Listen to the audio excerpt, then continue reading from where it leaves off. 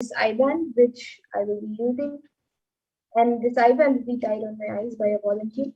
In front is a thick opaque plastic sheet, and in the back, thick black sponge, which will not allow any type of light to enter around the eyes.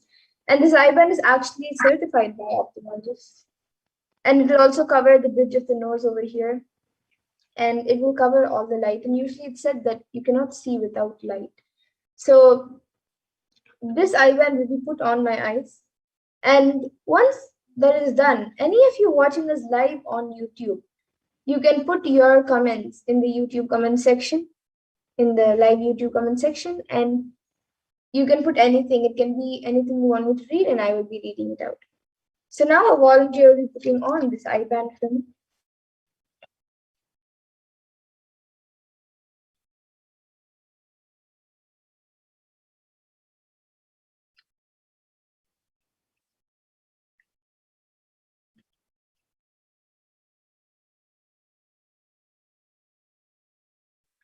And put a little tighter.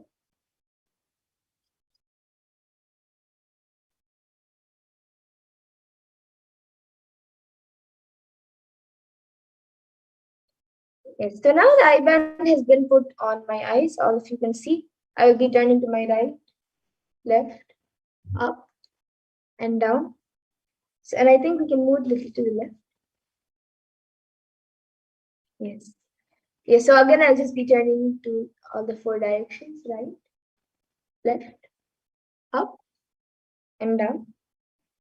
So all of you can see that there's no gaps anywhere around the eyes. And now the YouTube comments will be projected in front of me, and anyone watching us right now on YouTube live, you can put your comments in the YouTube comment section. You can put a sequence of emojis, numbers, letters, pictures, words, sentences. You can even put something that doesn't even make sense. So yes, we have Rajaya who has put the last comment is from Rajaya who has put Nithyanandam, and then yes, we're just projecting the comments for all of you now.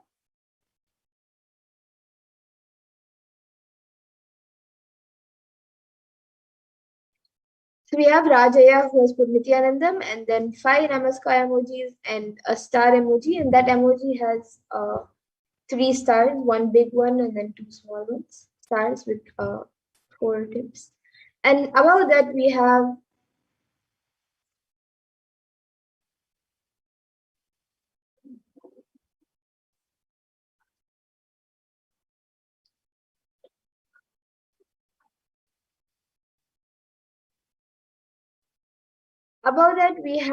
another comment. And yes, we just got a last comment from Matthew Pomerantz, who has put green apple. And the first comment which we have is, I think we can scroll up a little bit to see the full comment. So the first comment we have is from HSIG Musics, who has put, I got a job after praying to you. I still have a few offers, and please guide me to pick the best choice. I am truly grateful, Nithyanandam. And the Nithyanandam has a DH for in the end. And yes, anyone else who would like to put your comments, you can put it. It can be anything. It can even be any scientific term that you think I may not be able to read, or you can even put a different language. It can be anything.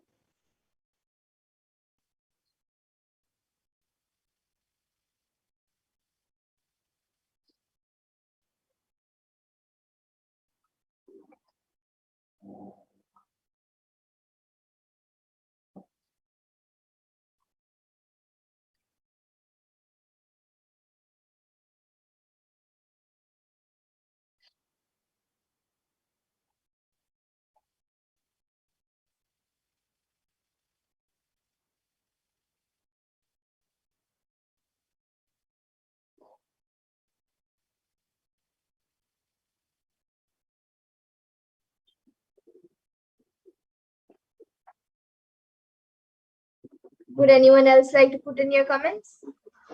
It can be anything. Yes, so we have another comment from Wallace, who has put hi.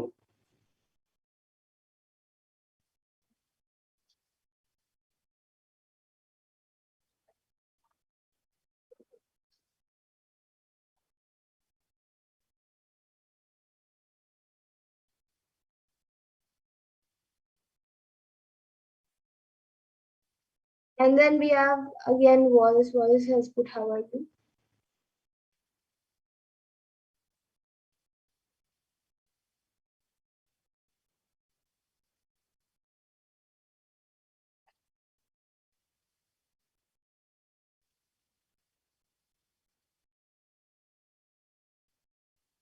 It's the Wallace. Wallace. Yeah, we are all fine, and we welcome you to this program. It's good to see many people joining us. And if anyone else also would like to put your comment, you can put anything. It can be a sequence of emojis, numbers, letters, words, sentences, can be anything. Yes, so now we have Prabjot Gill who has put Ja Rastafari. And then a Om emoji, and then a Deepa emoji, a Namaskar emoji, and then a smiley emoji with its tongue out, and then animal. It looks, I think, a puppy or a guinea pig, and then a fox, and then a dog, and then a cat, and then a duck, and then a snake. It looks like a pink snake, and then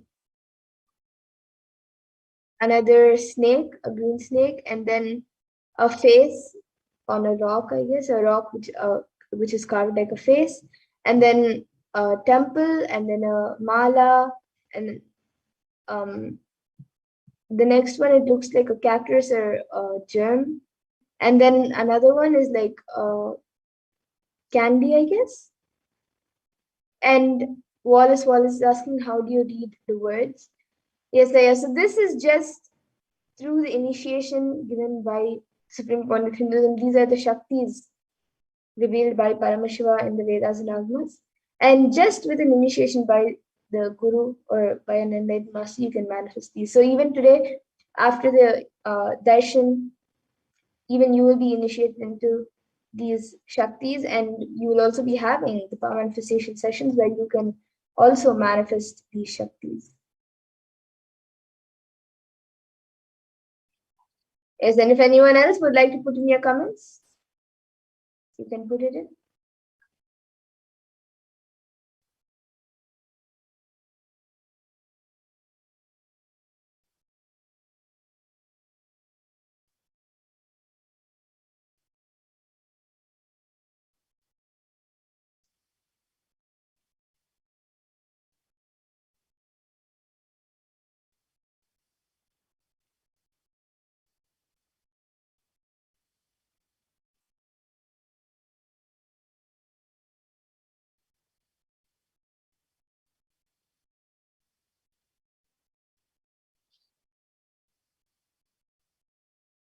And I think Prabjot Gilaya has put a different language, like he has put Ja Rastafari.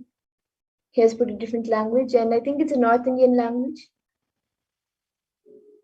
What Parameshwar revealed is it is a North Indian language.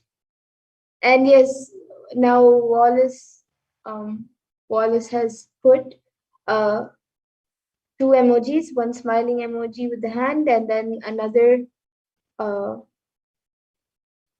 smiley emoji where the face is small and there is like a pink cap on top or a hat.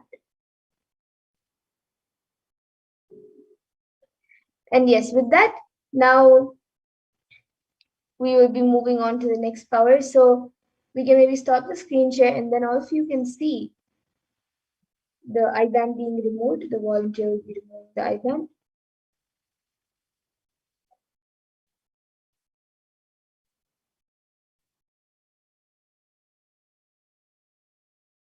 So all of you can see the IBAN being removed.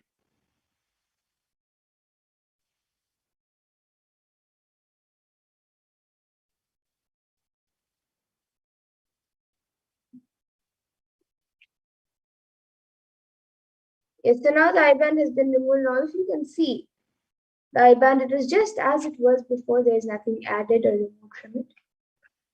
And with that, now we'll be moving into the next power, the power of body scanning.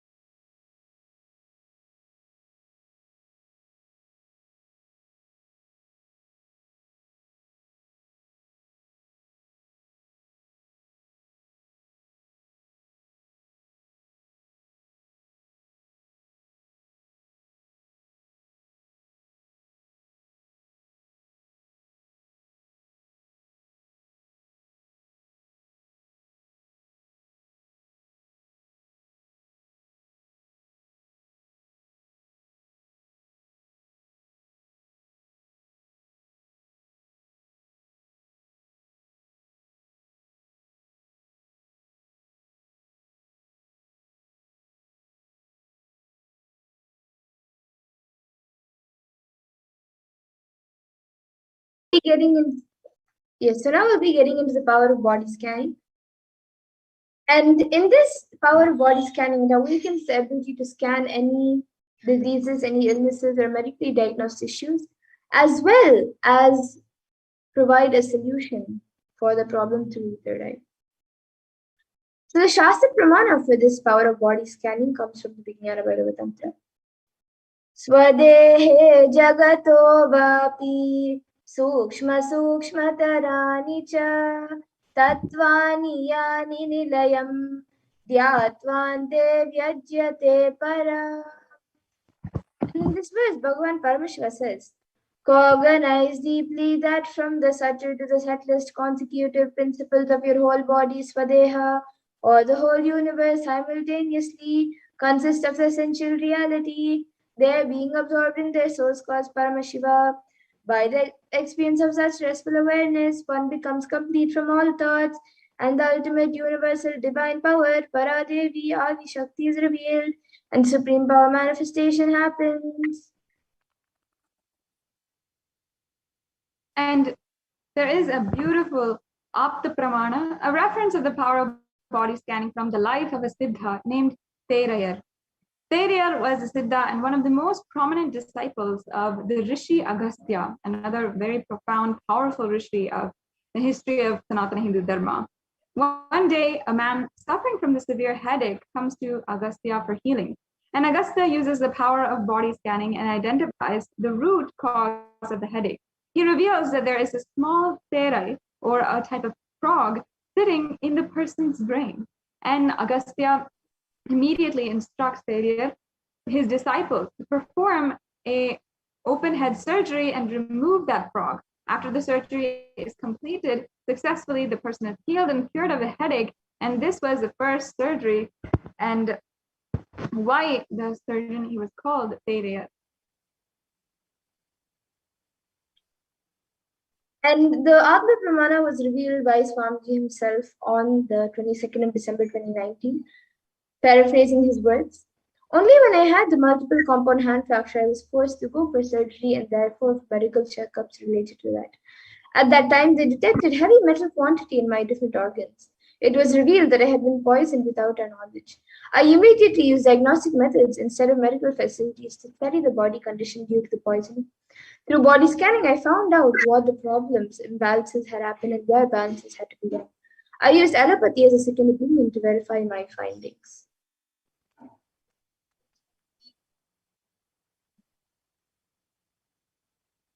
And of course, there's so many Sakshi Pramana where people have given their experiences of being on the body scanner or the one who had their body scanned by a disciple of the initiated disciple of the Supreme Pontiff of Hinduism, where people had manifested this power and got so much of healing and so much of breakthrough just from the power of body scanning. And now we'll be entering into the live demonstration of this power of body scanning. So anyone who would like a body scan can put your comments in the YouTube comment section and we will be doing a body scan for you. So you can put your comments in the YouTube comment section. Yes, so Sumi Muliaya has asked a scan for his wife and for a job too, and got consent, yes. Now I'll be scanning Aya. I will be scanning the body. I will be scanning your wife's body. I will be doing the body scanning. About the job, you can register for the Akashic readings, which will be happening on Sunday. You can register for that, as that comes under the past, present, and future. So you can ask that in the Akashic readings that we will be doing on Sunday, or in the Venkateshwara readings that happen on Saturday. So now I'll be doing the body scan for your wife.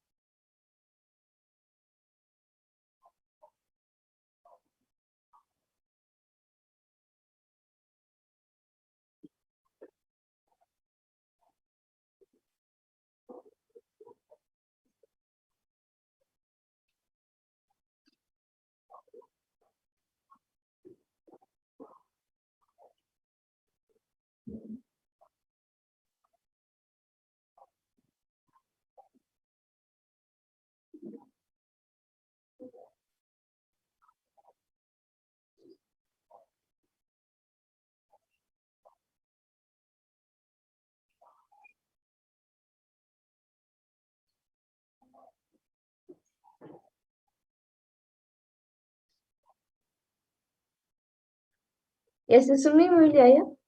For your wife, I was able to see that in her stomach there is some gas that is getting accumulated and she's having some acidity. And due to that, that is affecting also the digestion, not much. It is not such a major digestion issue. Just for the past few days, the food is not getting digested properly. It is getting digested, but not in the proper speed or uh, in the proper way that it's supposed to get digested. And I was also able to see that her uh, metabolism is actually going down. So I was able to see that she should start doing more physical activities. It doesn't need to necessarily be just yoga. She can do yoga, but apart from that, also little more physical activities. And she should also drink some jeera water. You can boil the jeera in the water and drink. She should drink that water. That will help in healing the acidity in her stomach right now, and will also heal the digestion. So this is what I was able to see, Aya, for your wife. And for the job, you can request, you can register for the Akashic readings. Yes, and so Sumu Mandya, you can get back in the comment section. And Prabjot Gilaya has asked, Mom, may you do a body scan for me and my friend, or requesting healing, and if it's possible, requesting healing for the wealth dimension also. Thank you very much. Yes. Now, Prabjot Gilay, I will be doing body scanning for you, and then after that, I will be doing body scan for your friend. Maybe when I'm doing a body scan for you, you can get back in the comment section if we have the proper consent for your friend.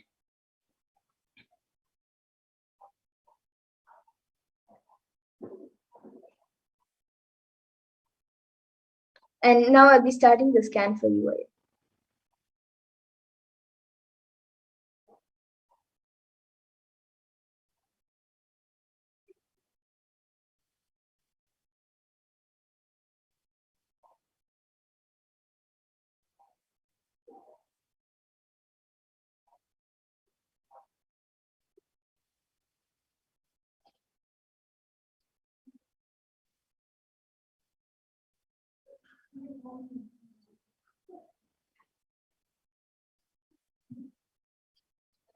Yes. So Prabjot Gilay, for you, I was able to see that you have to do more completion with the wealth dimension. You can attend the wealth completion sessions, and you can also see satsangs where Swamiji has spoken about wealth completion and how to attract wealth.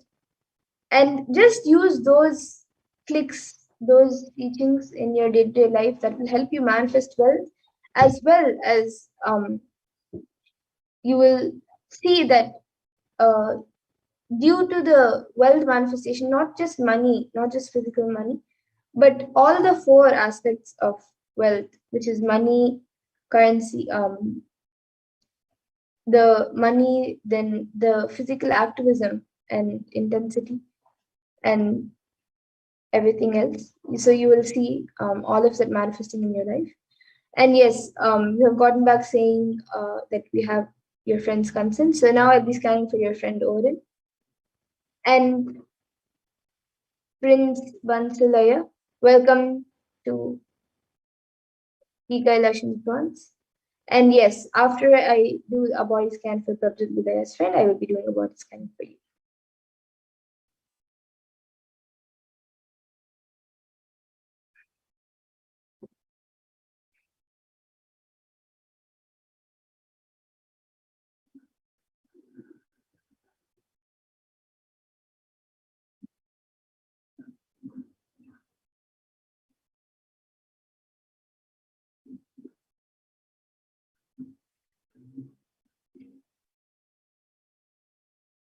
Yes, so Prabjot Gilaya, I was able to see that for your friend Oren, I was able to see that there is like some kind of toxins. It's like a green, dark green, almost black, that is actually getting accumulated in his lungs. And I was able to see that there was like due to that, that can in the next few months it can cause some major issues, so he has to immediately attend to it. He can take Haitaki and have a proper healthy diet. But apart from that, I was able to see that he should go to the doctor and get proper guidance and attend to that. So this is what I was able to see for your friend Daya, and you have gotten back saying I was injured on my foot yesterday. Can you provide clarity on that? Yes, I will just scan. I will now be scanning a solution for that.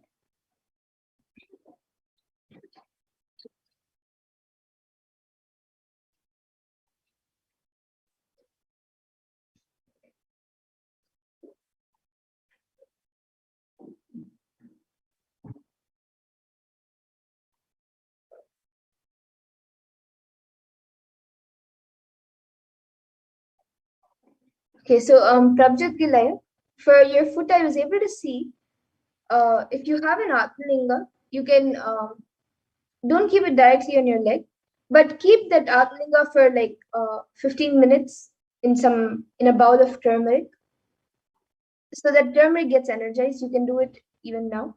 You keep it in turmeric for some time, and then the turmeric mix it with water or oil. You can either apply it on the injured area, or you can also mix it in water and keep your foot in the water. But you can just apply it. But make sure that the turmeric, the energized turmeric, is put on the injured place, and you will see within the next 5 days you will be healed. 5 6 days you will be healed. So yes. And now Prince Bansalaya, now I'll be doing a scan for you.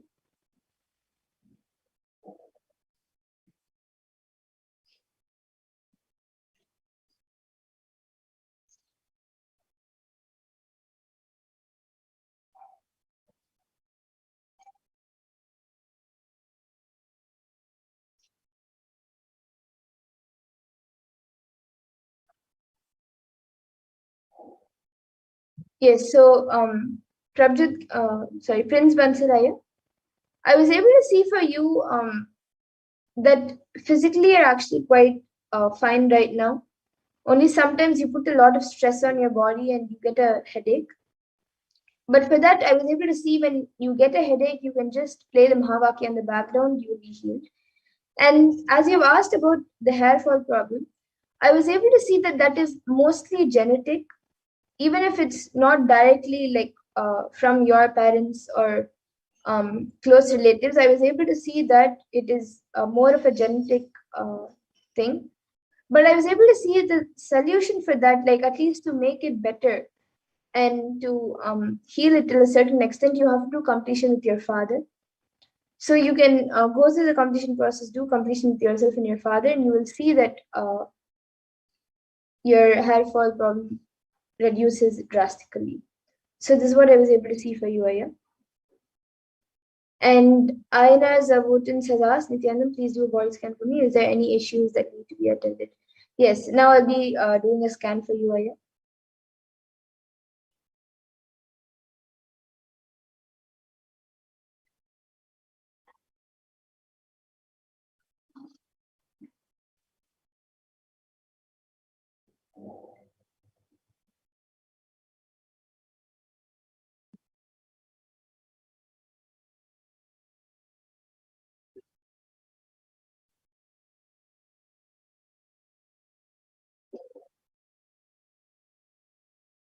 Yes, so Aina is about in the Aya. I was able to see that for you in the next few months, there is a possibility of kidney stone being formed and you having a kidney stone. But I was able to see that you can prevent it by having a healthy diet, a very healthy diet, more fruits, and make sure that you take castor oil and haritaki every day. That will help in preventing the kidney stone. And even if it will uh, prevent completely the kidney stone. And yes, this is what I was able to see for you, Aya. So you can take castor oil and haritaki every day without missing. And if you forget it or if you miss, then it's okay. You don't have to get scared or you don't have to get scared. You can just continue it again from the next day, and as much as possible, you can maybe keep an alarm or something to remind you. And yes, this is all I was able to see for you, Aya. Other than that, there is nothing that needs to be attended to. And yes, so Prince Bantilaya, Prabhutilaya, and Aina Zavotinzaya. You can get back in the comment section if you are able to relate to what I said, and even Sumimoli Aya. And with that, we come to a conclusion of this power manifestation segment. And I thank all of you who have joined us today for this power manifestation segment. And we will be now moving on to the further segments of this program where we will be learning more about Devi Parashakti and who is Devi Parashakti and what Devi Parashakti has revealed in the Akashic readings and much more. So please stay tuned and we will be starting now with the next segment. I request the NTV volunteers to project the next set of slides.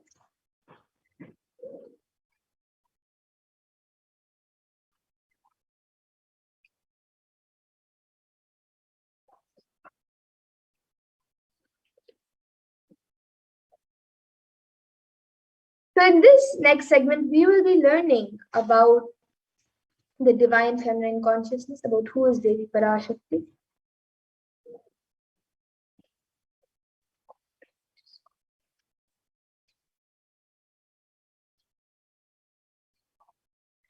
So we'll be first looking at the Dhyana Shloka of Devi Parashakti, which comes from the Lalita Sahasranama Dhyana Shloka.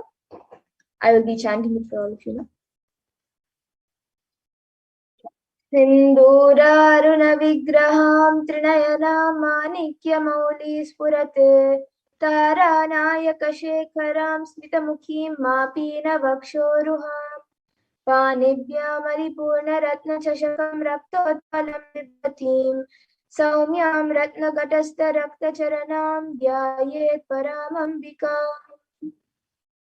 And the translation for this verse is, the Divine Mother is to be meditated upon as shining in a vermilion red body, with a triple eyes, sporting a crown of rubies studded with the crescent moon, a face all smiles, a splendid bust, one hand holding a jewel cup blue with mead and the other twirling a red lotus.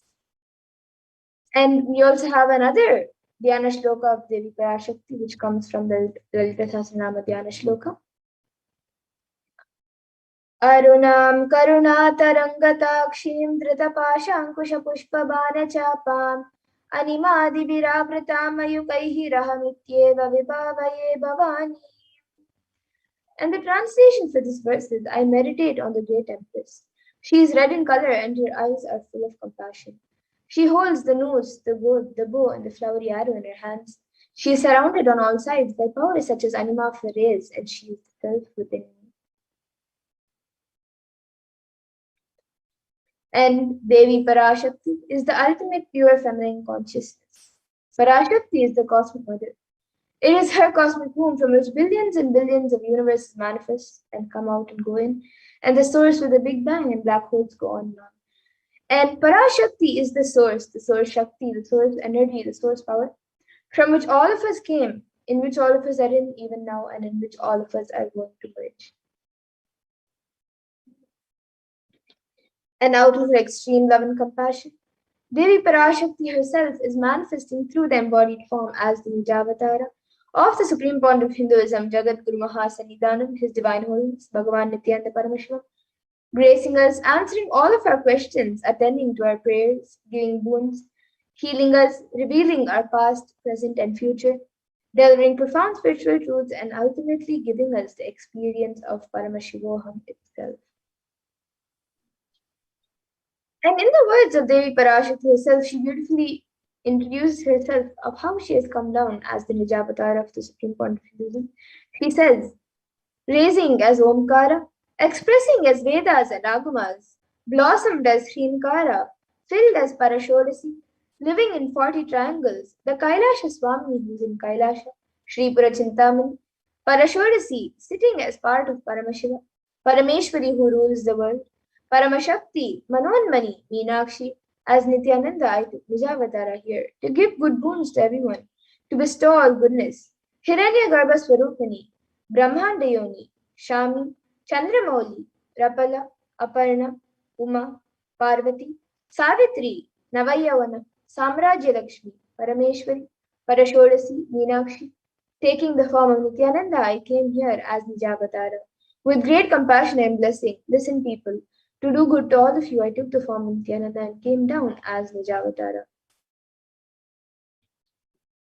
And Devi Parashakti also reveals, she says, raising in Omkara, blossoming as Shiva, Shiva, manifesting as source of existence, powers of existence, expression of existence, from the oneness of Om, blossoming into two as Prakriti and Purusha, blossoming as three Shaktis, Icha, Kriya, and Jnana, growing as four Vedas, expanding as five Panchabhutas, beyond six chakras, filled as gotras of seven rishis, expanding as eight directions, existing as nine grahas, blossoming as 10 indriyas, being as 11 mudras, creating all the worlds, bringing life to tell and make truth blossom and to do good. Parashodasi, Meenakshi, in the form of Nithyananda, I came to bless every one of you. And Devi Parashakti also as the Divine Mother. Let us see how we can receive Devi Parashakti when she comes for this darshan. So you can always receive her in a very traditional way, as you see her on the screen. You can keep two beet leaves, one banana, one betel nut, and a coin in front of the screen as you watch Devi Parashakti. And for those of you who now might be wondering what exactly is a coin considered as, or what is its importance, why is it kept as part of the plate for receiving? So, coin in the Hindu tradition is actually considered the traditional dakshina. It is offered to the gods in all temples, and many people offer it as an offering. It can be the lowest value. In India, it can even be just a paise. In the US, it can even be just a cent. Swamiji says, I'm not trying to monetize. Keep even 1 cent, it is okay. So for 100 days, if you have darshan, it will add up to $1. And in India, even 1 paise is okay. And you can offer that to Devi Parashakti. And once the darshan is over, you can do namaskar and eat the banana, the betel leaf, and the betel nut, taking it as prasadam immediately. And the coins that you collect, you can send it to the LA temple, to the Los Angeles temple for the further procedures. And now some of you might be wondering, what exactly does the betel leaf and betel nut do? How does it benefit you, whether it's physically, emotionally, or mentally? How will it benefit you? So this betel leaf and betel nut may look too small, but in a few days you will see how much it adds to your sentiment that really Devi Parashakti is there. You will not take the Devi Darshan for granted. Rituals will break your monotonous unconscious mentality and lifestyle and remind you and raise you to the powerful cognitions. It will break your unconscious behavior. And now all of you can see how you can set up your tambulam, how you can set up the two betel leaves, one banana, one betel nut, and a coin, how you can set it up in a plate. And as all of you can see in the image, there are a few additional items kept. So if you would like, you can also add the additional items such as kumkum, turmeric, flowers, glass bangles, and a coconut. But the 4 basic items that are kept as part of the tambulam is the betel leaf, the betel nut, the banana, and the coin. So you can keep it in front of the screen arranged in a plate as you receive Devi Parashakti when she comes for the darshan. And with that, we come to a conclusion of this segment where we have learned who is Devi Parashakti and how we can receive Devi Parashakti when she comes for the darshan. And with that, now we'll be moving to the next segment of this program where all of you will be learning what Devi Parashakti has revealed in the Akashic readings for humanity and how important it is for us to understand, internalize, and follow what Devi Parashakti has revealed for humanity about various topics during this time of Pralaya. So please stay tuned and we will be back after a really short break for the next segment of this program.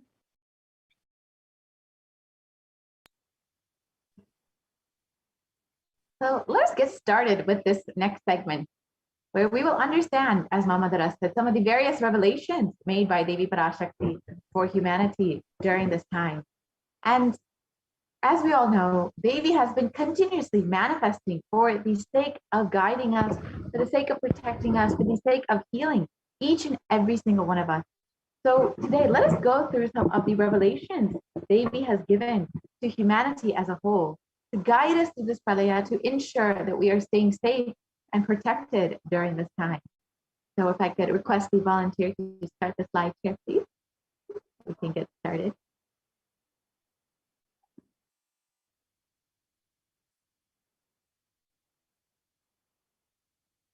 Yep.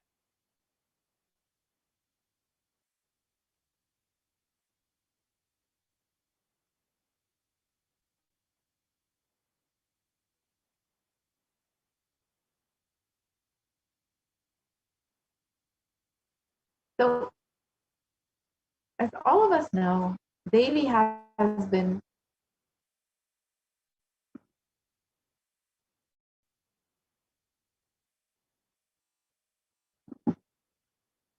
if you can go back to the previous slide, please.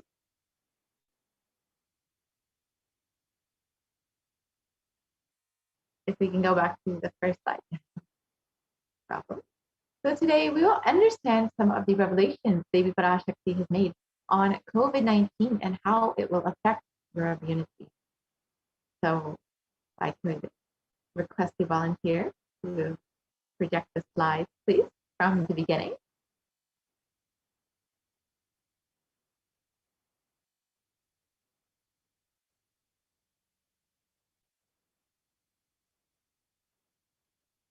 So out of his extreme compassion and love, the Supreme Concept of Hinduism has been manifesting Devi Parashakti herself and gracing us, answering all of our questions, attending to our prayers, giving boons, healing us, revealing our past, present, and future, delivering profound spiritual truths, and ultimately giving us the experience of Paramashivoham itself. Today, let us understand what Devi Parashakti has revealed about immunity and COVID-19. So, as all of us know, the world has been devastated by this COVID-19 pandemic. And as of July 2021, there have been over 4 million deaths and over 186 confirmed cases, 86 million confirmed cases of COVID-19. And unfortunately, the worst affected countries have been the United States, India, and Brazil. Let us listen to Devi Parashakti's revelation made on the 18th of June, 2021. That's the first priority. Still, you are all not realizing the power of my words when I say Corona is very much out there with the support of decision makers, rulers, people who are supposed to protect all of you. Due to their irresponsibility, it is there and getting more and more strengthened. It is becoming more and more stronger in multiple forms. And all the other diseases which are waiting to attack human bodies, because Corona has made the immunity strength weak in human bodies. Human bodies have lost the strength of immunity power. All the multi-layer after effects and side effects of this pralaya in political situations, economical situations, social situations, mental situations, in every level.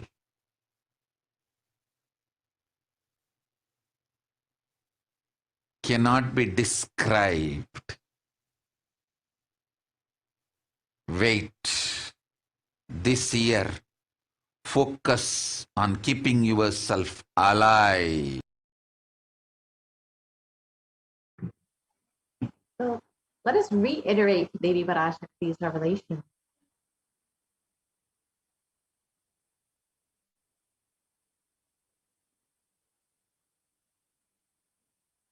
Yes, we can continue to the next slide, please.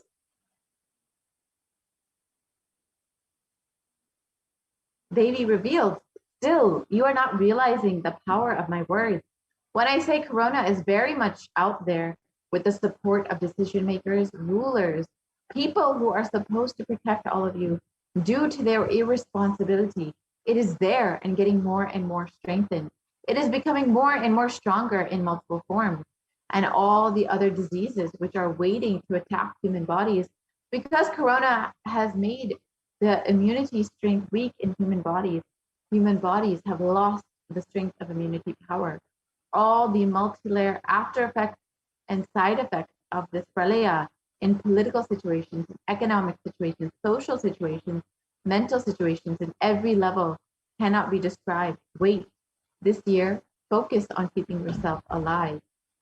Let us understand what Devi has revealed about the immunity strength being weakened in human bodies. So the three main revelations that Devi has made is that Corona has made the immunity strength weak in human bodies. Let us first understand this revelation. If we can continue to the next slide, please. So Devi Parashakti revealed on the 18th of June 2021 that Corona has made the immunity strength weak in human bodies, and human bodies have lost the strength of immunity power. And in Science Daily, it was recently published that new research suggests a coronavirus infection actually alters the biomechanical properties of red and white blood cells, in some cases for months, a possible explanation for long COVID.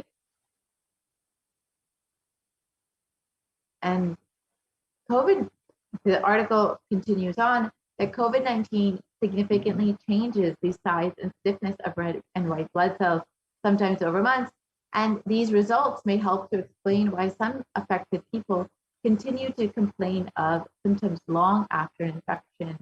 So as we can see, that COVID-19 actually does affect the immunity power directly. It changes the size and stiffness of red and white blood cells and can have consequences months after the initial infection.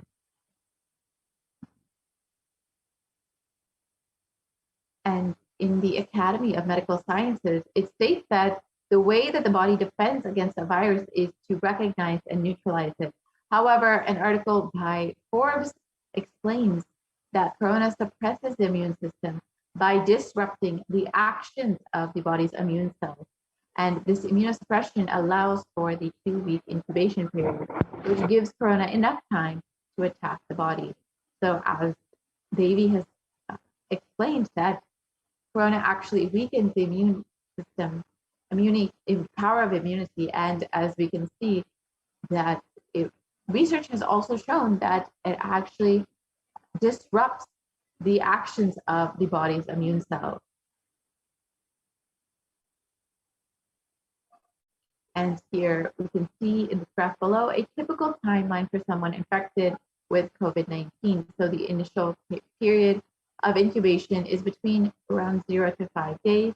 And after that is the prodromal period, which is between 5 to 10 days. And the next 5 days is usually when people experience the acute infection, where sometimes they are admitted to the ICU or have other very severe symptoms.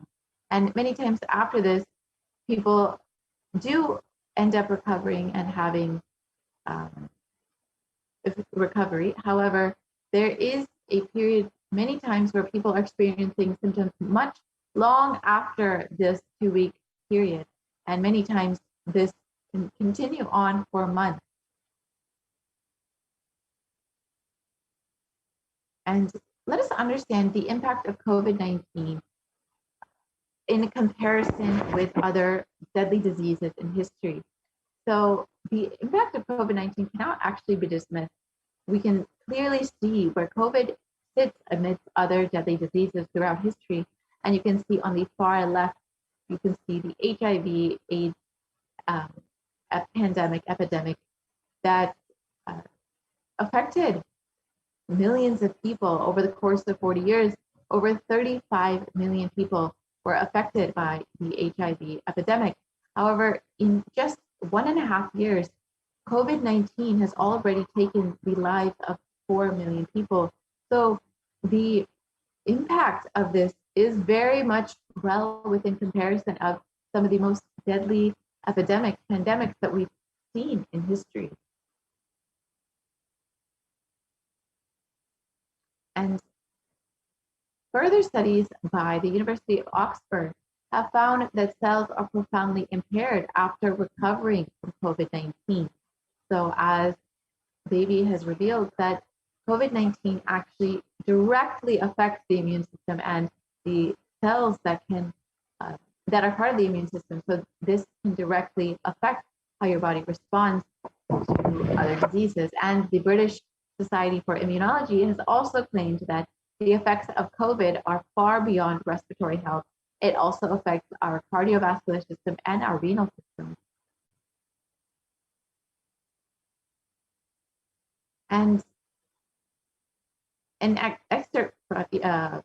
have an excerpt below from a research briefing on how the human body is affected by COVID after COVID-19. So the exposure to the disease COVID-19 causes symptoms in multiple organ systems across the body and is not limited to only the lungs and respiratory system, as was originally thought. In addition, patients are reporting chronic symptoms such as fatigue and shortness of breath that last for months after the original infection. And the name given to those suffering from COVID-like symptoms after the infection has passed is called long COVID. And long COVID can affect the lungs, the cardiovascular system, circulatory system, and it can also cause fatigue and inflammation. So as we know, the effects of COVID-19 can have very long-lasting symptoms on various organ systems in the body. And as, of course, if our lungs, our cardiovascular system, our circulatory system are affected, it will weaken our body's ability to respond to other diseases. It weakens our immunity power, just as Devi Parashakti has revealed. And of course, long COVID can also cause fatigue and inflammation, which also can add to the weakening of our immune system.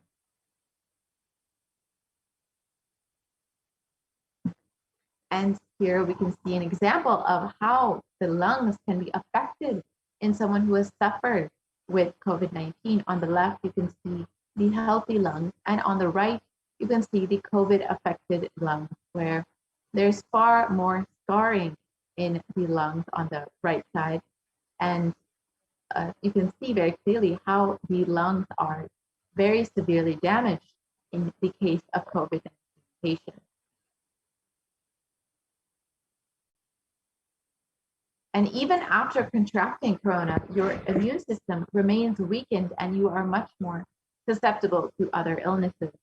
So symptoms that can last for weeks or months after first being infected with the coronavirus, it can include it can have multi-organ effects and can affect most, if not all the body systems, including the heart, lungs, kidneys, skin, and brain functions.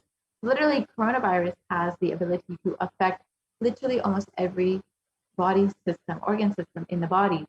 And of course, when our other organ systems, our heart, our lung, our kidney, our skin, and our brain function are weakened, our immune strength is also weakened. And of course, COVID-19 also has a very direct effect on our immune strength as well, and our ability to respond to other diseases. And the second revelation that we'll look at today is that coronavirus has made the immune strength weak in human bodies, and all other diseases are waiting to attack human bodies. Let us understand what other diseases have been affecting COVID-19 patients. So the black fungal disease, white fungal disease, and other fungal diseases have been sweeping throughout India and affecting primarily COVID-19 patients, and specifically unfortunately, even people who have recovered from COVID-19. And in one article, it was reported that over 9,000 cases were already found. And in another article, it was reported that over 4,556 patients of the 5,424 patients of Black fungal disease were former COVID-19 patients. And here you can see the photo of the affected patients who have been infected with black fungus, white fungus, and other fungal diseases while also facing a COVID-19 infection or having recovered from a COVID-19 infection. And Devi has also revealed that COVID-19 is becoming more and more stronger in multiple forms.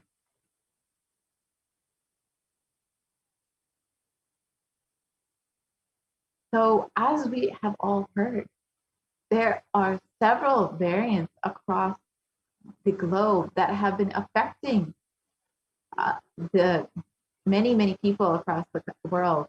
And we've all heard of the variants coming out of India, Brazil, South Africa, and UK, and that have continuously been causing more and more waves of COVID-19.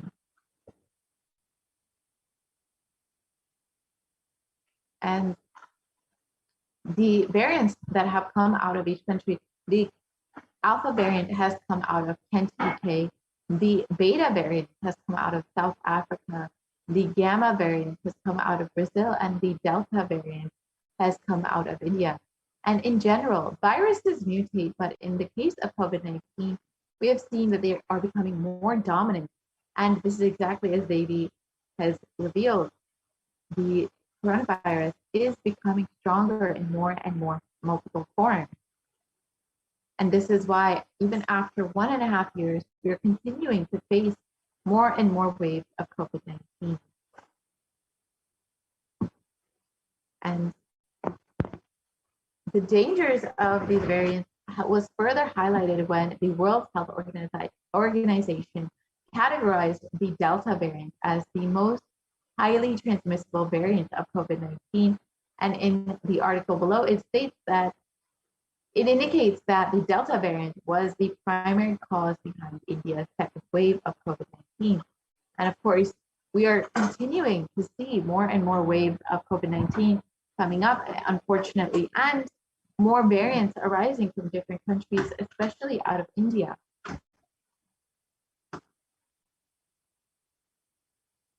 And the below infographic shows that the 4 variants that are currently circulating and the countries which have been affected by these variants.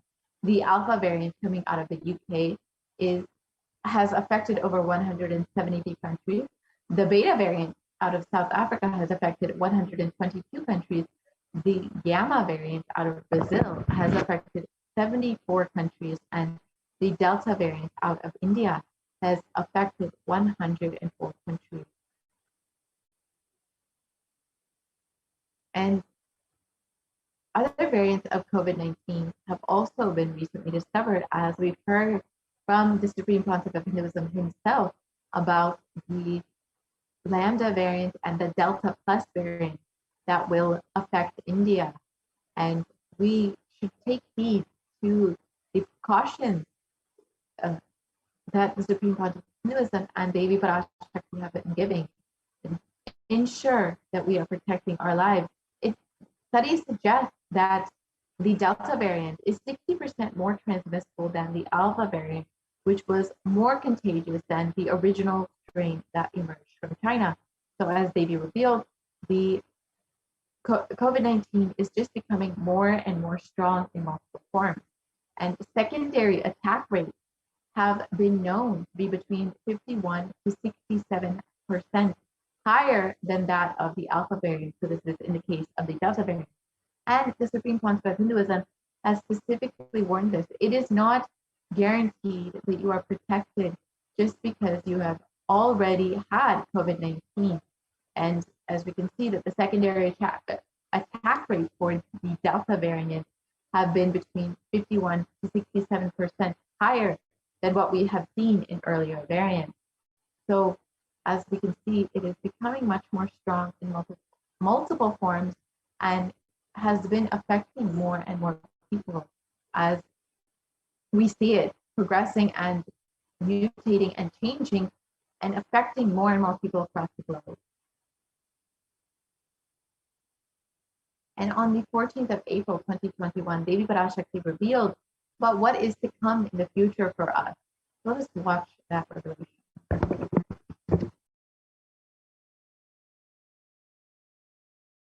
Sharmila, corona ஒழிந்தது. கொரோனாவை வைத்து அரசியலும் அழிவாட்டமும் செய்ய நினைக்கும் மனிதர்களின் சதிராட்டம் முடிய இன்னும் 4 ஆண்டுகளாகும்.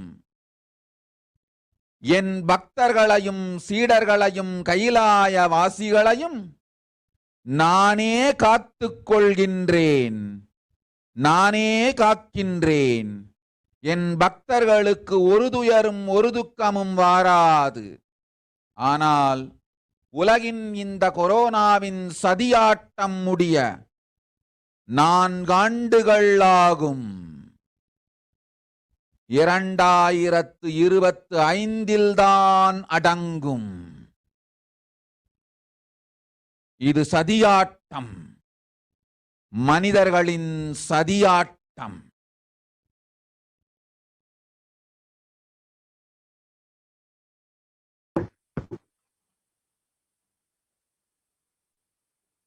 The Devi revealed that Corona is destroyed, but it will take 4 years for the political conspiracies done by humans to end.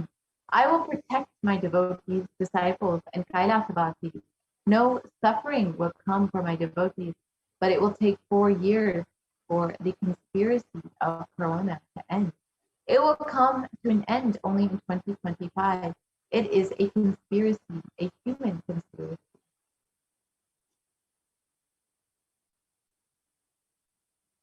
And as for Devi's revelations, we've already seen that COVID-19 is not going to be coming to an end anytime soon. In the coming months, we will be seeing more and more waves. It's already been reported that we will be facing a 3rd wave of COVID-19 in India very soon in the coming weeks.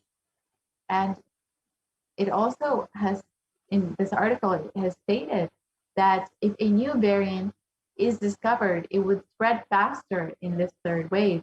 So unfortunately, we are not seeing any sign of COVID-19 coming to a halt. It looks to be continuously going, and as Devi already revealed, we will not see an end to this till 2025, unfortunately. So with more and more waves of COVID-19 coming up and with no end in sight, what is the best way we can protect ourselves? Does anybody have a solution? Kailasa is the only place that is safe, and Supreme Pontiff of Hinduism is the only hope. And the Supreme Pontiff of Hinduism has opened up the Kailasa COVID care centers for all those who are living in India and who have been devastated by this COVID-19 pandemic. And if you would like to avail this opportunity to protect yourself, protect your life, protect your loved one, you can sign up today at kailasa.org/kailasacare. The link is projected there. And you can protect your life. Devi and the Supreme Pontiff of Hinduism have been continuously reminding us that the only profit for this year, the only priority for this year, is to keep yourself alive. That is the only benefit of this year. So do take heed to Devi Parashakti's revelations and the Supreme Pontiff of Hinduism's warnings. Protect yourself, and if you're living in India especially, ensure that you are maintaining this multi-layer quarantine. You can sign up for this opportunity for the Kailasa COVID care centers, again, at kailasa.org/kailasacare. So with this, we will be concluding this portion of the program and entering into the next segment, where we will understand some of the various ways we can connect with Devi Parashakti more deeply. And as we know, Devi has been continuously guiding us, has been continuously blessing us, and ensuring that we are protected and safe during this pandemic, during this pralaya. And it is when we needed her the most, at the Supreme Concept of Hinduism has manifested Devi Parashakti just for the sake of healing us through the Cosmic Mother, the energy of the Cosmic Mother. And if you're just overflowing in gratitude for your Cosmic Mother, you are welcome to stay tuned for the next segment where we will hear some of the ways we can offer our gratitude, our love for Devi Parashakti, and ensure that we receive all of the blessings and grace from Devi Parashakti much more deeply. So please stay tuned for this next segment. And if you would like to have any of your questions answered by Devi Parashakti, you can ask your questions in the YouTube comments below when we're having the live Devi Parashakti Akashic readings. And we just had them last night. And the Supreme Concept of Hinduism has been continuously blessing us and manifesting Devi Parashakti for us to ensure that we are protected. So you can ask your questions and ensure that all of your answers are answered. So if I could request the volunteer to project slides on offering, we can enter into this next segment and understand how we can connect with Devi much more deeply and how we can receive everything that Devi has to offer.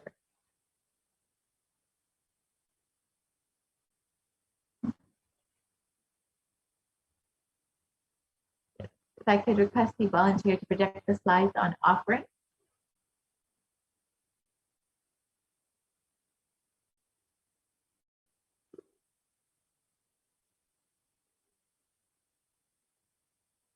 Yes, if I could request the volunteer to project the slides on offering.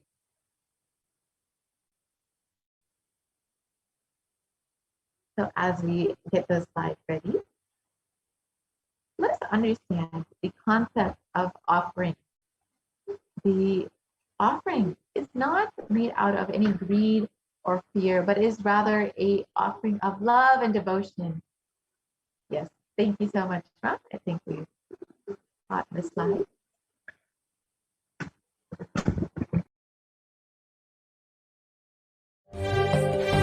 காளியின் ஆட்டத்தை ஆனந்தத்தை ஆனந்தத்தொடு ஆடிய ஆட்டத்தை கண்டோர் உயிருக்குளெல்லாம் இறங்கி குண்டலினி உயிர்ப்பிக்கச் செய்து மாய மனத்தின் இருளை அகற்றி மாயம் அழித்து மங்களம் தந்து குரு பக்தியும் சிவ பக்தியும் பரமசிவ பக்தியும் பரமசிவ சக்தியும் அளிக்கின்றேன்.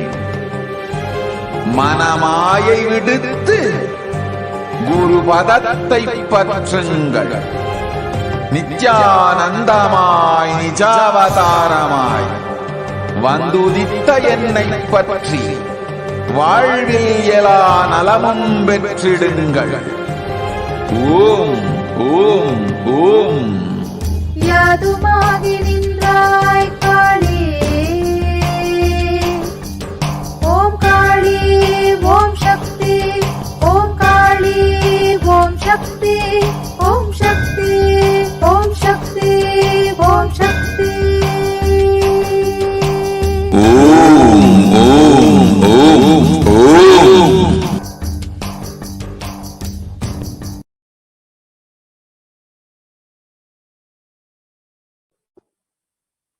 Nithyanandam, welcome back to all the viewers who are joining with us and all the participants of this program as we are going deeper and deeper into the program today of the Parashakti Akashic reading. I welcome each and every one of you who is joining us once again. I hope you have been enjoying the program, and if you have any experiences that you'd like to share, or if you had witnessed and been a part of the exquisite spiritual feast, which was just yesterday's night darshan, you can really experience and you can really find yourself more and more deeper through this next segment, through the various offerings that you can make to Devi Parashakti. So let's begin by understanding the context of making an offering. Understand that masculine and feminine energy is present in every single one of us and is represented by the deity Ardhanarishwara, who expresses both the masculine and feminine energies. And in fact, both consciousness have to be expressed equally by every human being to be enlightened. It is a very, very intrinsic part of enlightenment itself, of course, because it's so related to our identity, our sexuality, and the expression of who we are. It's one of the core and fundamental parts of our identity. Until enlightenment, only the masculine dimension expresses more than the feminine dimension, irrespective of the male or female physical bodies. Yes, let's go on. And actually, there are 5 dimensions apart from the feminine energy itself that you have to complete with in order to achieve enlightenment. 1 is the Pitrus, the ancestors. 2 is Kula Devatas. 3 is the parents. 4 is nature itself. And the 5th is Guru.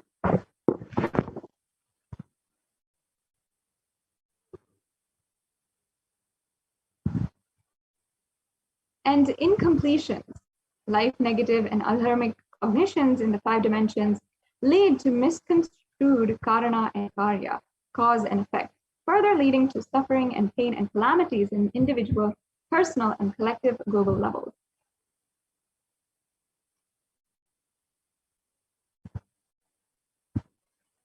And one of the ways that you can completely jump from incompletion, from having burden in your life, from feeling pain and suffering, to completely being in oneness with existence, to completely experience enlightenment itself, is being grateful for everything in your life, including the air you breathe, the place you sit, the energy you feel to exist, the energy to celebrate that you exist, everything, to feel gratitude for that and becoming sensitive to that. And there's a beautiful story that Supreme Pontiff of Hinduism actually narrates, Guaranteed Solution book. He says that one day in a classroom, a geography teacher was telling students to give all the 7 different wonders of the world. And one by one, everyone started naming off what are the 7 different wonders of the world. And they started telling, okay, this is the Great Wall of China and the pyramids in Egypt. They've told about what else? The Tower of Pisa, the Taj Mahal, and there's so many other wonders. There's 7 different wonders, but there was one child, a small girl, who was sitting in the back of the classroom, not really participating, but really looking a little bit confused, looking intentful. And the teacher was curious by her look, and she asked the girl, why are you not participating? What are you thinking about? And the girl said, I don't understand, how could there be only 7 wonders of the world? There's surely not 7. What wonders me is the ability that I can see, that I can hear, that I can speak, that I can dance, and that I can enjoy my life. That is the 7. That's the wonders of the world for me. And there are definitely more than just 7. The girl had just astounded, not just the teacher, but the whole classroom. In the same way, we often forget the immense amount of energies that are working, that are a part of the existence, that are independent existence themselves and are independent intelligence themselves, that work within inside of us and work around us in order to make us happen, literally. Actually, even the chakshu, which is the ability of sight in Sanskrit, is worshipped as an energy, not just a ability or something that we have grown capable of doing.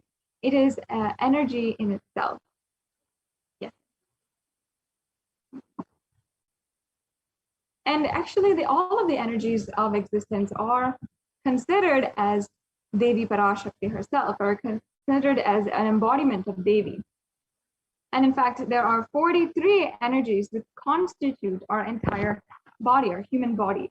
When all the 43 are integrated, it is worshipped as Devi Parashakti. And that is the integration of all the 43, the alignment of all 43 energies is actually represented by the Sri Chakra. And as you can see here in this picture, the Sri Meru is the three-dimensional representation of the Brahmanda Yoni, or Devi Parashakti herself. And the Sri Meru is worshipped literally as Sri Meru, as Devi Parashakti. Each corner of this three-dimensional figure is worshipped as a Devi, as a representation of Devi, and there are 43 triangles of this Sri Meru. So that is each and every one of the 43 energies, and each one, like Siddhi, Buddhi, the powers, the intelligence, Bhukti, the intensity, and Mukti, the liberation itself, all of these are different energies and different forms of Devi Parashakti. So ultimately, the alignment of all these is Dharma and the representation of the cosmic motherly completion, which is the core principle of the cosmos.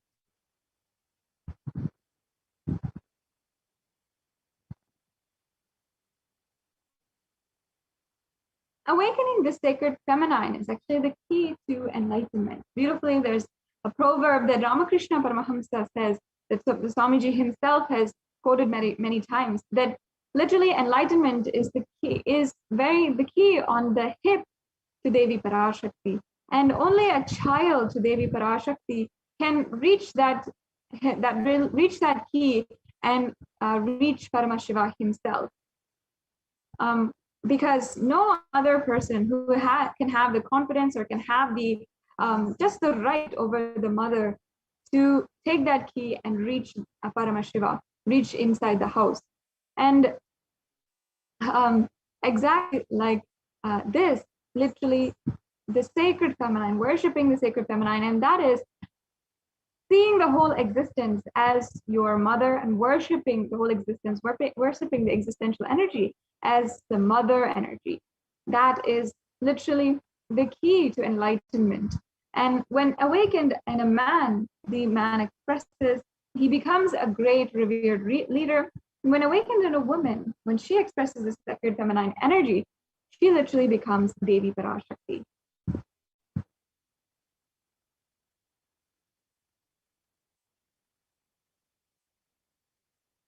Yes. And conscious sovereignty is the key to awaken the sacred feminine consciousness.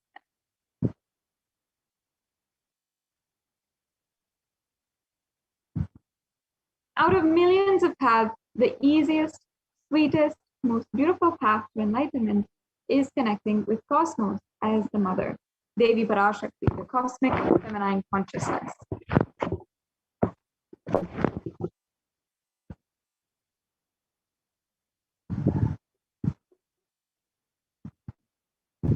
She is the one who expresses as Guru all gods and all manifestations in the universe. She can straightaway deliver enlightenment by connecting through the cosmic umbilical cord.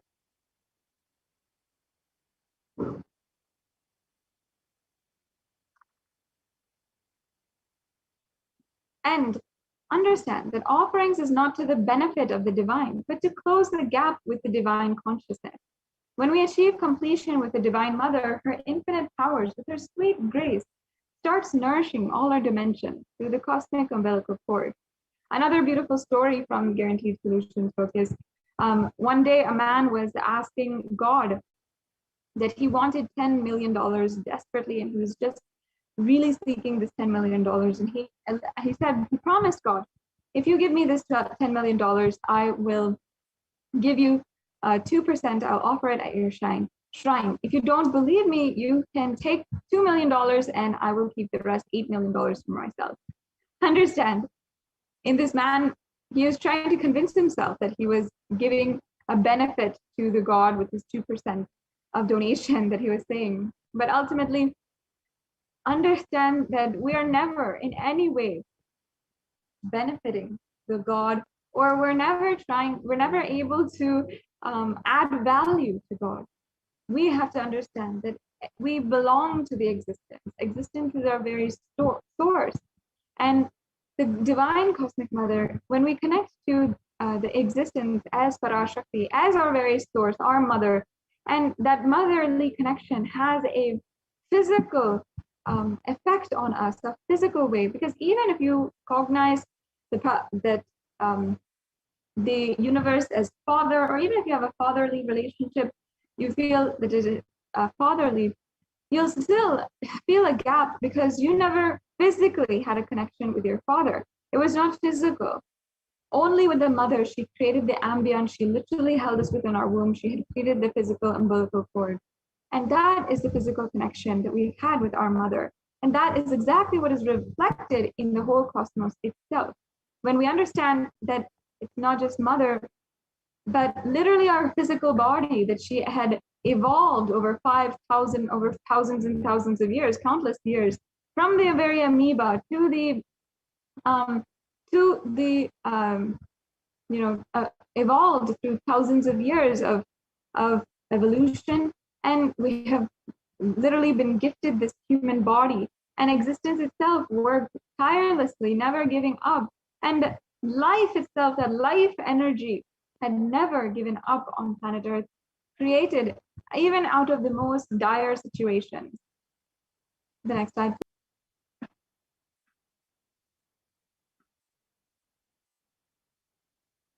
And there is nothing too small or too big that one can offer to connect with the Divine Mother. It has to be from a space of love, of a child looking at her mother and handing her what she has to share out, deep love and gratitude.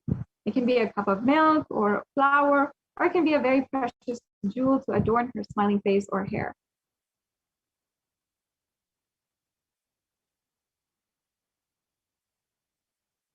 And Vedic rishis have clearly stated the technique to connect with the sacred feminine consciousness to awaken the same qualities in us.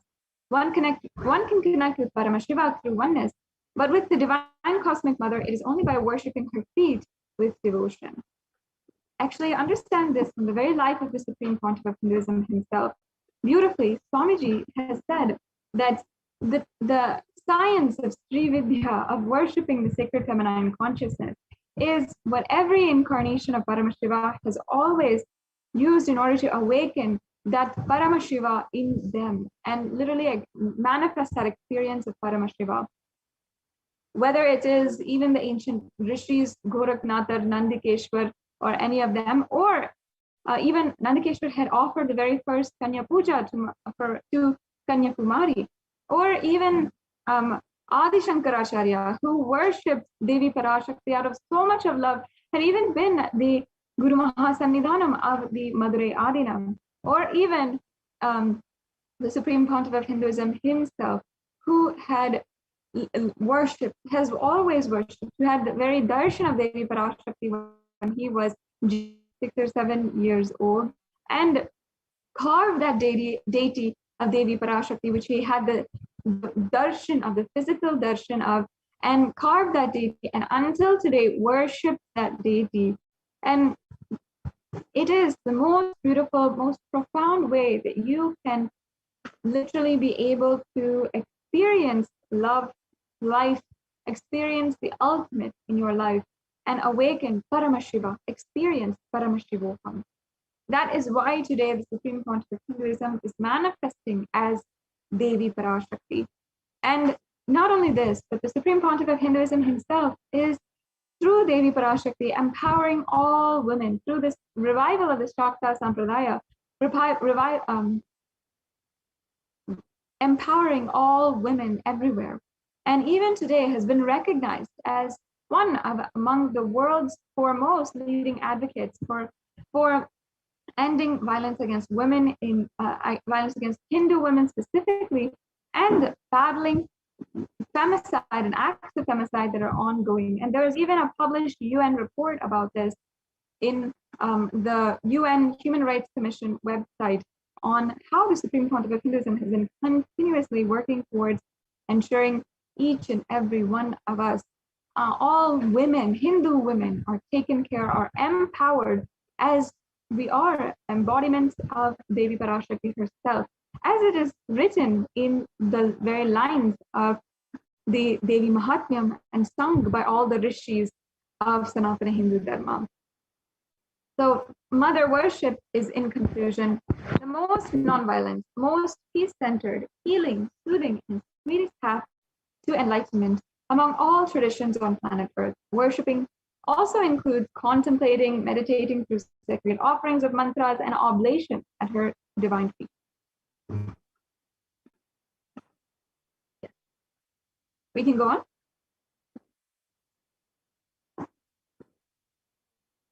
Yes, we can go on to the next slide.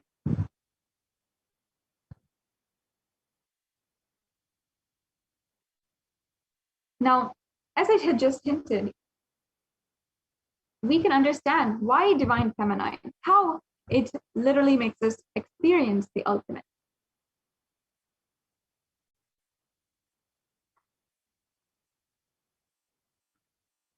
Yes. And there's a beautiful verse from the Rig Veda.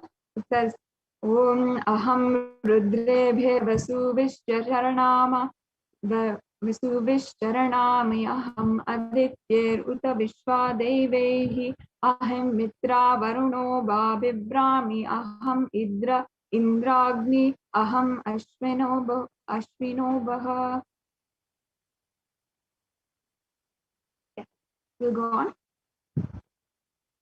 And the English translation means, I walk as the 11 Rudras and as the Vasus. I walk as Vishnu and other Adityas and all divine forms, Vishvadevas.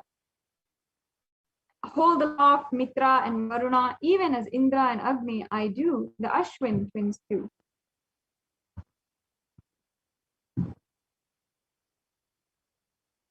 And the translation goes on, Ekadasha Rudras, Maharudras, Ashtavasus, Dvadasha, Adityas, Vishvadevata, all of them are in my retinue.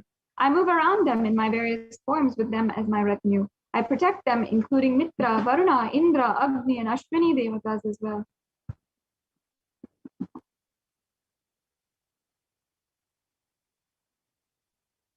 And in these verses, literally Devi is declaring herself as the inner self of all gods, divine energy, and she is pervading and all permeating energy.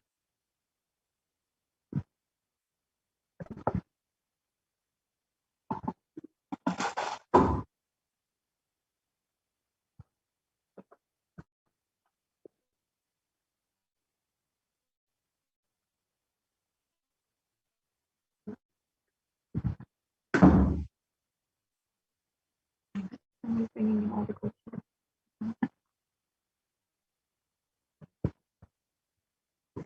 Yes, now let's move on. Let's get started into all the various offerings to Devi Parashakti.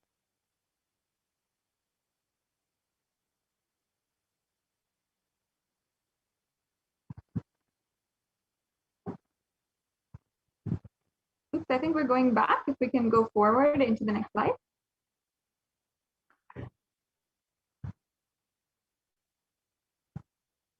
Yes, so we're starting off with the E-Hundi. The E-Hundi is the very first, very simple offering that you can make. And I'm sure many of us Hindus all remember when we were young, when we go to the temples, we always give a few coins or even $1, sometimes even $20 into the hundi. And we always offer it at the feet of Devi Parashakti, or we're giving it in the plate of the pujari, or in what is called the hundi and the hundial. And the hundi is just a very very simple structure that itself is for collecting donations and that kind of thing in the temples.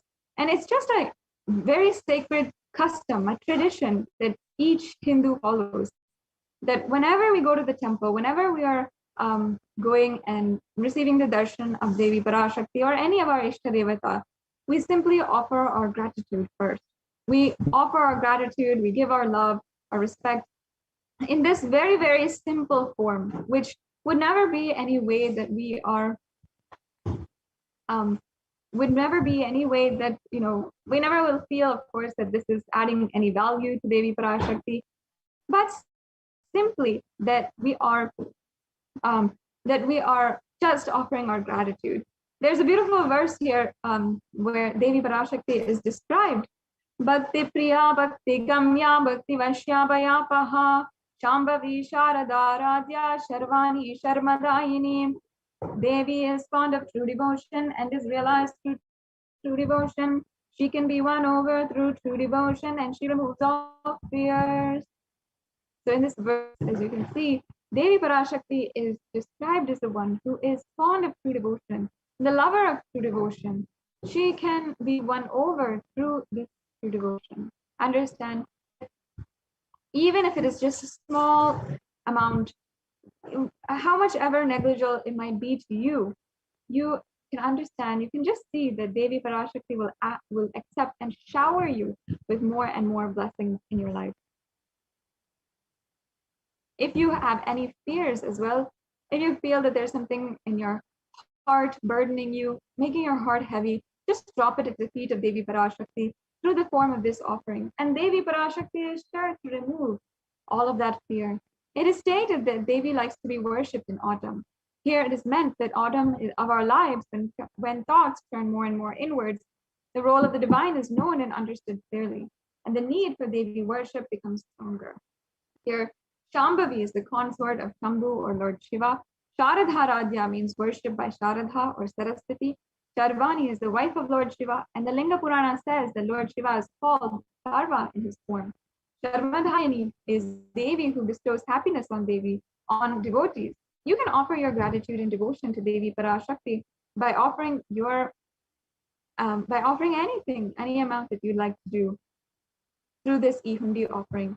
And you can make the e-hundi offering either through the YouTube Super Chat or through the payment gateway. And at the end of this segment, we'll understand a little bit more about how you can make those payments. Yes.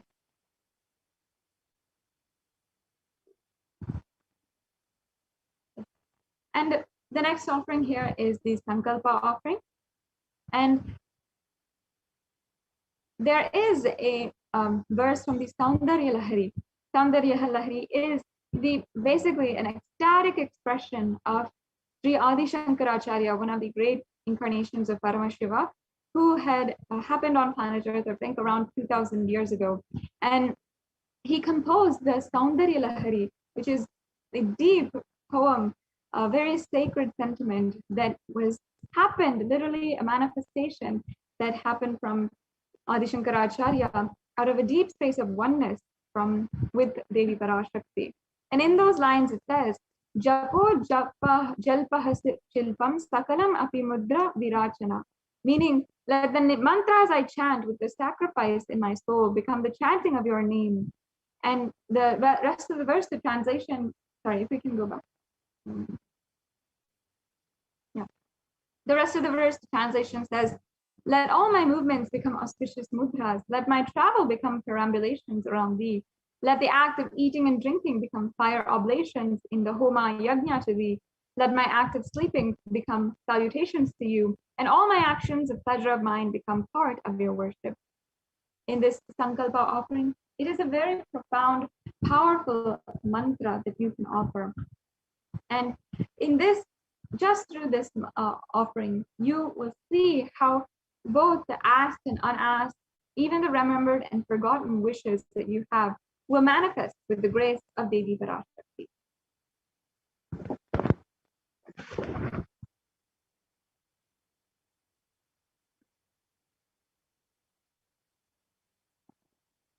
Yes.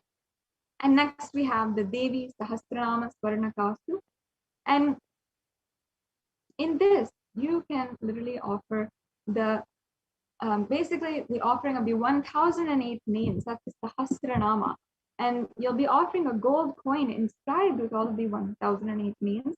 And in this offering, it is basically an archana done to the Sri Meru, which is a very, very special offering. And you will see how it manifests and awakens the multiple divine feminine conscious attributes and powers. And when we are chanting these various names, the powers of Devi Parashakti, the descriptions of Devi Parashakti, we're literally cherishing that in our inner space. We are continuously invoking her presence. When we do that, we make it manifest outside of us. When we deeply sit and we simply just do that japa of her name, the Sahasranama. We are literally being in oneness with her, and we are worshipping her, and also giving the oblations at her feet, and therefore manifesting the mother and manifesting the deep feeling connection towards Devi Parashakti. Yeah. The next offering we have is the Mukta Anguti.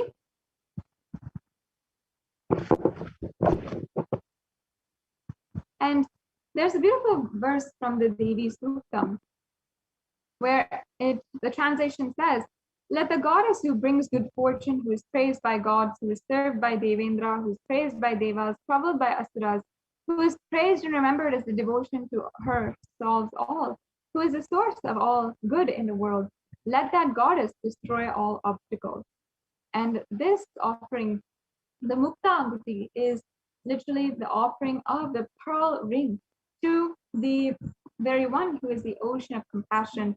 We are offering a symbol of compassion here. So this will literally bring the blessings for protection from all dangers and all fears.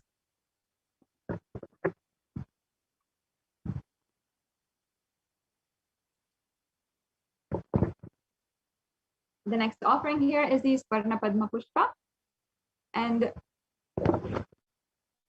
there's a beautiful verse where in the Lakshmi Astutam it says, Siddhi Buddhi Prade Devi Bhukti Mukti Pradayini Mantramurte Sadat Devi Mahalakshmi Namostute.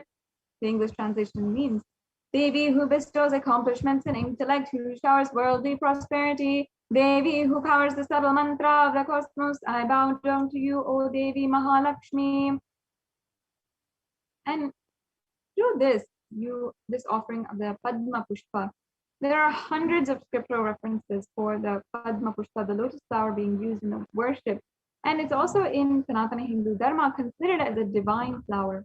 Because it is considered as a divine flower, that's why it is offered and considered as one of the best offerings that you can make to Devi Parashakti. Among all of the flowers, among all of the various different flowers, this is considered as a divine flower that you can literally make this offering, and you'll receive the blessings for attracting positive relationships in your personal life as well as the business dimension.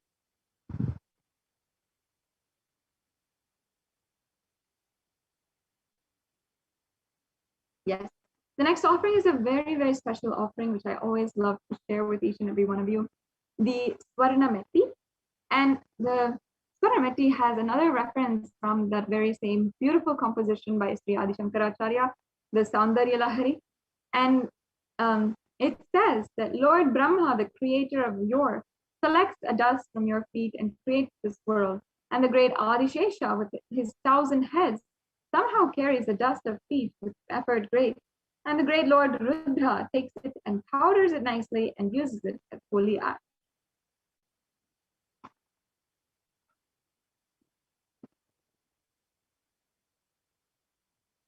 And through this offering of the Swarna Meti, you will literally be blessed to have a life of leadership qualities by offering worship to the divine lotus feet of Devi Parashakti, and achieved by even worshipping a tiny grain of dust from her feet.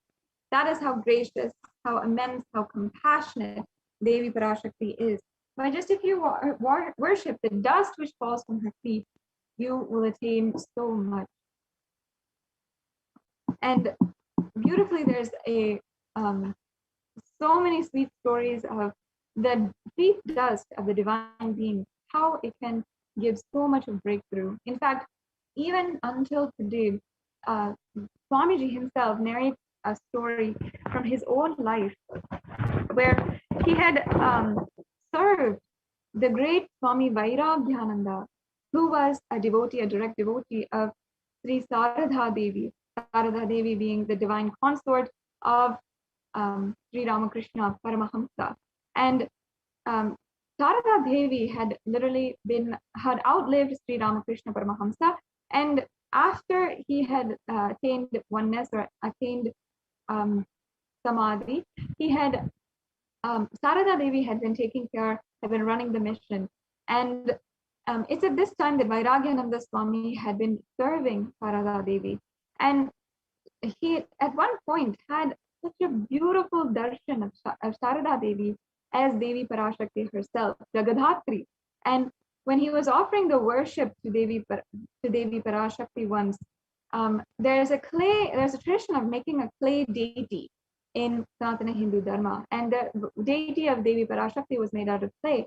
And suddenly, it started raining intensely, and this worship, Sharada Devi and Swami Vairagyananda were both witness to, and they were both conducting.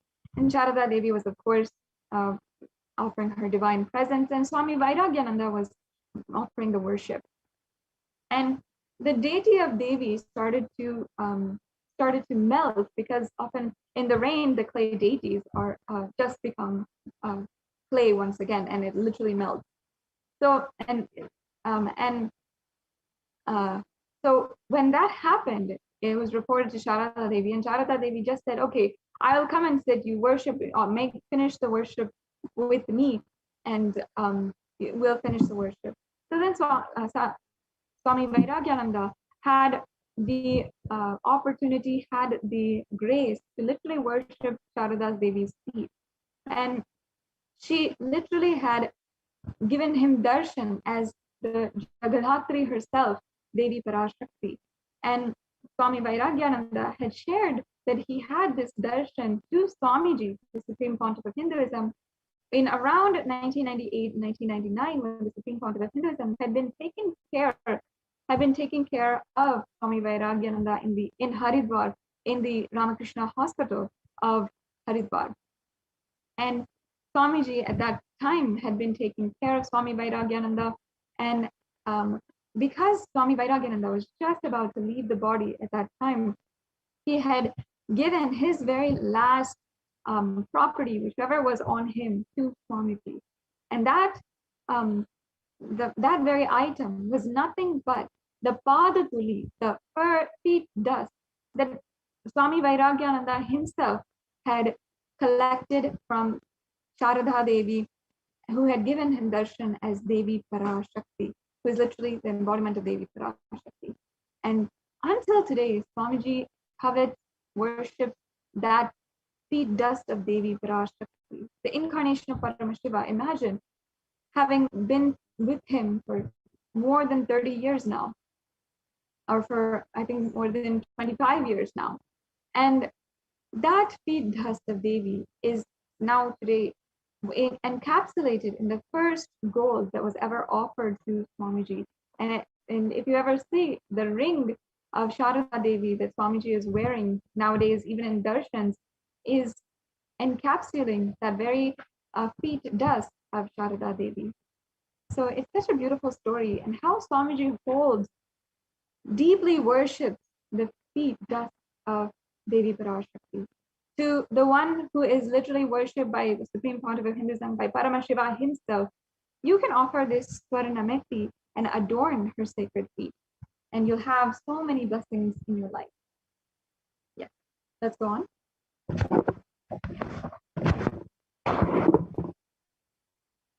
The next offering we have is the Mantika.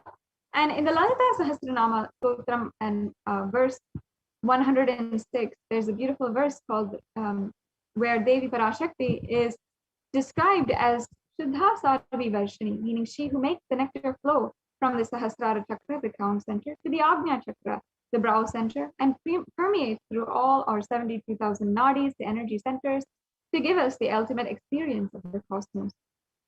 And the Mantika is a traditional piece of jewelry that goes usually across the forehead or from the crown center to the forehead. And it is literally represented as a chain, or sometimes a line of chains, or sometimes a very intricate headdress on top of us.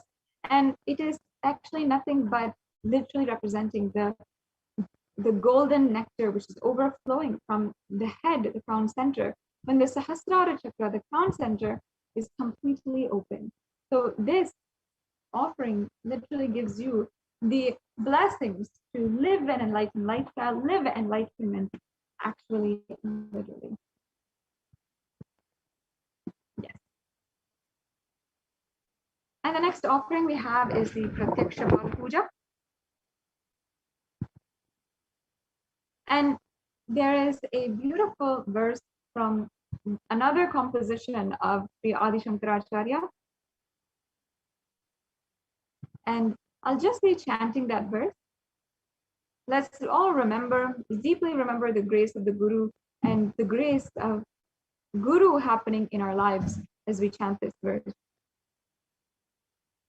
Yaso me gatam dikshu dhana pratapa Jagadvastu sarvam kare yat prasadhat Guru ragni patne manaschanna lagmam Tatakyam tatakyam tatakyam tatakyam.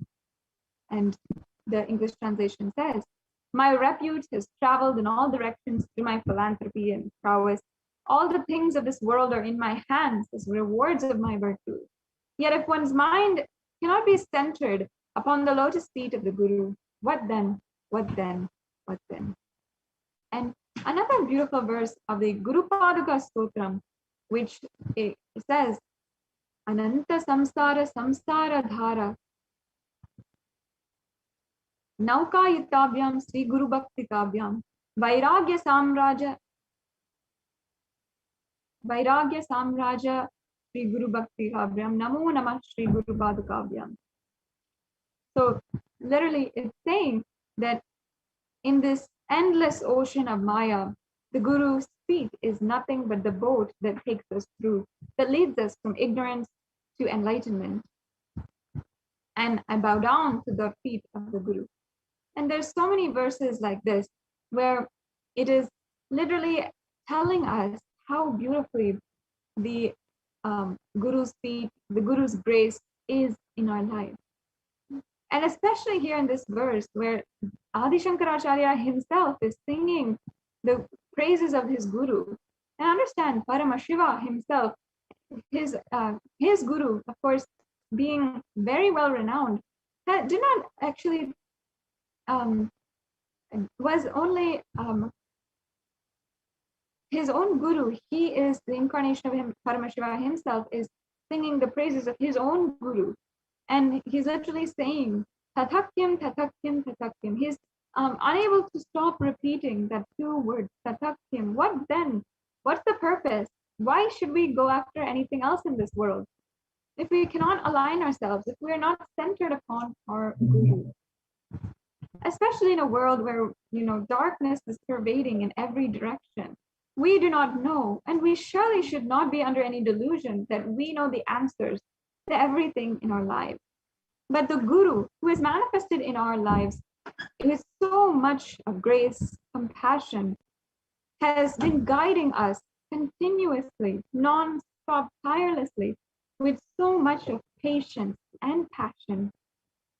He is the one who has literally been manifesting, and you can offer this Pratyaksha Pada Puja to the Guru. And especially with Ganesha Chaturthi, the very day when Ganesha himself manifested, it is a very, very profound and powerful day when you can offer the Pratyaksha Pada Puja. I invite each and every one of you, if you are interested in making these offerings, you can stay tuned. We'll go over how you can make a payment, how you can register. But just take a few minutes and contemplate as well. And ensure that you are never taking for granted the presence of Guru in your life. Many Kailashians offer the Guru Puja, the Pratyaksha Pada Puja, even once or twice, even 3 or 4 times a year for every great festival, because we never take for granted that literally Paramashiva himself has descended, is acting in our lives as Guru and guiding each and every one of us personally. Each and every one of us has that deep feeling connection to Guru. And with this Pratyaksha Pada Puja, you can deepen it and literally experience so much more breakthroughs in your life. So this is one of the most powerful offerings that you can do. And also, once again, with Ganesha Chaturthi coming up, there's an occasion for you to offer this and you to plan on a very auspicious day.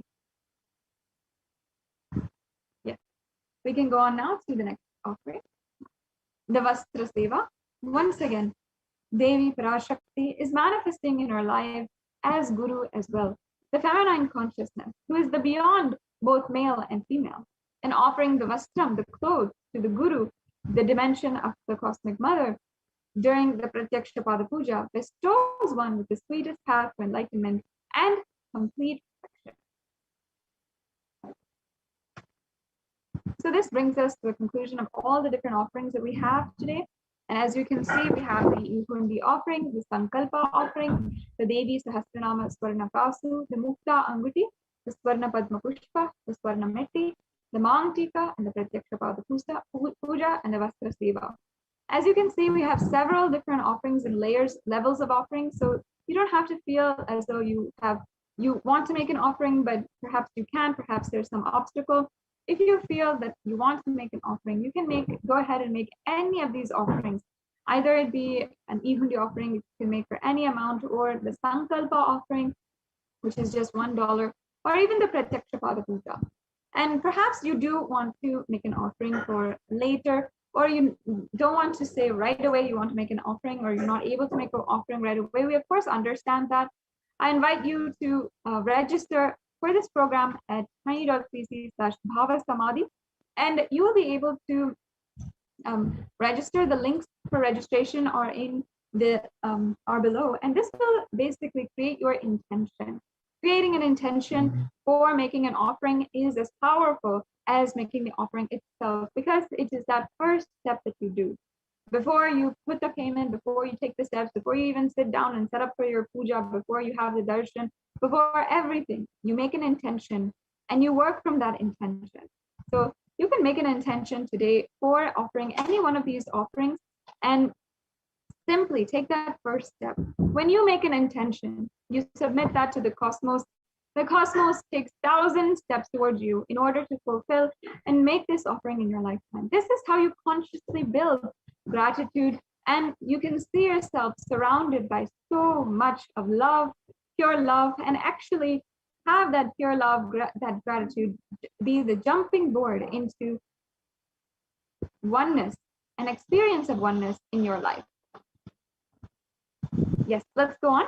Let's now understand how exactly you can make any one of these payments. We have the last few minutes of this segment before we move on into the next segments of today's program. So at this link, gateway.nithyanandeshwara.hindutemple.org, and then you can use the rest of the keywords here. Please make sure you go to this link and you can start making an offering, filling out the steps to make an offering. It's just 3 easy steps to make an offering today. You don't have to feel as though it is an elaborate process. It's a very straightforward way. And in the next couple of slides, I'll be showing you exactly what you have in store for you and what to expect once you're making a payment.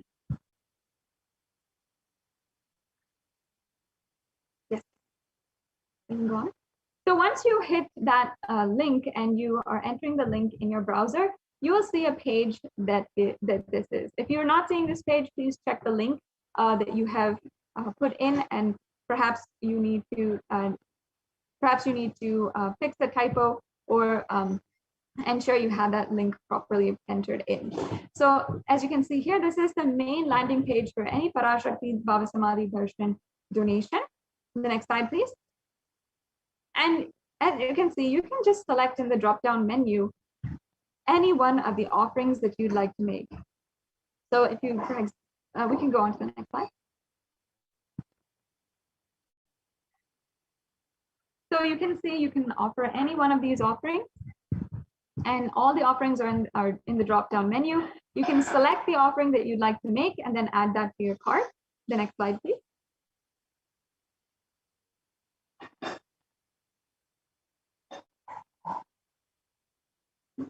And as you can see here, this is what your cart looks like. And perhaps you have entered an offering twice, or maybe you have an offering from before added into your cart. Make sure that you have only what you want to offer today. You just review your cart and you can simply delete or add any items that you'd like. Then once you're clear and that you're ready to go, you can proceed to check out. We can go on to the next slide.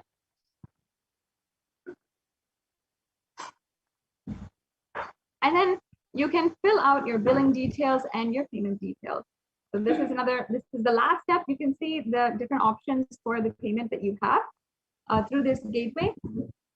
And after this, you just submit your payment, and that's it. After this, I invite each and every one of the Yajamans, anyone who is offering, to go to tiny.cc/sankalpa-2021 and ensure that you're filling out the Sankalpa form. This form is mandatory and ensures that you are the names of your yourself as well as your family members is chanted during the puja. Yeah. Let's go on. Now, I'd like to invite each and every one of the viewers to join on the Kailasa's HDH Nithyananda YouTube channel.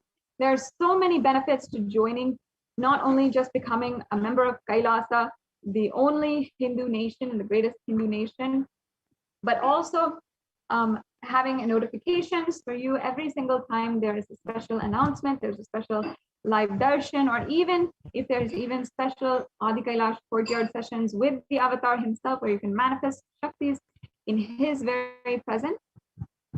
You can select, as you can see here, once you are in the live video, you can go to Kailasa's HDH Nithyananda and hit join. And once you have hit join, you can, we can go on to the next slide. You can fill out the rest of the steps and hit the level that you want. There's the E Kailashi, the bronze level, the silver level, the gold level, the platinum level, and the premium level. And each of these is for your comfort, how much ever you want to do. You don't need to feel any requirement at all.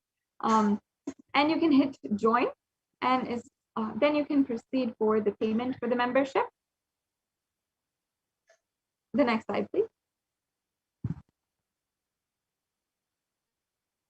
Yes. And either you can pay through Google Pay, through a credit card or debit card, or through PayPal. So if you don't have an option or another option, or your card is perhaps from a different bank or a different international bank, then you can use Google Pay or PayPal to pay. And these are ways that people are using a lot nowadays. So I'm sure that many of you would like and relate to using these options rather than your credit card or debit card.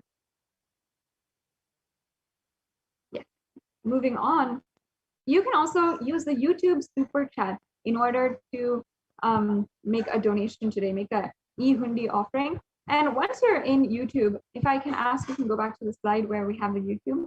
You can go to the YouTube super chat, and then you'll be able to see in the right-hand side of the chat a $sign. And with that $sign, you can just go ahead and click on it, and you can select super chat or super sticker. And if you select the super chat option, you can make an offering in the chat itself. And I saw many of you previous to this had been making offerings and making donations. So thank you so much for your donation to Kailasa. And this is just a small way that you can express your gratitude and offer to Devi Parashakti. As you can see, the page will look like this, and you'll be able to see a $sign as well near the chat section, which will be on the right-hand side of your main window, your main NTV window. And then if you just click on that, you can go through the steps to make a payment. And you can adjust the payment as you want. It can be as low or as high. And again, remember that offering is nothing too big or too small for Devi Parashakti. Just if you're just a child in her lap and you just want to offer out of your love and your gratitude, if you just even want to offer a flower or a cup of milk or even, a precious jewel, it'll all be the same to Devi. She'll just know that you are offering your love, your gratitude to her, and she will just continue, as always, taking care. And ultimately, you know that you did something, and she loves you, and you love her. That's all.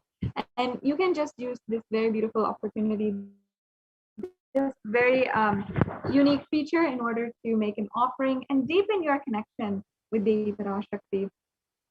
You can always ask any questions that you want. Even one of the benefits of joining as a member of Kailasa's HDH Nithyananda YouTube channel is asking a question to Devi Parashakti when during the live darshan. You can ask a question either through this channel, the YouTube channel, which you have to be a member of, or if you're not preferring YouTube, you can go to Facebook, Instagram, or Twitter as well. And all these platforms, the live stream is going on,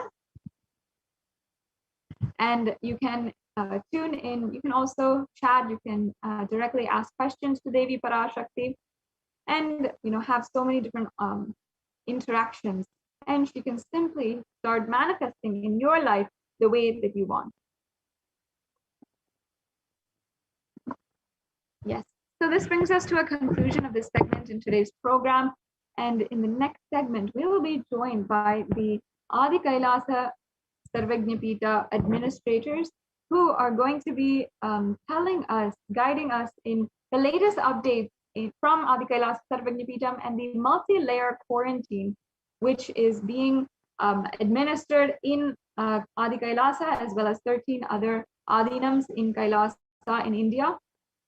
And there's so many ways that Devi Parashakti has literally created a breakthrough. The Supreme Pontiff of Hinduism himself, conducting the Paramashivoham program, doing the Pache Patani Vratam, doing Paramashiva Ganas, opening up e-Kailasa, giving the digital nation of Kailasa.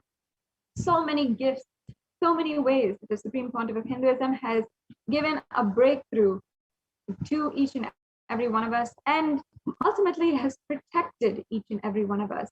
Even if you consider beyond in March 2020, when the coronavirus pandemic had first broken out, the very first policy the Supreme Pontiff of Hinduism had taken up was first ensuring that lockdown was administered in all of the different campuses, and starting the Paramashivoham program in order to even incentivize the lockdown and make every single one of us Kailasians stay at home and be so enthralled by the continuous darshans, by the personal presence of the Supreme Pontiff of Hinduism, by Paramashiva himself manifesting through the Supreme Pontiff of Hinduism, the very being of Paramashiva, and so much more direct, beautiful experiences of Paramashivoham. And also through the Pache Patani Vratam being administered and executed in all the legislative districts of Kailasa as well across the world, where the Supreme Pontiff of Hinduism ensured that all Kailasians take steps to boost their immunity, especially now when immunity is a very, very valuable thing and so many lives are lost and the immunity is compromised.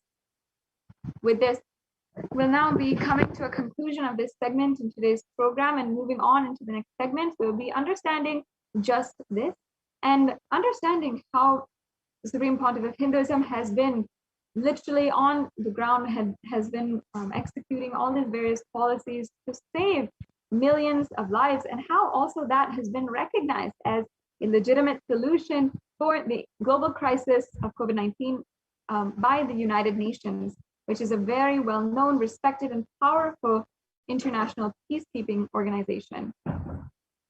So with this, we're now coming to a conclusion of this segment in today's program, and we will be moving on into the next segments after a quick break.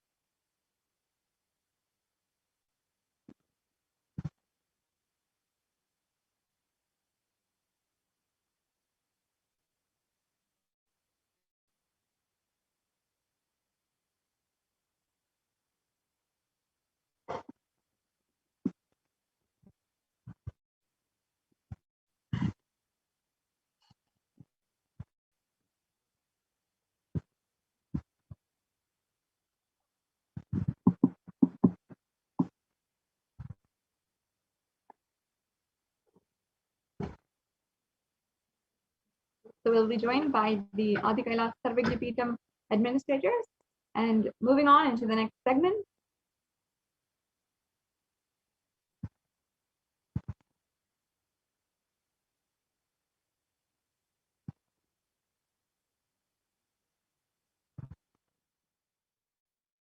This is Nandini, and I'm from Seattle. I wanted to share my experience on why I follow Nithyananda. I've been volunteering at Nityanandeshwara Hindu Temple, and I've been doing a lot of seva here. Um, back in India, usually only men are allowed to touch the deities and do the abhishekam, alankaram, and several other deity activities, whereas women are restricted only to certain things. Whereas here in Nithyanandeshwara Hindu temple, people are allowed to do seva, irrespective of whether they are men or women. Uh, Anybody who gets Shiva Diksha is allowed to touch the deities, do abhishekam to them, and do alankaram to them, and enjoy that space. I've been doing a lot of activities like Suprabhadam, Abhishekams, Alangarams, and Palliyarai, a lot of other processes, and I've been feeling really blissful when I do it. So I would like to thank Swamiji for giving such a wonderful opportunity for me to, take part in the temple activities and, be so close to the deities. Uh, Thank you so much.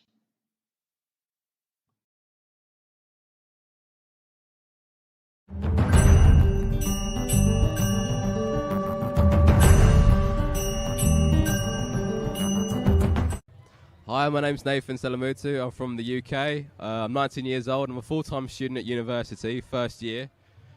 I've come here to Sadashivoham because my dad was talking about Nityananda and was telling me all the things that he could do to people from around the world, no matter the age. And I wanted to witness it firsthand myself, and which I did the first day, which was absolutely amazing because I saw Mahayoga manifest 4 diamonds out of her mouth, which is crazy. The day after that, we saw the Gurukuls in action, doing the same thing, manifesting all the powers that have been taught from Swamiji. And after that, we started doing it ourselves. I was able to manifest some powers as well. I was able to body scan, read from the banyan leaf, read from the yantra, and I've been able to do it successfully and repeatedly.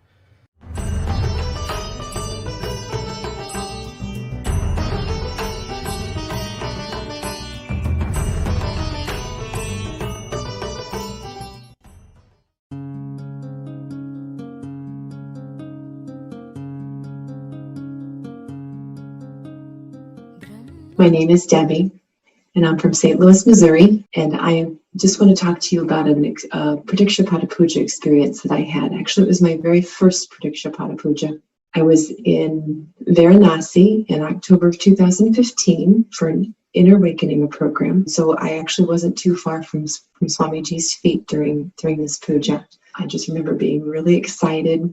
Yay, I get to do my first Pradikshapata Puja. This is awesome. They give us all the puja items and get us ready, and we're sitting there, and Swami's sitting there on the chair. Ankles are crossed. You can see his feet. So then the puja starts. I'm thinking, oh, I'm going to be in such a state of bliss, which I was. But the tears just started coming, and they just kept coming. And I was basically just sobbing during the puja, through most of the way, probably 3/4 of the way through the puja. I finally got myself together towards the end. Such a release. I mean, I had no idea that I would actually have that reaction while doing the puja. I had never experienced anything quite like it. And it wasn't tears of sadness at all. And it's just such a beautiful place to be, beautiful space. And hopefully you can someday enjoy that as well. There are many opportunities to do Pradikshapata Puja with Swamiji via two-way video conferencing, which is still very powerful, even though you may not be physically at his feet performing the puja. It's still a very, very strong space to be in. And that's what I want to share today. I just want to share that it's a powerful, powerful ritual, connecting with the divine in that space of gratitude. And I just hope that those of you who have not offered Pradikshapata Puja could actually experience that. Thank you very much for letting me share this. Nithyananda.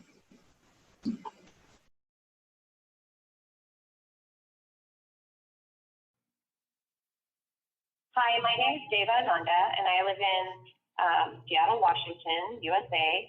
And one of the reasons that I follow Nithyananda, who we lovingly refer to as Swamiji, is because he's taught me so many different things that I can apply to my life on a daily basis And my life is so much different than it was when I first met Swamiji. It's like I'm not the same person at all. And one of the things is, one of my hidden beliefs before was life is a cruel, harsh place. I really believed that because of different experiences I had growing up, and I thought you had to fight to get ahead. And anyway, after spending time with Swamiji, he reinforced what I had already learned, that we're not our body and we're not our mind, but we're a being having a spiritual experience in a body. And he also has taught us that we're divine, we're sparks of divinity. And to actually wrap your head around that, it takes some time. It took some time for me anyway, because I don't think I had really high feelings of myself. And so, you know, just constantly rethinking the way you think about life, the way you think about yourself, takes some time. But once you start thinking about things in a different way, your life, you create a different life. And another thing Swamiji taught me is that existence is showering on us every moment. And that's another thing that was really profound. I was like, existence is showering on us every moment? And I had to actually walk around and think about that for some time and start thinking about it every day and applying it in my life. And then when I started believing, you know, existence is showering on us every moment, then I started seeing different synchronicities and miracles in my life, because it's true. Existence is showing on us every moment. But when we have limited beliefs that keep us in a lower frequency, that's the life we end up creating, a lower frequency life. But when we start embracing these higher cognitions, that Swamiji, he's always like several steps ahead of us, but we have so much to learn, keep learning from him, then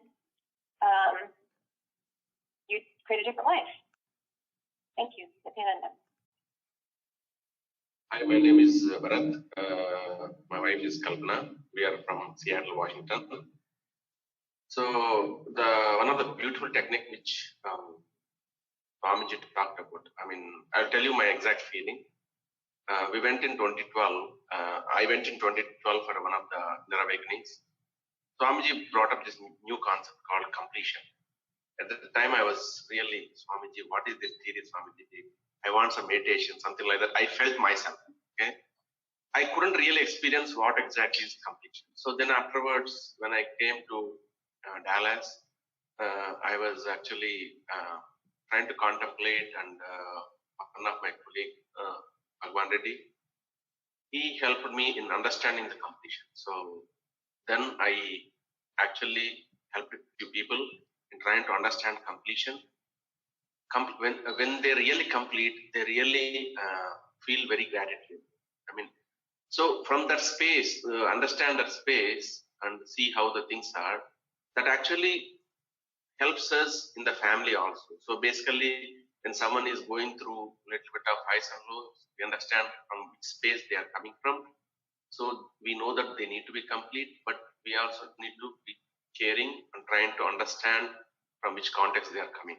So for kids, in case of kids, we need to listen to the kids, what they are talking, and also give them the right cognitions. For example, if I have been in the outside world, I wouldn't have told my kid, come to temple, all these things. Maybe once in a while I would have told them, but because I am going, she sees me that I am going every day.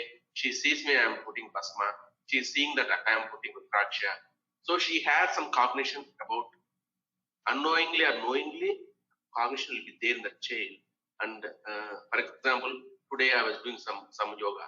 So she sees me that I am doing yoga. And when I do it, automatically they will also catch the thread. And one day, maybe not today or tomorrow, but one day they will catch it and they will implement that in their life. So that's how only when we do ourselves, kids also catch that, try to explain. And also I will try to guide her whenever she is going through different situations. I'll ask her, I'll make sure she understands what I'm talking. I'll tell in terms of examples so that she understands the concept of completion and integrity, authenticity, responsibility, and enrichment. So, I mean, they really help us and move us in a great way towards achieving to our higher states of consciousness. Yes. on the same topic, completion, and how being in the Sangha, being with Swamiji, Paramahamsa Nithyananda, how it is helping her also. We have an 8-year-old daughter. Completion helped me reduce my anger.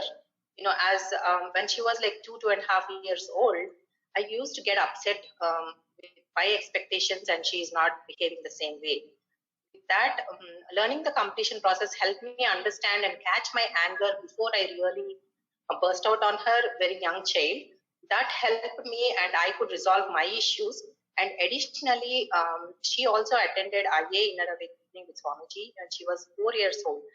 I am really surprised how the blessings of the divine, right? So she was able to be there when she was 4 years old. That is definitely a big blessing. We also saw that how she was very shy and calm before, and after that she kind of in all her dimensions she started developing, growing, and we feel happy for that. And growing, she's growing in the Sangha. Definitely, and a lot of other parents tell me saying that she is so good, so patient, so understanding and accommodating, and I really feel all these is coming up along with the ambience we are in. So yeah, thank you. Thank you. My name is Ma Nithya Nithyananda and I'm from Seattle. I'm a Tanadar at the temple and a volunteer. I want to express my gratitude for Nithyananda. He has led me to a place where I can express his teachings in my being. And I can now assist humanity to raise themselves to their highest level of consciousness as I continue to evolve through his teachings. Thank you.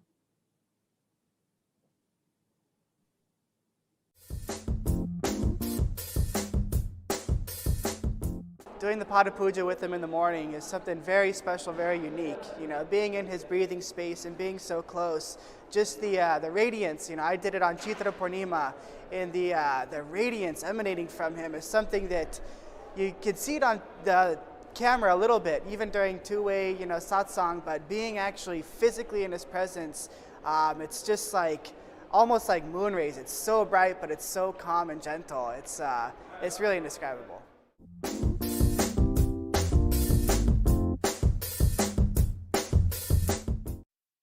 Hello everyone, this is Nandini and I'm from Seattle, Washington.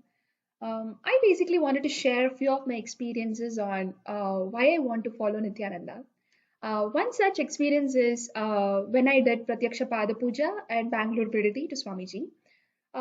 Everybody gets an opportunity to talk to Swamiji after they do the Pada Puja, and I had a lot of questions to ask him during that time.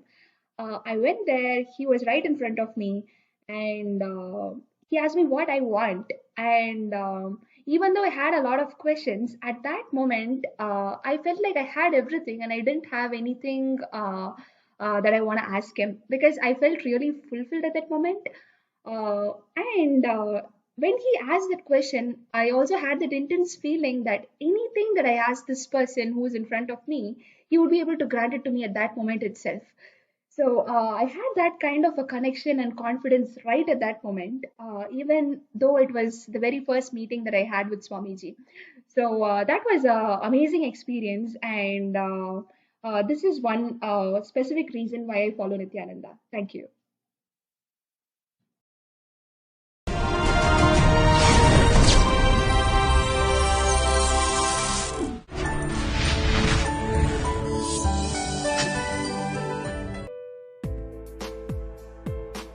But I wanted to share this amazing miracle that happened yesterday. I had asked Swamiji in Pratyaksha Pada Puja on the second day to help me. I started this business in 2009 because of Swamiji's blessings, but I also work part-time as an engineer at a national lab.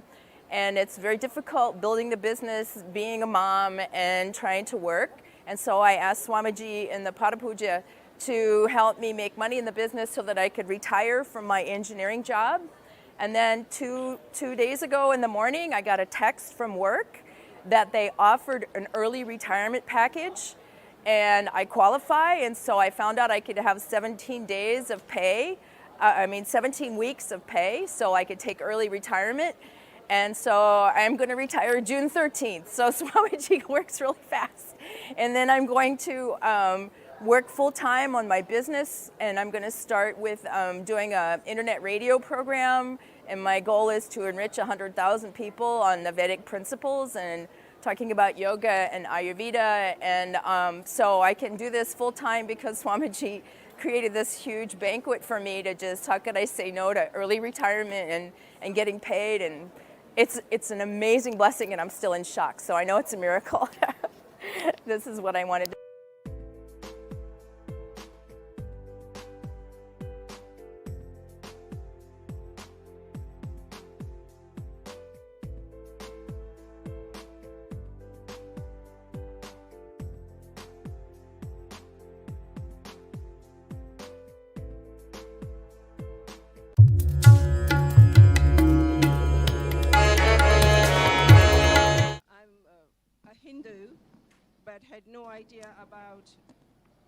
I'm a Hindu, but I had no idea about the puja rituals and the sacred Rudra Abhishek rituals that we were requested to do in the mornings. A rebel in me had to be overcome by total will persistence, and it helped because I didn't manage to miss a single puja day. However, what I noticed was that it's not a routine puja. Even while you're doing the puja, there are little occurrences either with you or around you that can really annoy you, nag you, and it doesn't help you to have an enjoyable, wonderful experience. And with Swamiji's grace, I had a breakthrough 2 days ago and managed to create a space within me about Sadashivatvam where I said to myself, no matter what, I am going to have a wonderful puja experience every single day, with integrity, with deep reverence and devotion to Swamiji, our Guru, and Sadashiva himself.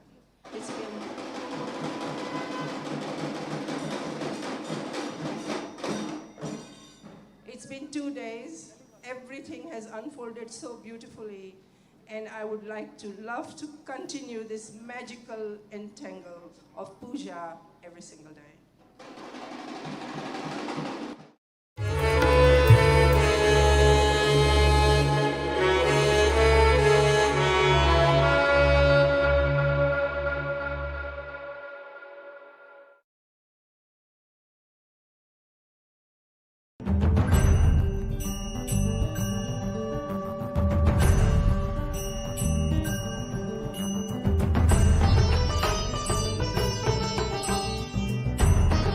This is Beilin Gao. I from Norway. 27th of July, I did group puja. In this puja, we allowed to write 4 family members. So I write down my husband name and my parents to pray healthy. Around 2 o'clock in the morning, puja is finished in Norwegian time. Then after 5 hours, we eating breakfast and we go to work. But before we eating breakfast, my husband used to take some medicines and using spray to his nose and drop his eyes because he is very seriously for allergy. He is nearly 30 years. And if he don't use that, he is painful. His eyes couldn't open, and nose is bleeding sometimes. Using this medicine also over 1 year and couldn't stop. But just the same days, in that morning before breakfast, he didn't doing the same action. I'm very surprised in that time because he is a Norwegian. I didn't tell him I did puja for him, and I also didn't ask.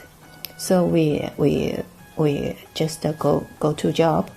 After we go back home, and in the evening we have a free talking. I asked him, today you forgot using your medicine for your allergy, for your nose and eyes. He said, yes. Today morning, when I wake up, I suddenly decided myself, I don't want using my medicine. So whole day I didn't feeling unwell. It's quite well. So I quit it. In my mind, I think, wow, this must be Swamiji did. And strongly recommend everybody to participate in the ritual in the Swamiji of us to get blessing. Nithyananda.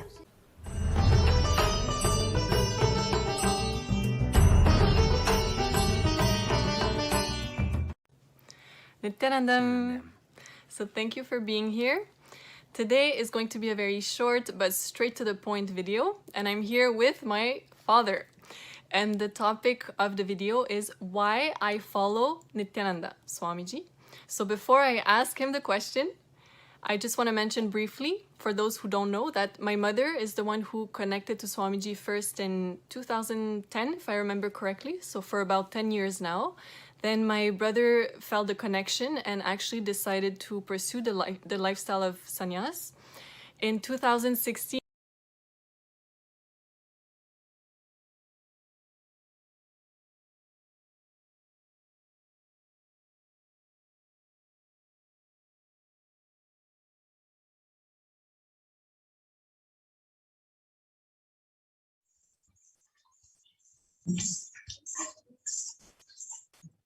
Nithyananda, welcome back to with the blessings of the Supreme Pontiff of Hinduism. Let's start this segment of a revival of the temple sciences and ecosystems of Kailasa, which are the de facto spiritual embassies and the COVID care protection centers. Nithyanandam Paramasugadam Kevalam Jnanamurtim Dvandvatitam Gagana Sadrusham Tattvamasya Dilaksham Ekam Nityam Vimalamachalam Sarvadi Sakshibhutam Bhavatitam Triguna Rahitam Sadgurum Tam Namami. Nithyanandam.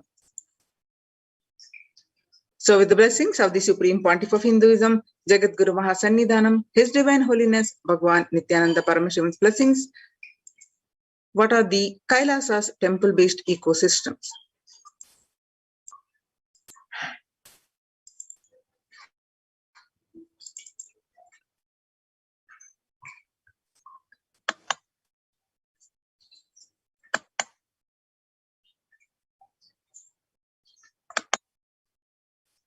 In this segment, we are going to learn about the concerning statistics due to COVID-19 pandemic and what are Kailasa's contributions and why temple-based ecosystem and Kailasa's COVID care protection centers and UN recognizes Kailasa's contributions and join the Kailasa COVID care protection centers. With the blessings of the Supreme Pontiff of Hinduism, let's understand more about this.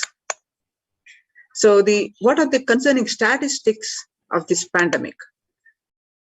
Out of the statistics of 21st August 2021, COVID-19 cases rises to 209 million and USA leading with 37.16 cases and 624,000 deaths. Coronavirus tally, the global cases of COVID-19 tops 209 million. US daily average of deaths rises to 4-month high. The global tally for the coronavirus-borne illnesses climbed above 209.3 million as of early last Thursday, while death toll rose to 4,393 and 138. According to data aggregated by the Johns Hopkins University, the US led the world with a total of 37.16 million cases and 624,000 plus deaths. The daily average of new cases over the past 7 days tripped back above. You can see this, some of the statistics of the United States leading, and then followed by India, Brazil, Russia, France, and United Kingdom and Turkey, showing in the graph. USA, India, and Brazil leading in the COVID cases and COVID-related deaths.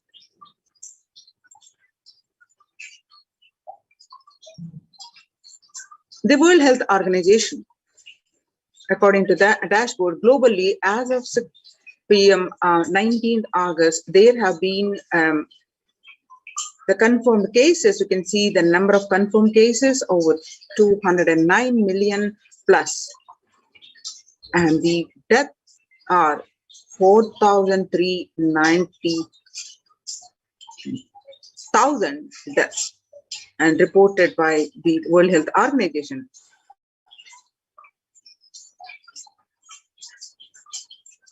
And the statistics in USA, the Delta variant spreading USA due to its ability to spread via asymptomatic people. The Delta rise is fueled by rampant spread from people who feel fine. People infected with the Delta variant globally do not have COVID-19 symptoms until 2 days after they start studying the coronavirus. The Delta variant spreading in USA, children are now getting infected. A record Delta wave hits kids, raises fear as US schools open. The day before he was supposed to start 4th grade, Francisco Rosales was admitted to a Dallas hospital with COVID-19, struggling to breathe with dangerously low oxygen levels and an uncertain outcome.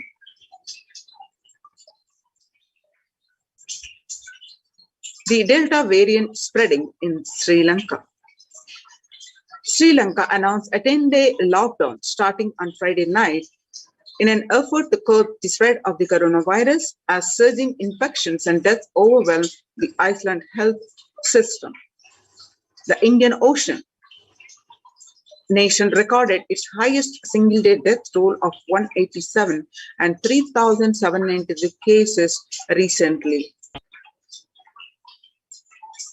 The statistics in India, 36,401 new cases found in India as on 18th August. Death toll in Maharashtra alone has crossed 135,000. You can see the statistics graph, how the sharp spike in increasing the wave.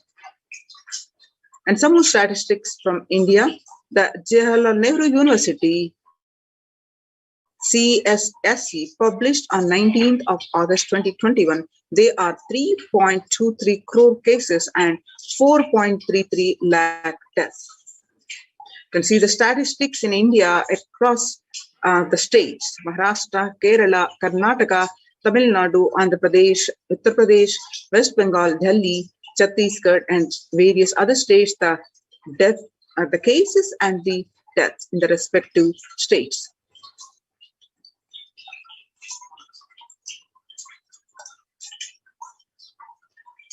In Maharashtra alone, that toll you have seen,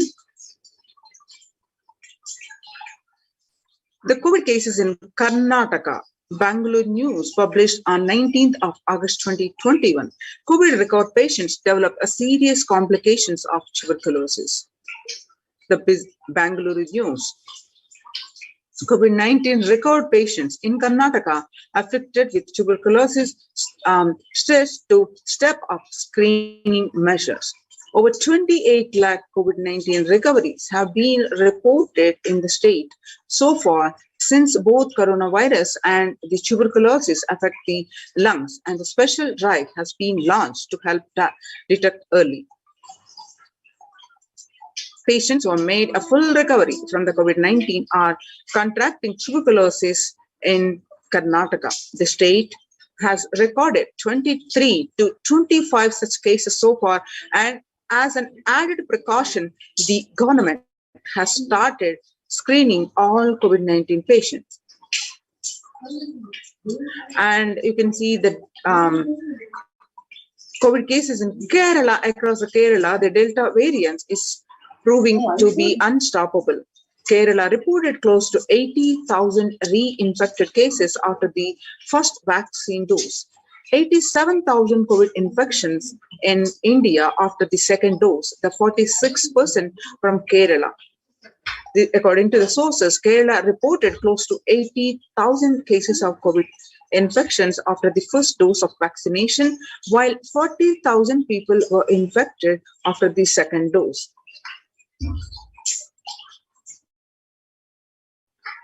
The Times of India published on 20th of August 2021, COVID-19 Bangalore takes over Mumbai, become the district with the second highest. COVID-19 Bangalore takes over Mumbai, become the district with the second highest death. Bangalore urban has now overtaken Mumbai to become the district with the second highest COVID death in the country. While Pune continues to lead the table, as of August 18, Bangalore has 15,953 virus-related deaths compared to 15,930 in Mumbai and 18,779 in Pune, Bangalore, which are the highest overall COVID-19 cases for a single day.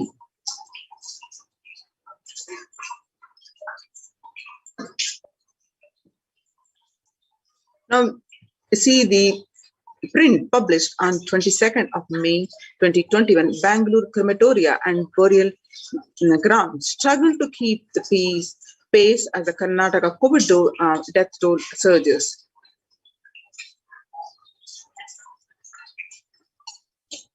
Subscribe to our YouTube channel and press the bell icon to get the latest updates.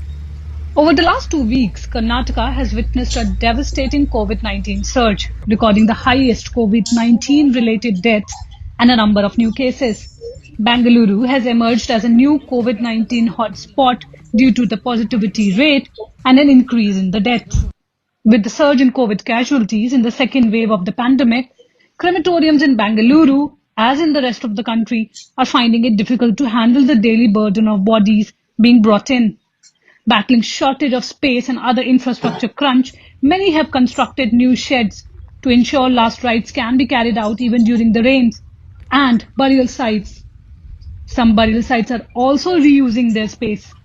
The print visited a crematorium on the outskirts of Bengaluru. We are 25 kilometers in a place called Tavarekere, where at least around 60 to 80 bodies are being brought every day and final rites are being performed. They're saying that the number has been increasing constantly for the past few days. Bangalore especially, the number is rising every single day.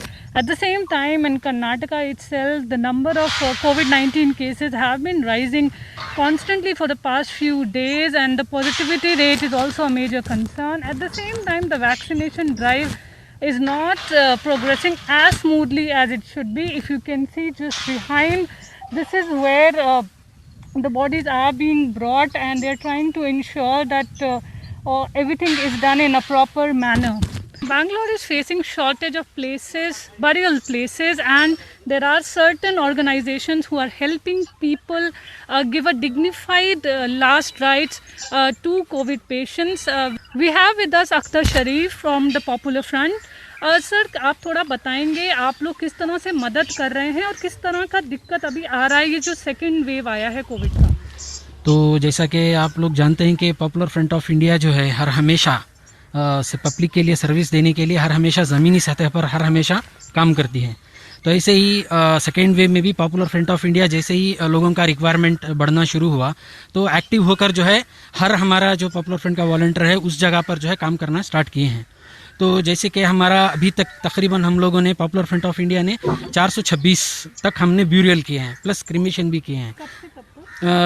इसमें अप्रैल से लेकर कल तक का हमारा ये record है। तकरीबन 426 हमने ब्यूरियल और क्रीमेशन, जिसमें आकर जो है 24 हिंदूज के बॉडी भी मिले थे और उसमें आकर 4 आकर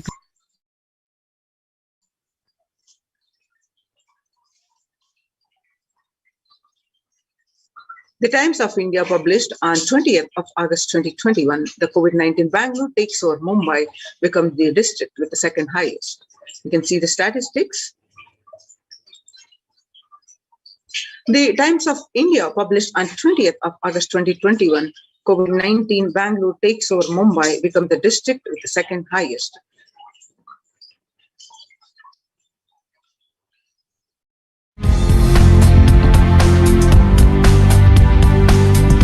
Bengaluru Urban has now taken Mumbai to become the district with the second highest COVID deaths in the country, while Pune continues to lead the table. As of August 18, Bengaluru had 15,953 virus-related deaths compared to 15,930 in Mumbai and 18,779 in Pune. Bengaluru, which has the highest overall COVID cases for a district in India after it pipped Pune in mid-May, has a better case fatality rate than the Maharashtra cities. As of August 18, Pune's CFR stood at 1.7% and Mumbai's at 2.1% compared to Bengaluru's 1.3%. Data shows 8 states or UTs, Maharashtra, Kerala, Karnataka, Tamil Nadu, Uttar Pradesh, West Bengal, Delhi and Punjab have reported more than 15,000 deaths. Among these, no single district has more than 10,000 deaths. TOI online report.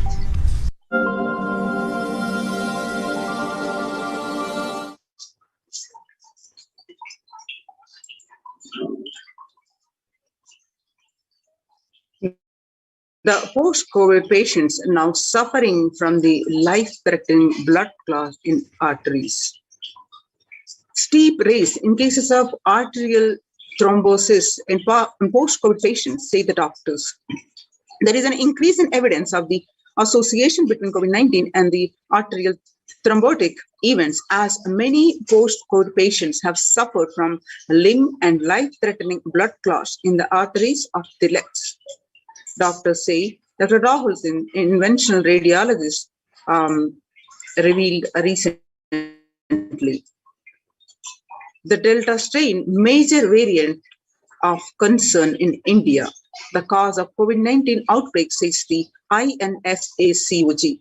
In New Delhi, as many states continue to report high number of COVID-19 cases, the Indians SARS-CoV-2 Genomics Consortium, a genome squeezing government consortium of laboratories, has attributed breakthrough infections of coronavirus cases in India to a very high proportion of the Delta variant. Now, let us understand more on this, how the Supreme Pontiff of Hinduism, establishing the various ecosystems of Kailasa and reviving the temple-based ecosystems, which are now not only Kailasa's de facto spiritual embassies, are protecting the one and all and adding joy, peace, bliss to everyone. How the Supreme Pontiff of Hinduism reviving the temple-based ecosystems, which are providing the world, which are contributing to the world peace. And as a Kailasa's de facto spiritual embassies are also saving the lives. So let us understand more. As you see, due to this pandemic that we have seen the statistics, due to the concerning statistics, the temples have shut down. The famous temples like Puri Jagannath, and not only the famous temples, all the places where people gather, the religious or non-religious gurudwaras, temples, mosques, churches, every place have been shut down due to the concerning statistics. And the famous Gujarat temple also shut down. And as now in the times when the COVID-19 is rampant and the ancient temples are in a lockdown because of the risk of the widespread corona disease, the devotees of these temples were visiting and having darshan of their gods and goddesses for thousands of years At all these ancient sacred sentiments have come to a humming halt after the lockdowns have taken place. The religion's fervor of the devotees is being lost due to the pandemic. The Supreme Pontiff of Hinduism is reviving the Kailasa ecosystem and bringing all the ancient traditions of the online platforms on Kailasa TV, YouTube, and Facebook. Now let us understand some of the basics of the temple revival of the ecosystem of Kailasa.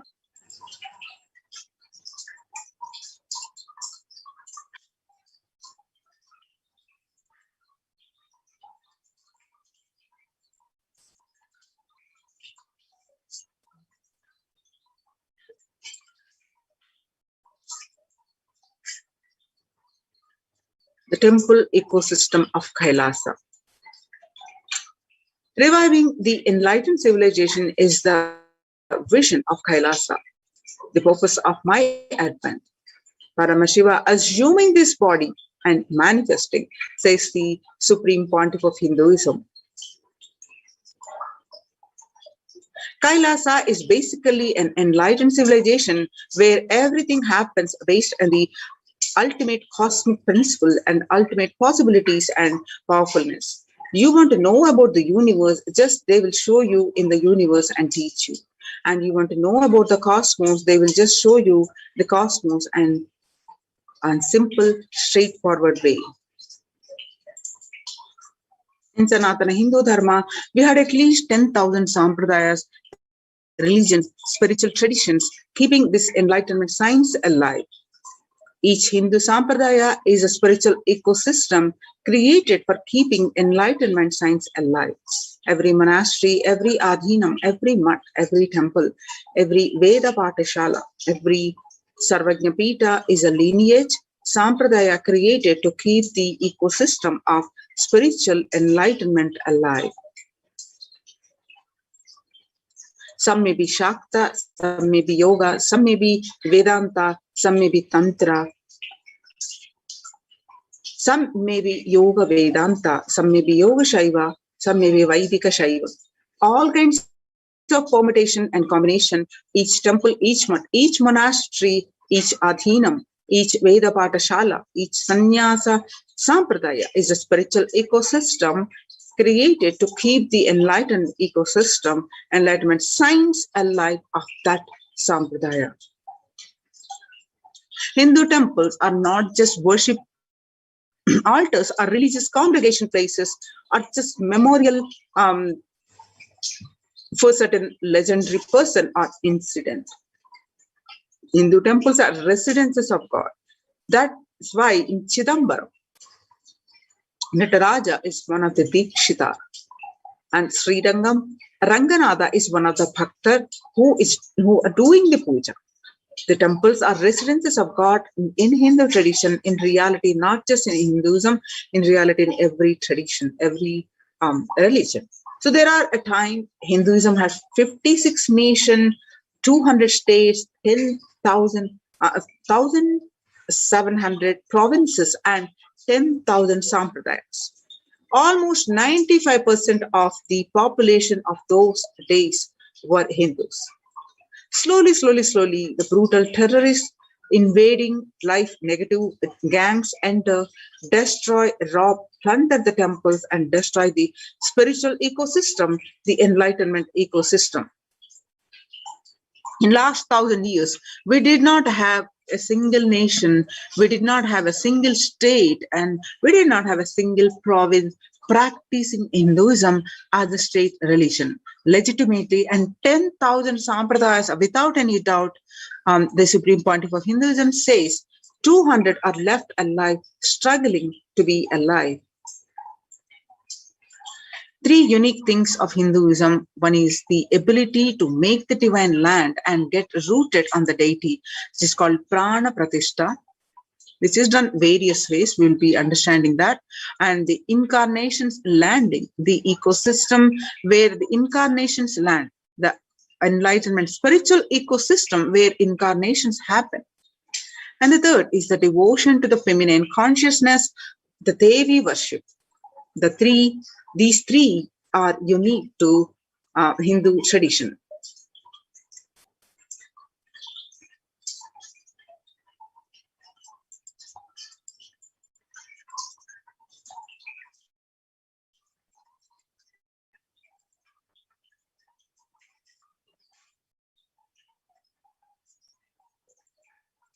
A person who can make enlightenment as a source for energy and excitement for anyone is an incarnation.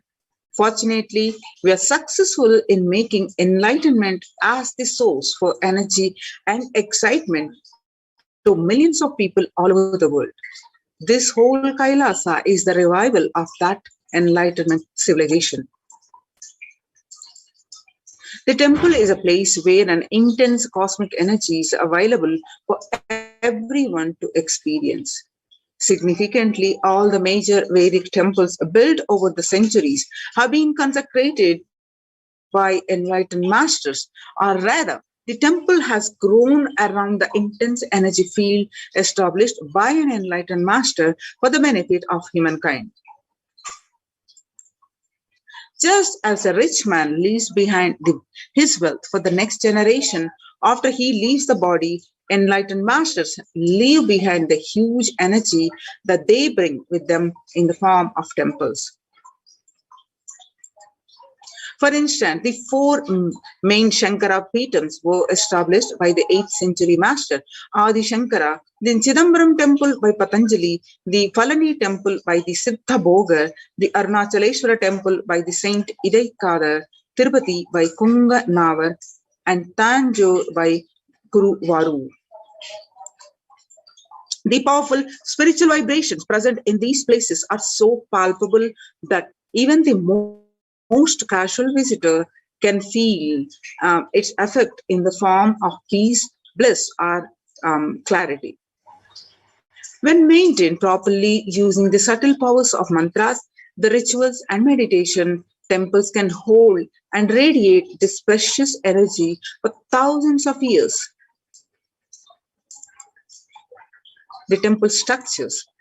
In Hinduism, temples are designed as energy centers, energized by the great enlightened masters to radiate the enlightened masters present even when they leave their body. Temples are found deliberately at a place where the positive energy is available abundantly from the magnetic and electric waves conveyances of north and south poles push. The idol of God is set in the core center of the temple, known as Garbhagruha, the sanctorium. This is the area where the Earth's magnetic field is discovered to the most extreme. Therefore, it is the energy source. The Dvajastambha, the flagpole, behaves as a transformer. The huge domes are for amplifying the energy. The temples were systematically built for the transmission of energy on the large scale. Temples and the enlightened beings. When the rich man dies, he leaves behind his wealth to his wife, daughters, and sons. When the enlightened masters leave the body, they leave their wealth of energy, penance, and goodness to humanity at large. Temples are built on these energy fields left behind by them. Either the masters themselves build these temples when they are alive, or people build them after the masters leave the body. These temples are further sanctified through the rituals that harness the divine cosmic energy. The famous temple at Kedarnath in the Himalayan range was built by the great master Shankara. The Arunachaleshwara temple of Tiruvannamalai, South India, is ascribed to a great saint called Idaikadar. These temples are divine gifts of these great masters to humanity. There are two types of people. The first type generate energy from their own system, and they are like solar system. Wherever they are, they produce energy, they radiate energy, and wherever they go, they excel in it. Whatever they touch flourishes. They are the one who nourish the world. They are the enlightened masters. The second type of people are those who have forgotten the art of producing energy from their inner source. These people may flourish, but may be only in one or two fields. And that too out of the superficial energy source called mind. Since their source is superficial, the multidimensional flourishing remains a dream for them. These are the ordinary people from the world. The first category of people help the second category of people by giving energy to it, by giving a clear-cut technology to achieve installing the deities. What is the science behind them? As per the Vedic sciences, there are two ways to install energy in a deity. One is Agama Pratishta, the other is Prana Pratishta. In Agama Pratishta, the energy installation is done by the second category of people. It is done essentially through chanting of the mantras. This method will install only a few volts of energy. The energy intensity will be decided by the nature of the mantras, the accuracy with which it is chanted, and above all, the psychological state of the person chanting them. In Prana Pratishta, the energy installation is done by the first category of people. It happens through a direct connection with the divine cosmic energy that nourishes the whole universe. The first category of people, that is the enlightened masters, are pure channels for the divine cosmic energy to flow through. They can choose what manifestation of the energy they wish to install, and for the goodwill of society, masters have worked on the science of the inner world and have installed the various aspects of the divine energy in these temple deities. Every historic temple has its own significance. The significances are each deity has its own boon to offer depending on the type of energy installed in it. That is why in order to conceive children, you go to a particular temple. In order to wed a suitable spouse, you go to a different temple. To defy the planetary influences, you go to a different temple. And for financial problems, you go to a different temple.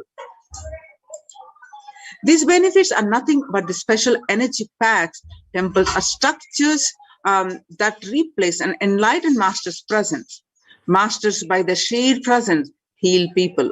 They heal not just the physical level, but also at the being level.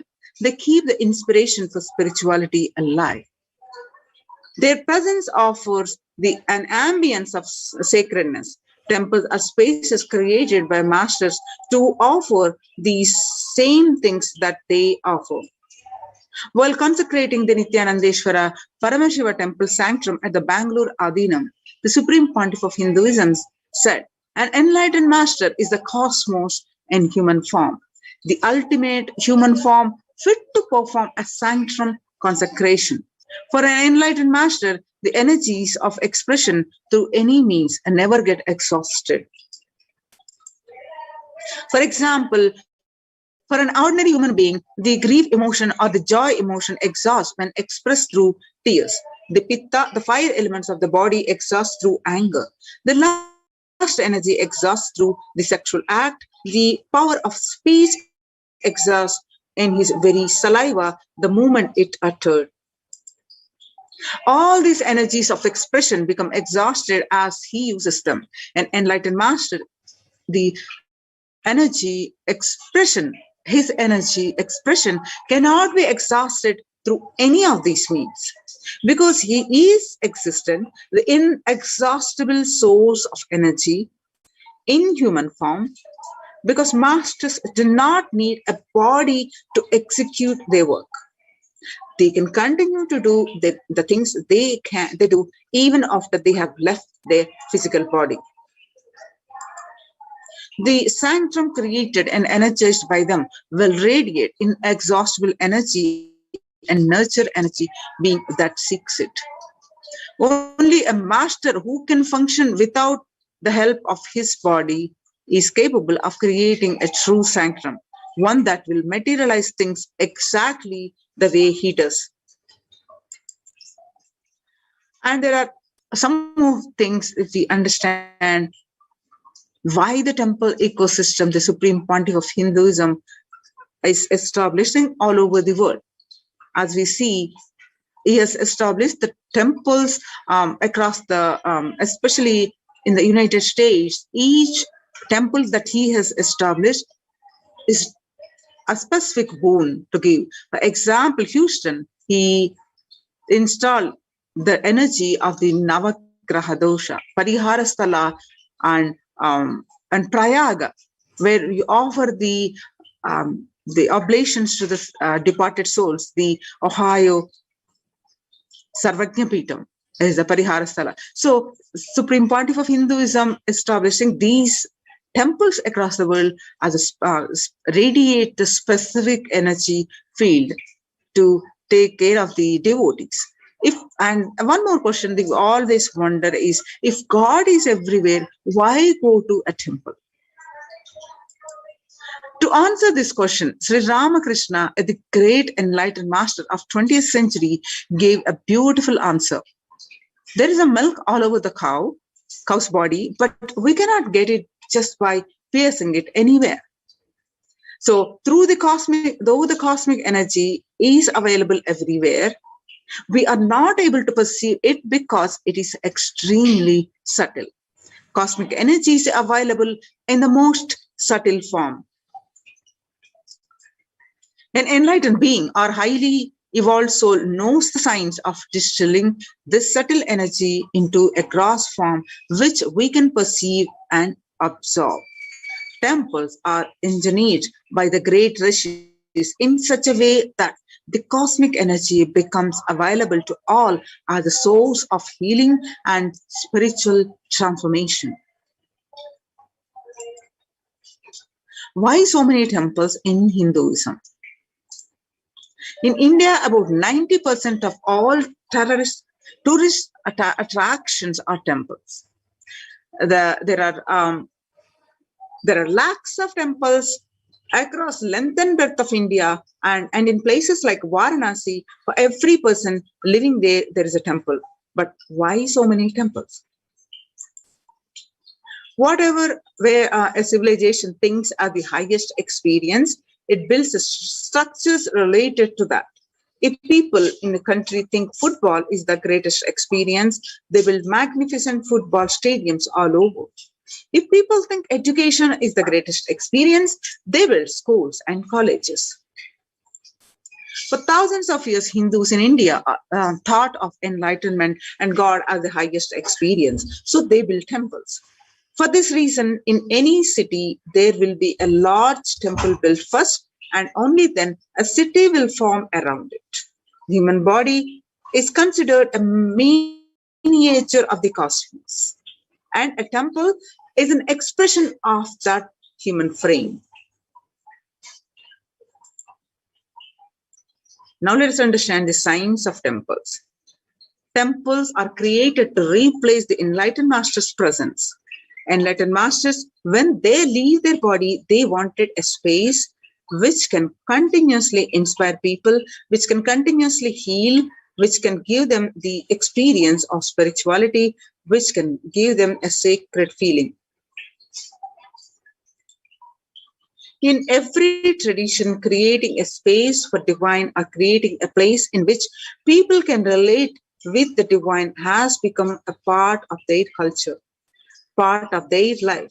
People have put aside any constraints of money and time to erect inspiring structures built on faith, science, and mystery, as well as greed and fear. Throughout the passage of time, some of these magnificent structures around the world have become museums and wonders, and some continue to be the seat of religious authority. Many continue to attract faithful, offering solace, energy, social interaction, and a framework for life itself. But for many, the science of temples built on thousands of years of research and development has been lost. The understanding has been lost. Through the physical structures, they are still standing. For some, the belief, the experience is no longer there. By understanding the science of Indian temples, humans can experience the intelligence, power, miracles that these structures were made from and for. And what did the energy have to do with the temples? See, the last statement of the science, E is equal to mc square, that whatever exists is energy, is the first statement of Upanishad. As research is providing every day the cosmic truths that the quantum physics is still struggling to comprehend, were ultimately the already commonplace in the ancient and rich Vedic tradition of India, where when Einstein declared that E is equal to mc square, that whatever exists is energy, he confirmed that the Upanishads are sacred Indian scriptures said thousands of years ago. With an enlightened insight into the play of matter and energy that makes up the universe, the Vedic seers have declared more than 10,000 years ago that whatever exists is nothing but energy. Isha Vasham Idam Sarvam, that means Isha Vasha Upanishad, the last statement of science, E is equal to mc square, that whatever exists is energy, is the first statement of Upanishad, Isha Vasham Idam Sarvam, whatever exists is energy. So the last statement of science is the first statement of Upanishad, whatever exists is energy. In modern times, temples are truly the oxygen baths for the soul.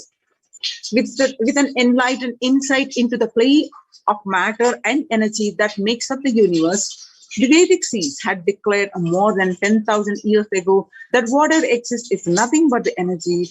The Isha Vasham Idam Sarvam, from the Isha Vasha Upanishad, the last statement of science is equal to mc square, that whatever exists is energy, the first statement of Upanishad, Isha Vasham Idam Sarvam, whatever exists is energy. So the last statement of the science is the first statement of the Upanishad, whatever exists is energy. In modern times, temples are truly the oxygen bath for the soul.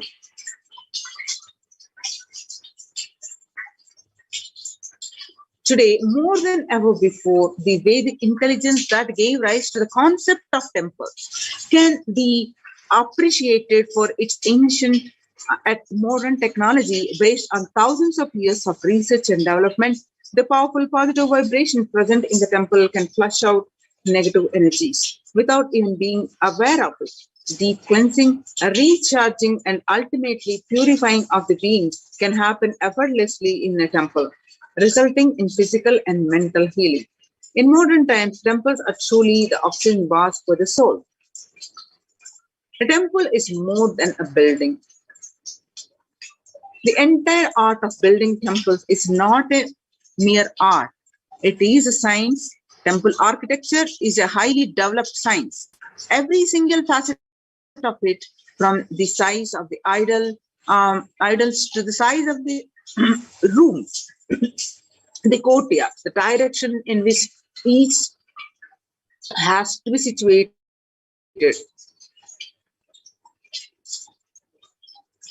to the process of installing the idol in the sanctum, all these are laid down in detail in manuals that were developed thousands of years ago.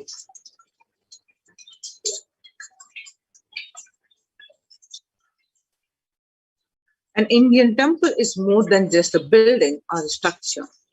It is the image and energy of the divine. A temple is a miniature cosmos comprised of the 5 elements and a presiding deity. A temple is an outgrowth of the deity which has its own independent intelligence and from which energy is constantly radiating. Temples are also used for social interactions, spiritual education, cultural events, and economic exchange. Temples provide the opportunity for transformation towards a higher consciousness. Now let's watch the Supreme Pontiff of Hinduism energizing, doing the prana pratishtha of a temple.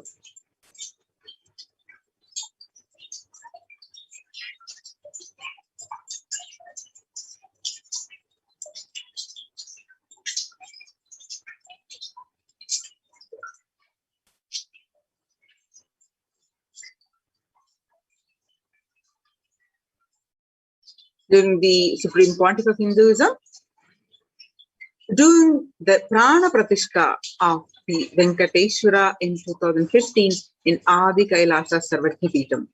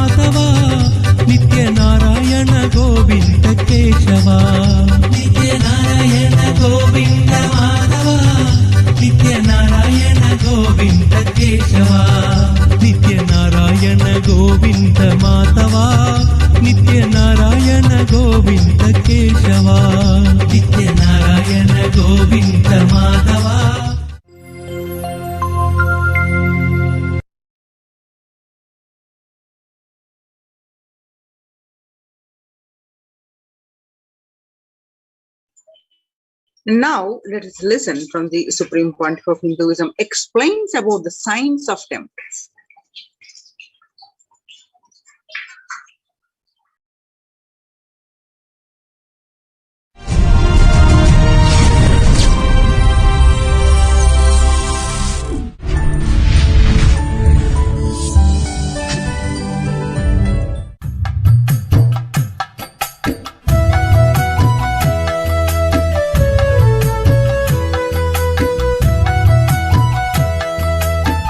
We'll enter today's subject. It is such a vast ocean. Meenakshi's history and the history of Madurai Adinam, recorded history itself, is very little known information. And unrecorded Akashic readings are so much. I have to sync the whole thing in tune. It is still taking time for me to comprehend, especially to present it in your language, the language in which all of you can understand. I can see literally so much of cosmic information from the Akashic reading, Akashic recordings are getting downloaded and getting ground, processed to get expressed in the language in which you all can grasp, you all can understand, you all can receive, you all can enjoy.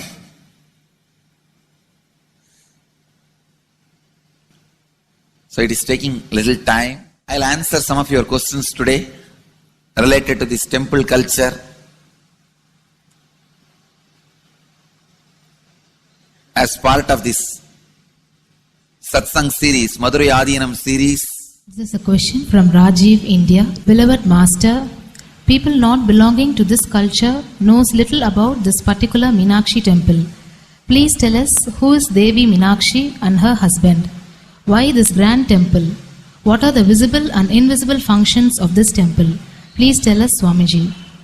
Read the next question also. As we see in our present time, towers of mobile, TV or dish TV antennas everywhere connecting invisibility to satellites, doing an incredible function for individuals and for society.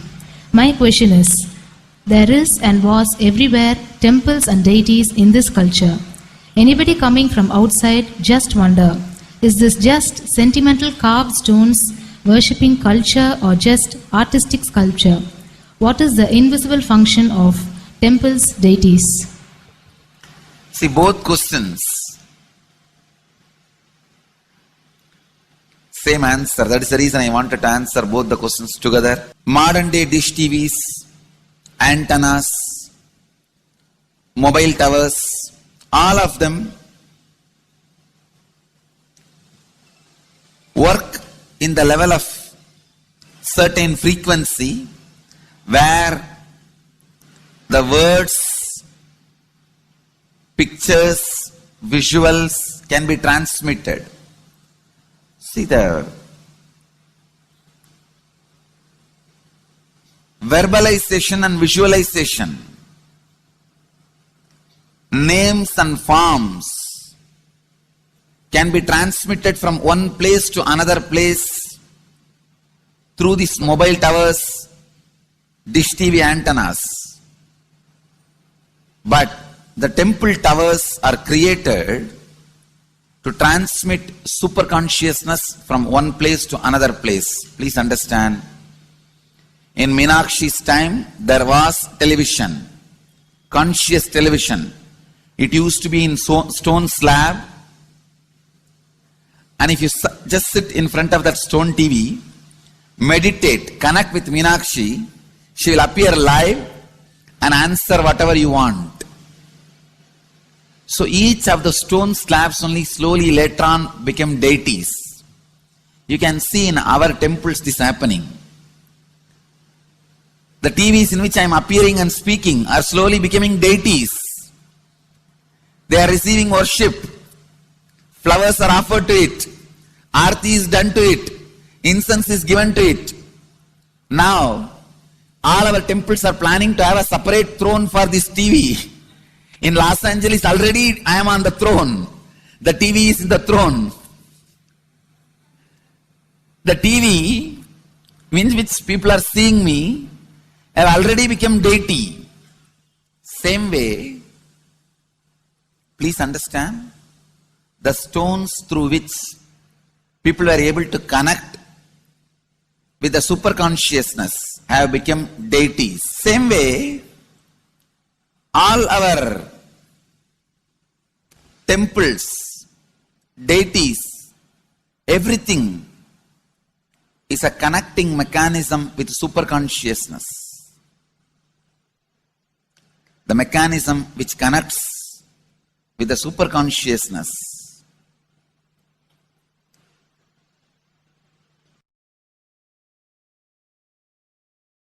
please understand, the deities and temples are not just sentimental carved stones, or they are not just artistic sculptures, they are conscious transmitters. They raise you to the super consciousness. In each house in Vedic tradition, we have a puja room. All the puja rooms are your private conscious airport, are conscious transmission centers. The main temple is the place from where continuous super consciousness is radiating. So if you just sit and connect with a deep feeling connection, see, in those days human beings were so beautiful and simple. Just remembering the name of the deity is enough. They are already in connection with the deity. That feeling connection. When I read Patanjali's Yoga Sutra, it says, sit in Siddhasana and be in Samadhi. That's all. So the human beings were so simple in those days. Just if you sit in Siddhasana, you are already in Samadhi. If you sit, your mind sits. Now, if you sit, your mind sits.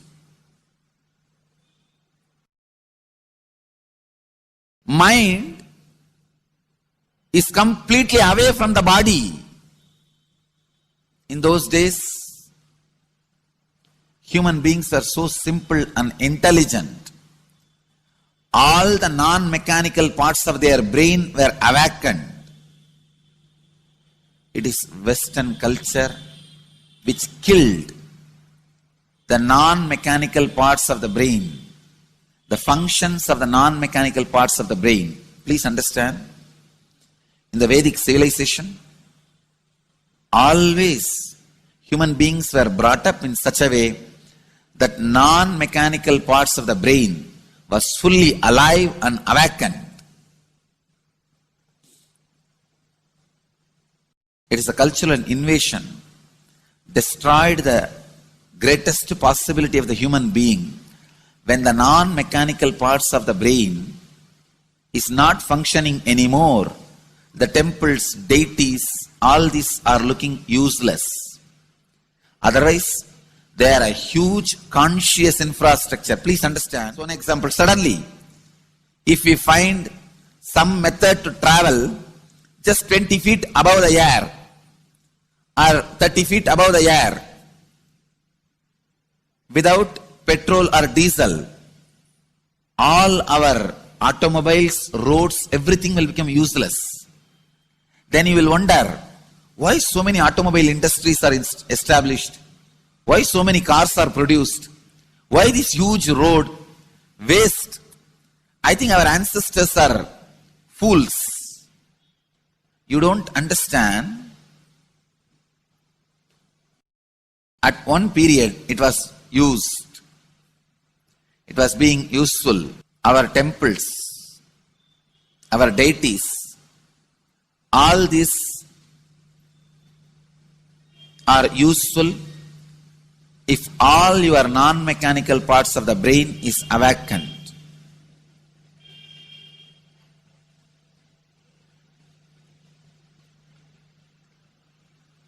Unclutching is the process to awaken your non-mechanical parts of the brain.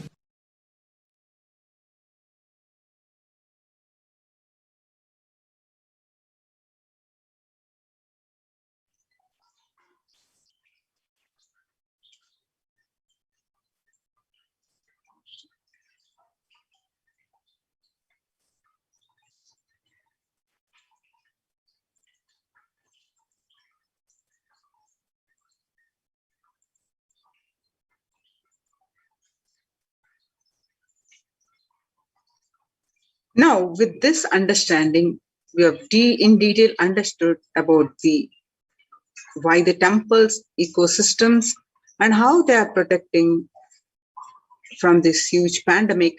And not only that, they add to our joy, bliss, and all aspects in our life, the growth. So join in the COVID care protection centers, the Kailasa's de facto spiritual embassies. Register now through the link below, https://kailasa.org/Kailasa care. Kailasa's temple ecosystems are the place where everything related to super consciousness is revived. All the sampradayas, that means the multiple sects of the Hinduism, are each exploring the signs of awakening the individual's peak possibility in a unique, time-tested, foolproof way. The spiritual ecosystems created for the enlightenment will be revived and established in such a way that it never gets lost again. They are there serving the humanity. Revival of Hinduism temple ecosystems.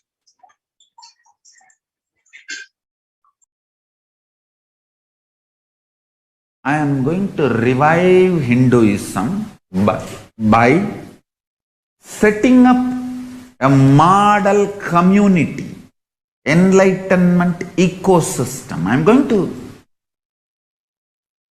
create absolutely from the scratch newly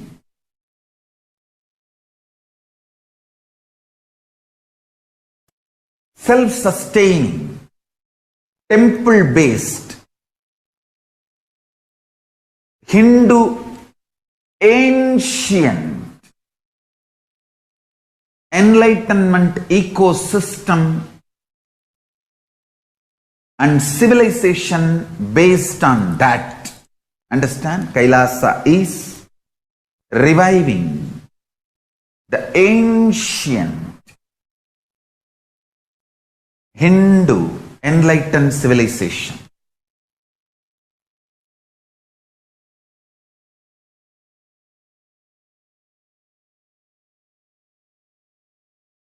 Paramashiva himself manifested this Kailasa Mandala, the enlightenment ecosystem, and the lifestyle. I am going to revive this whole enlightenment ecosystem, Kailasa, by creating a model Kailasas all over the world.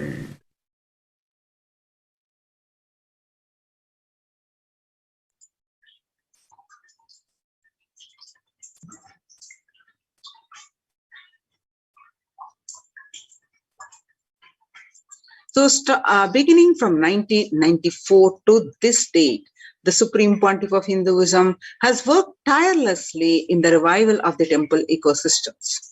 Through Kailasa Department of Religion and Worship, the Department of Human Services led by the Supreme Pontiff of Hinduism, this lifelong commitment to the mission and vision of bringing global harmony, sustainable living and reproducible ecosystems has been proven in building active, contributing temple ecosystems around the world.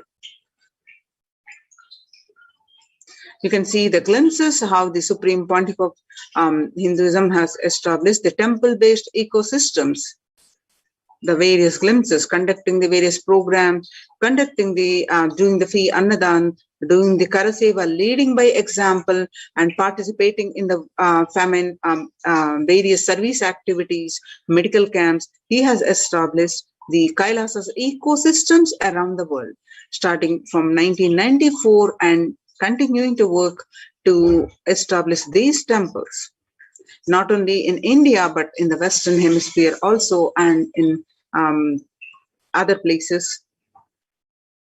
You can see the various glimpses where the Supreme Pontiff of Hinduism tirelessly worked. So Kailasa's Department of Religion and Worship, Department of Human Services, and each of Kailasa's temple ecosystems consider the right of happiness to be the highest fundamental right of all human beings. In fact, all beings.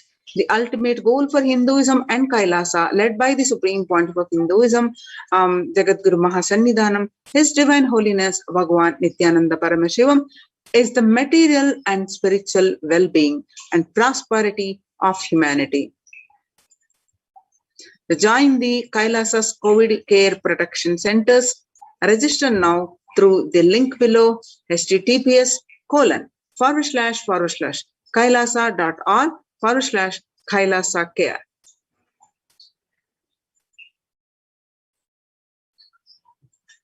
So we'll be moving on to the next segment of this program after a very short break.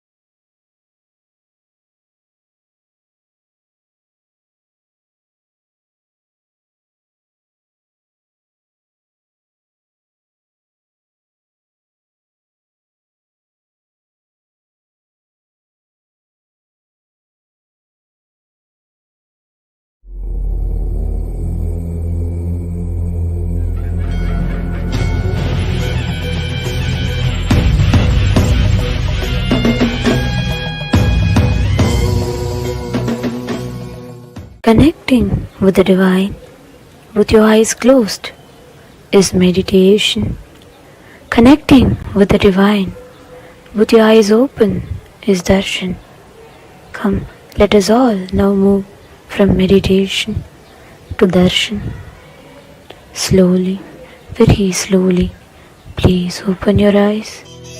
சுண்ணாம்பு போல சுருச்ச மோகத்துக்கு எங்க சூரிய நர்வமுசம் எங்கெங்கே வச்சிச்சோ, வெத்தல போல விரிச்ச மோகத்துக்கு எங்க சந்திர நர்வமுசம் எங்கெங்கே வச்சிச்சோ.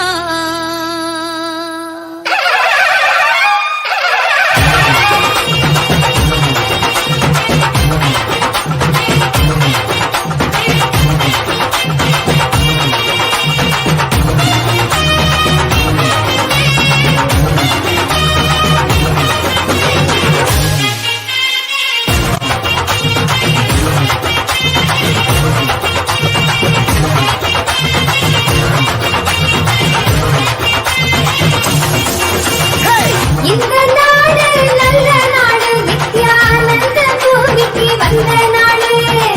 இந்த நாடு நல்ல நாடு, நித்யானந்த பூமிக்கு வந்த நாடு.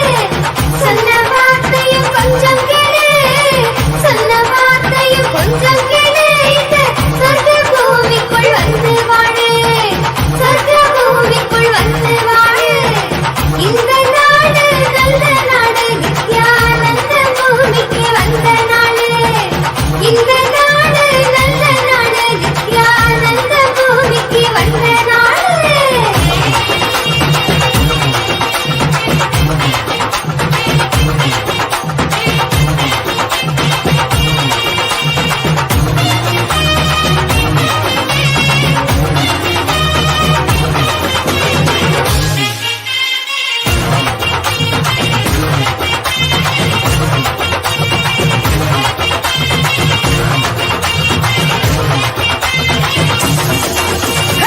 மகளில் மதி ஒளிரும் சூரியனானு தென்னனோ அல்லமர ஆண்டவனும் வந்தாரு. இது ஆனந்தத்தை அள்ளி அள்ளி தந்தாரு. மகளில் மதி ஒளிரும் சூரியனானு தென்னனோ அல்லமர ஆண்டவனும் வந்தாரு. இது ஆனந்தத்தை அள்ளி அள்ளி தந்தாரு. வானம் பூமி காப்பு சாமி நம்ம சாமி.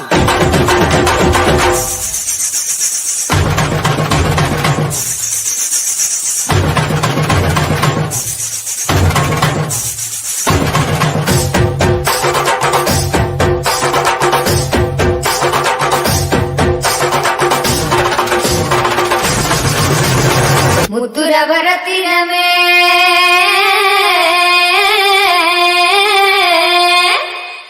முந்தவன தீர்ப்பவனே,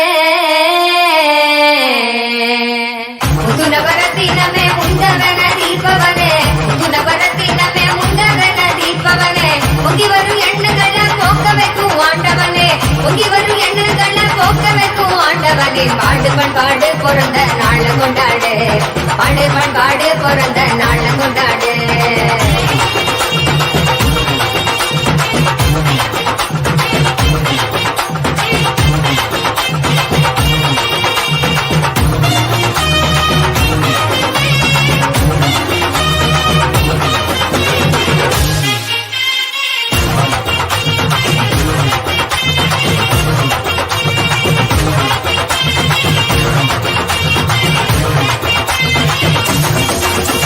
பரமஹம்ச நித்யானந்த ஞானோ தந்திந்த ஞானோ ஒன்றாக ஞானோ கொண்டாடி வந்தாரையா. சிஞ்சா சிஞ்சா சிஞ்சா சிந்திக்கதாய் போல் பார்த்து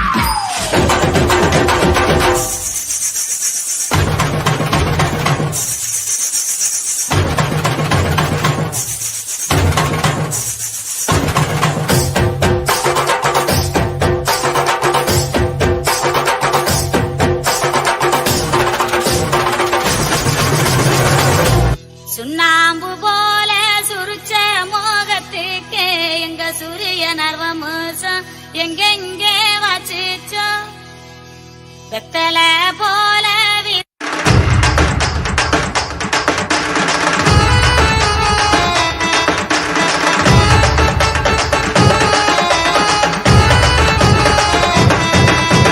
அண்ணாமலையில் பிறந்தான் புவி எண்ணாத யோகமே கொண்டிட நித்யன் ஈரேழு லோகத்திற்கெட்டா ஈசன் முக்தி நெறி அருளவே நித்யனாய் உலகிற்கு வந்தம்மை ஆட்கொள்ள தேவர்களை காத்திட வைத்தான் தாயாய் பேரருள் புரிய உடல் ரோமம் சிலுத்திட நித்யனாய் வந்து அண்ணாமலையில் பிறந்தான் புவி எண்ணாத யோகமே கொண்டிட நித்யன் ஈரேழு லோகத்திற்கெட்டா ஈசன் முக்தி நெறி அருளவே நித்யனாய் அண்ணாமலையில் பிறந்தான் திருவண்ணாமலையில் பிறந்தான்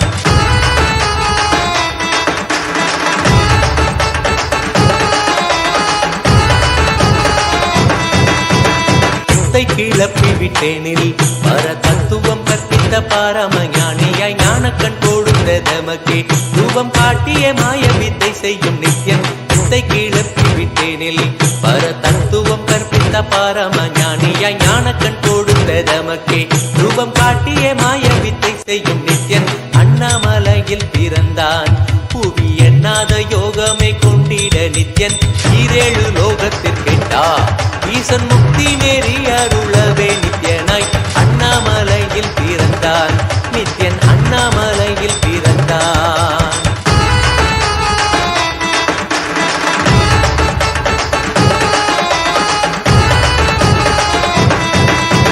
மெய்ப்பொருளான நித்யனை ஆழ்ந்து சிந்திக்க ஐயனின் ரூபம் விளங்கும் தாண்டும் சிவசக்தியாக ஐம்பொறிகளுக்கும் புலனாகின்ற நித்யன் மெய்ப்பொருளான நித்யனை ஆழ்ந்து சிந்திக்க ஐயனின் ரூபம் விளங்கும் யாண்டும் சிவசக்தியாக ஐம்பொறிகளுக்கும் புலனாகின்ற நித்யன் அண்ணாமலையில் பிறந்தான் புவி எண்ணாத யோகமே கொண்டிட நித்யன் ஈரேழு லோகத்திற்கெட்டா ஈசன் முக்தி நெறி அருளவே நித்யனாய் அண்ணாமலையில் பிறந்தான் திருவண்ணாமலையில் பிறந்தான்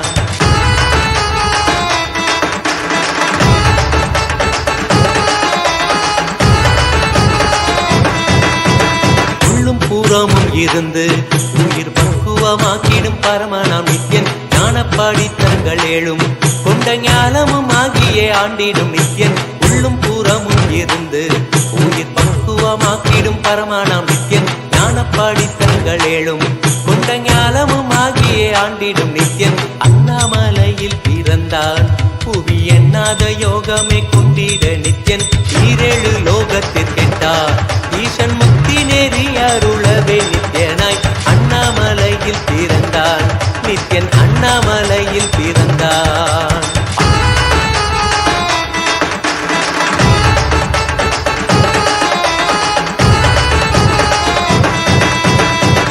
வாக்கியங்களான அருள் கவிதைகள் நித்யனின் மகிமை சொல்லிடும் மகிமை அர்ப்பித்த பின்னே சிவசக்தி ஸ்வரூபமாய் தோன்றிடும் நித்யன் அப்த வாக்கியங்களான அருள் கவிதைகள் நித்யனின் மகிமை சொல்லிடும் மகிமை அர்ப்பித்த பின்னே சிவசக்தி ஸ்வரூபமாய் தோன்றிடும் நித்யன் அண்ணாமலையில் பிறந்தான் புவி எண்ணாத யோகமே கொண்டிட நித்யன் ஈரேழு லோகத்திற்கெட்டா ஈசன் முக்தி நெறி அருளவே நித்யனாய் அண்ணாமலையில் பிறந்தான் திருவண்ணாமலையில் பிறந்தான்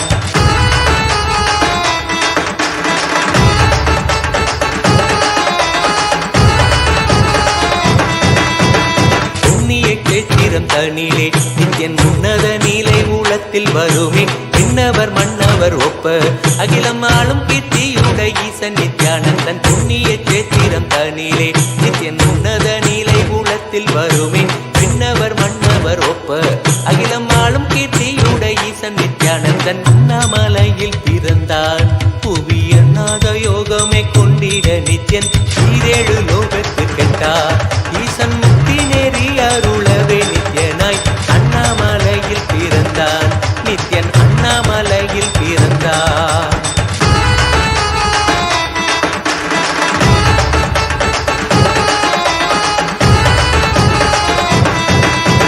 முப்புரி நூலை தரித்த தரித்தவன் ஐயன் வேதியன் வெந்நீர் பூசிய நித்யன் அண்டத்தின் மூலம் காரணன் முடிவற்ற ஆனந்தத்தை தொண்டற்கருள்வான் ஒப்புரி நூலை தரித்தவன் ஐயன் வேதியன் வெந்நீர் பூசிய நித்யன் அண்டத்தின் மூலம் காரணன் முடிவற்ற ஆனந்தத்தை தொண்டற்கருள்வான் உண்ணாமலையில் பிறந்தான் புவி எண்ணாத யோகமே கொண்டிட நித்யன் ஈரேழு லோகத்திற்கெட்டார் ஈசன் முக்தி நெறி அருளவே நித்யனாய் அண்ணாமலையில் பிறந்தான் நித்யன் அண்ணாமலையில் பிறந்தான்.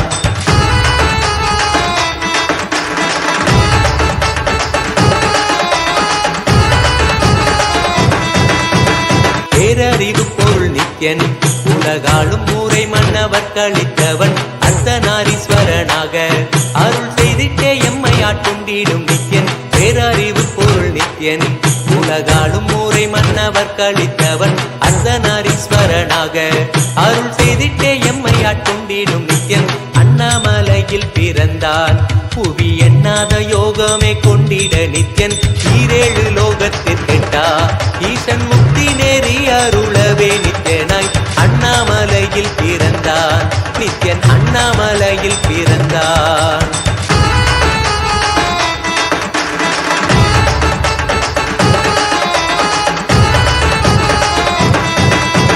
பிறவி பிறவியாய் தேவர்கள் பரம்பொருளான பரமனையை தேட ஈசன் பிறவாமல் ஆட்கொண்டு எம்மை ஒரு தத்துவம் தன்னை உரைத்திட நித்யனாய் பிறவி பிறவியாய் தேவர்கள் பரம்பொருளான பரமனையை தேட ஈசன் பிறவாமல் ஆட்கொண்டு எம்மை ஒரு தத்துவம் தன்னை உரைத்திட நித்யனாய் அண்ணாமலையில் பிறந்தான் புவி எண்ணாத யோகமே கொண்டிட நித்யன் ஈரேழு லோகத்திற்கெட்டார் ஈசன் முக்தி நெறி அருளவே நித்யனாய் அண்ணாமலையில் பிறந்தான் திருவண்ணாமலையில் பிறந்தான்.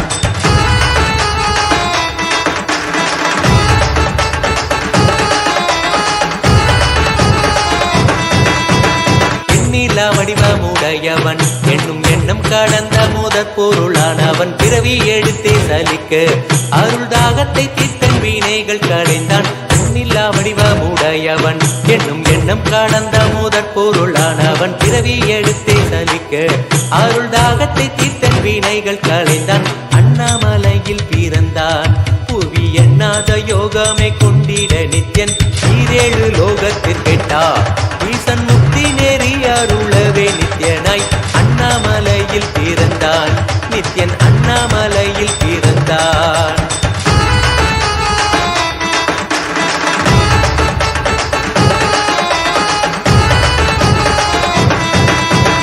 ஆனந்தமாயனுள் நித்யன் முக்தி மார்க்கத்தை காட்டி வீட்டிருந்தருள்வான் மாலையன் காணாத சோதியன் தெளித்தேனாயே நித்திட ஞானம் அருள்வான் ஆனந்தமாயனுள் நித்யன் முக்தி மார்க்கத்தை காட்டி வீட்டிருந்தருள்வான் மாலையன் காணாத சோதியன் தெளித்தேனாயே நித்திட ஞானம் அருள்வான் அண்ணாமலையில் பிறந்தான் புவி எண்ணாத யோகமே கொண்டிட நித்யன் ஈரேழு லோகத்திற்கெட்டா ஈசன் முக்தி நெறி அருளவே நித்யனாய் அண்ணாமலையில் பிறந்தான் நித்யன் அண்ணாமலையில் பிறந்தான்.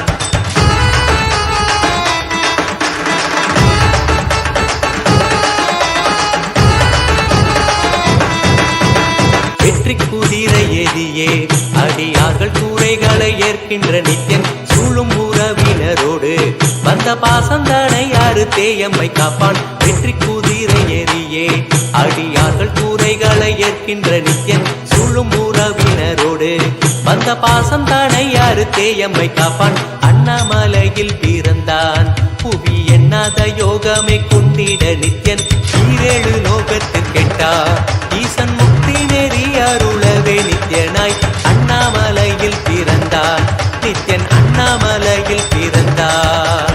நித்யனை பற்றுவதொன்றே உபாயம் என்பதானால் பற்றி பிடித்தோம் நித்யன் பாதம் ஒன்றி சதம் அவன் நாமம் சொல்லியே நித்யானந்தம் கொள்ளுவோம் நித்யனை பற்றுவதொன்றே உபாயம் என்பதானால் பற்றி பிடித்தோம் நித்யம் பாதம் ஒன்றி சதம் அவன் நாமம் சொல்லியே நித்யானந்தம் கொள்ளுவோம் அண்ணாமலையில் பிறந்தான் புவி எண்ணாத யோகமே கொண்டிட நித்யன் ஈரேழு லோகத்திற்கெட்டா ஈசன் முக்தி நெறி அருளவே நித்யனாய் அண்ணாமலையில் பிறந்தான். ॐ नित्यानन्देश्वर परमशिवसमारम्भाम् नित्यानन्देश्वरि परमशक्तिमध्यमाम् अस्मदाचार्यपर्यन्ताम् वन्दे गुरुपरम्पराम्.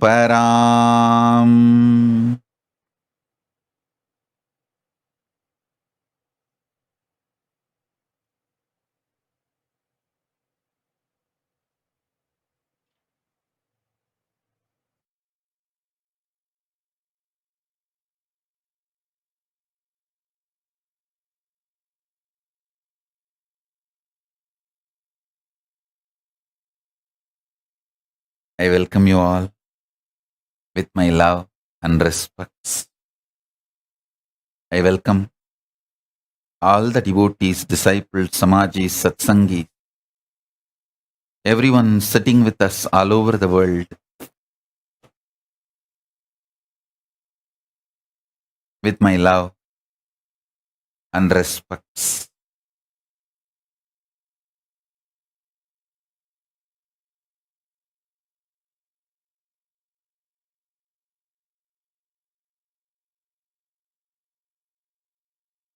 Paramashiva's message directly from Kailasa. Listen. Conscious sovereignty is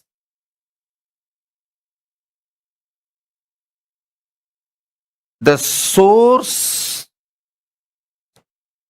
declaration, the cause for unmanifest to manifest. Listen.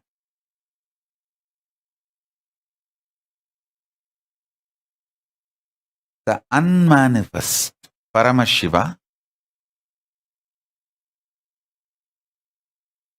when it starts manifesting,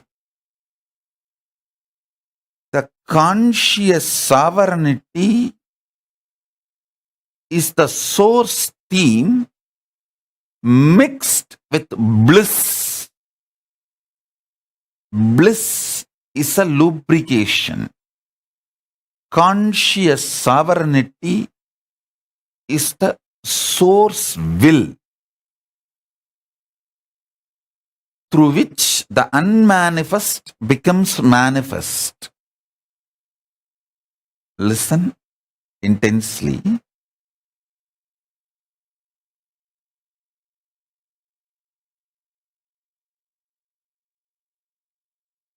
Yesterday I was telling, even in an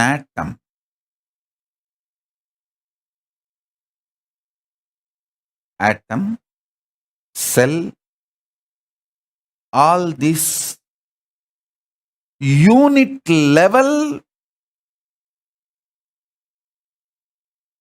existence, molecules, see, different field it is. In biology you call it a cell. The outer world science perceives molecules, cell, atom, all this from different external, rational, logical, analytical mind and perception. I am talking from the revelations of the greater science called Hinduism. The cosmic science. In the cosmic science, the unit of existence,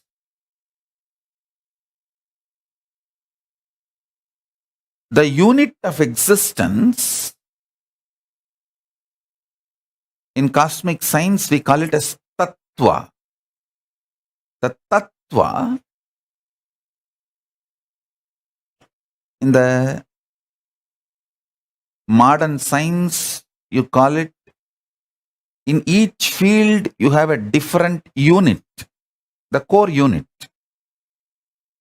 In some fields, you call it a cell. In some fields, you call it as atom. In some fields, molecules.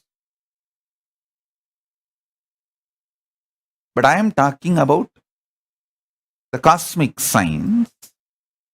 In cosmic science, the unit of existence is tattva. The core tattva, unit of existence, the unmanifest is more than 99.99999%. The outer world science also, modern science also agrees, even in the atom, unmanifest, that vacuum is 99.999%. Only very small, that existence of neutrons and protons. The modern science explains from a different angle.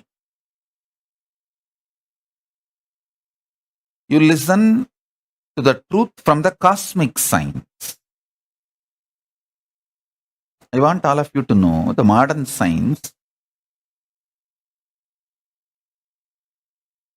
every department in any university, many universities have 30, 40. Some of the top universities have even 300 departments. But the whole department can make you genius only in that one department. I should say knowledgeable. You study your whole life, spend your whole life in that department, you will become knowledgeable only in that department, that field. But the cosmic science I am revealing, if you understand, you will become genius, sarvanya. I tell you, being a sarvanya, genius, used to be the normal lifestyle of Hindus. It is so sad, even the Hindu gurus are not recognizing, acknowledging Hindu educational methodology and not running gurukuls as a mainstream education. It is so unfortunate. No country law accepts Hindu educational methodology as a mainstream education system.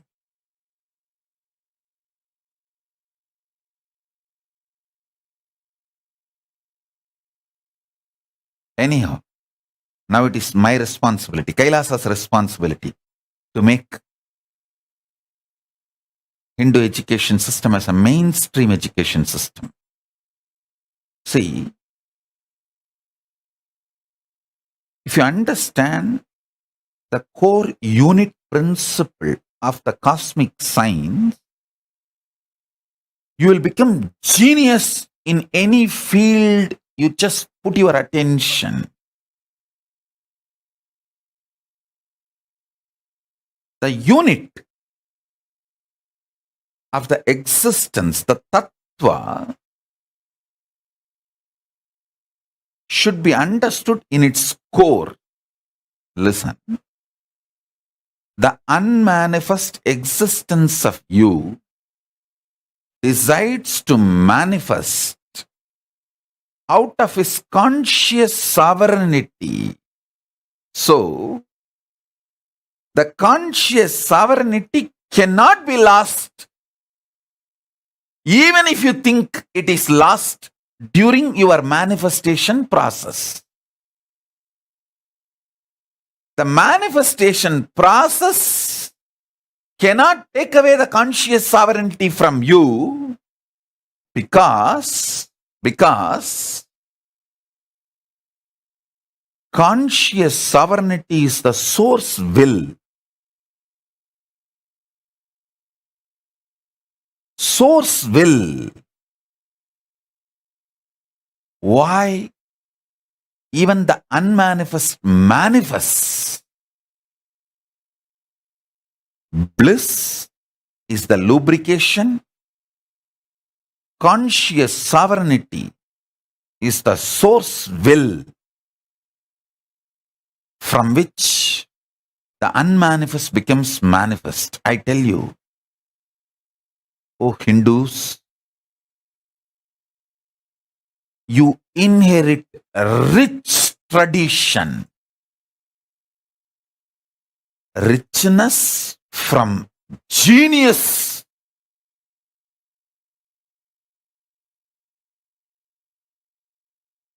Being. See, our richness is not grabbed, stolen, swindling, or terrorism. That is why we neither believe in conversion nor believe in terrorism. We don't believe in grabbing others' wealth through terrorism, population manipulation, conversion. We don't believe in any of this because we believe in the life centered on genius existence.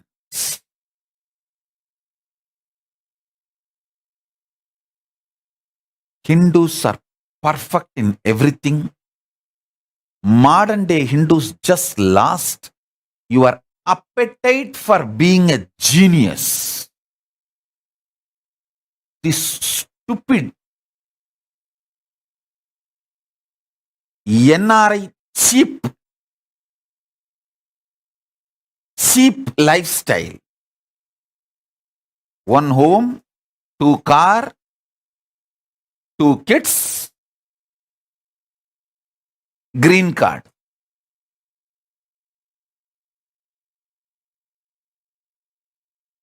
That is why you guys are nicely squeezed. Your whole life is sucked and dumped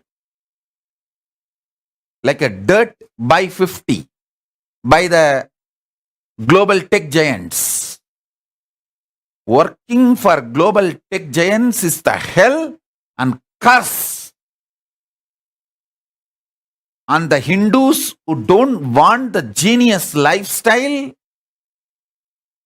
and who opt for mediocre, cheap way of existence. It's a curse you guys brought upon yourself.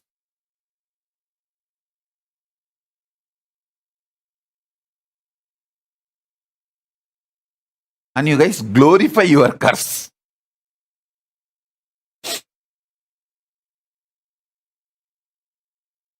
Oh, I'm a senior manager of this tech giant company. Puh.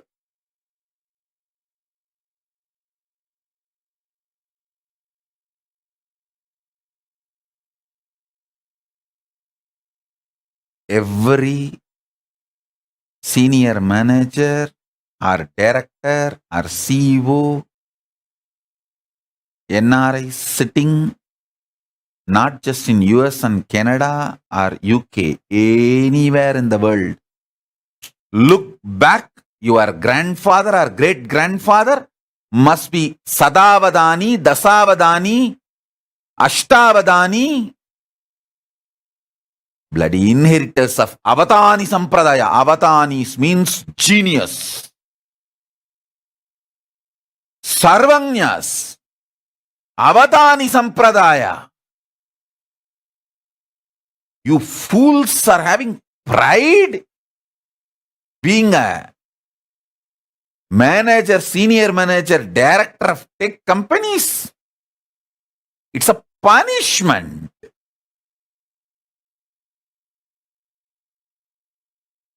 A born Hindu dying without becoming genius is a curse. Look back, dig your grandfather, great-grandfather's family history. They will be avadanis, sarvanyas.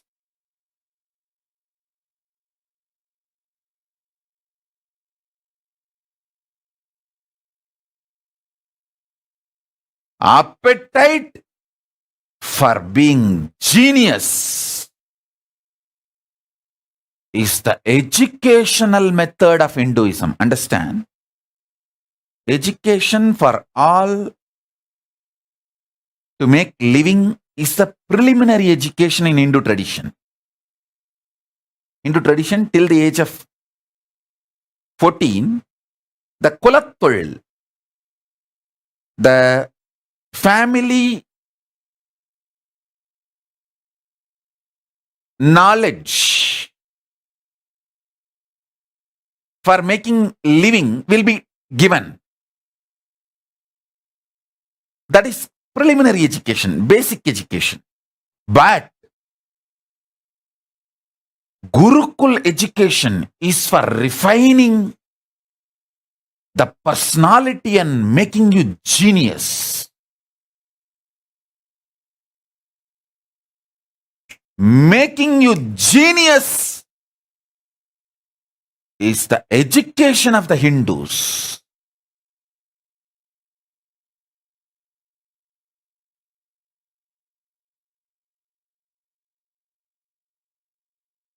Narendra Sindhi is putting a nice message. She says, and in Canada, these Indians say, oh, the medical system here is so good, as if we live to be sick. Instead of thinking how not to get sick. Now, almost for last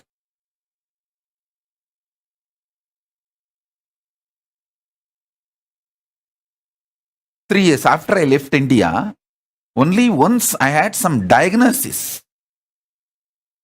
One of my devotee doctor came and did some diagnosis on me. That's all.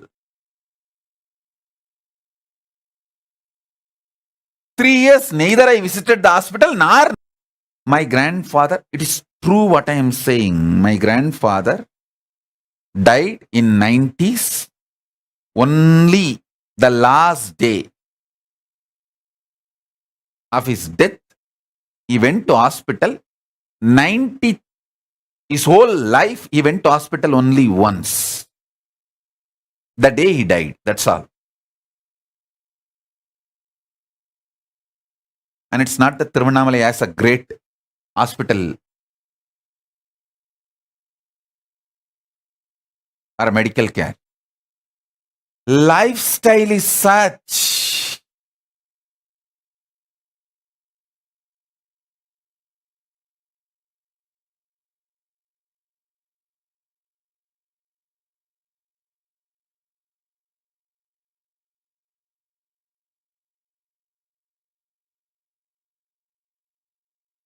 One of the biggest problem is this NRIs became a trend setting thought current for Indians who are living in India. That is the worst crime. Worst thing happened to Hindus. So even in India, the same thing is spreading.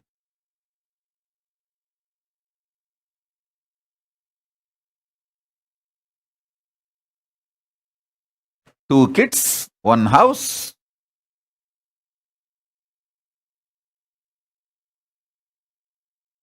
Even in India, the same disease, sickness. Mediocre mentality is lifestyle sickness.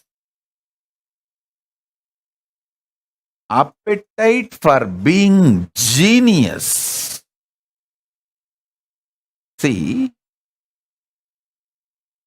even the family name you carry, Chaturvedi, means genius in 4 Vedas. That community only carries the word called Chaturvedis.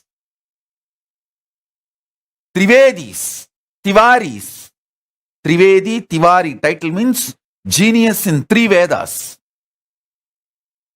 3 fields of knowledge. Dvivedi, Dubey, Dvivedi, all of them are genius in 2 branches. All these titles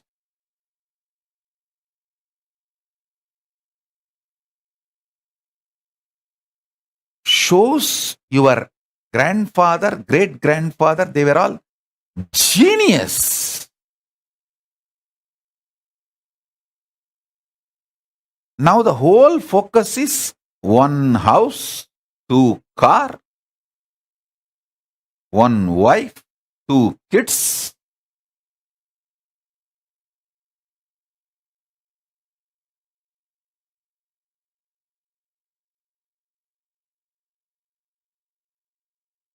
Appetite for being genius, seeking the truth.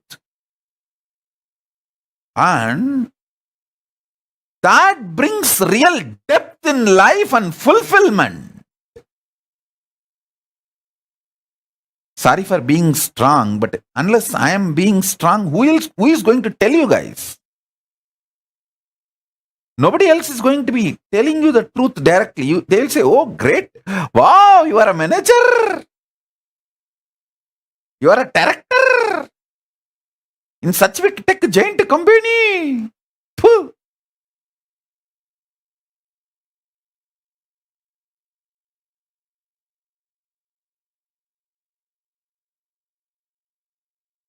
The appetite for genius.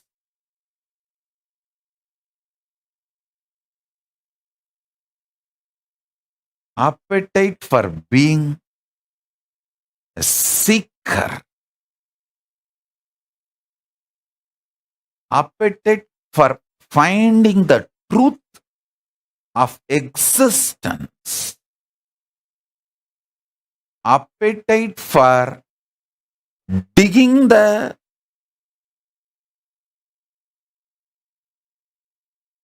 reality.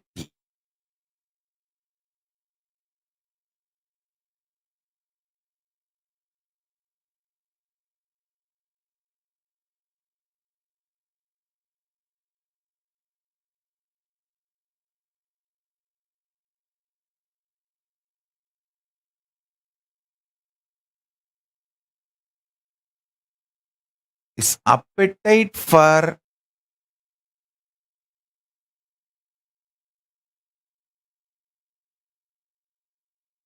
seeking truth, discovering it.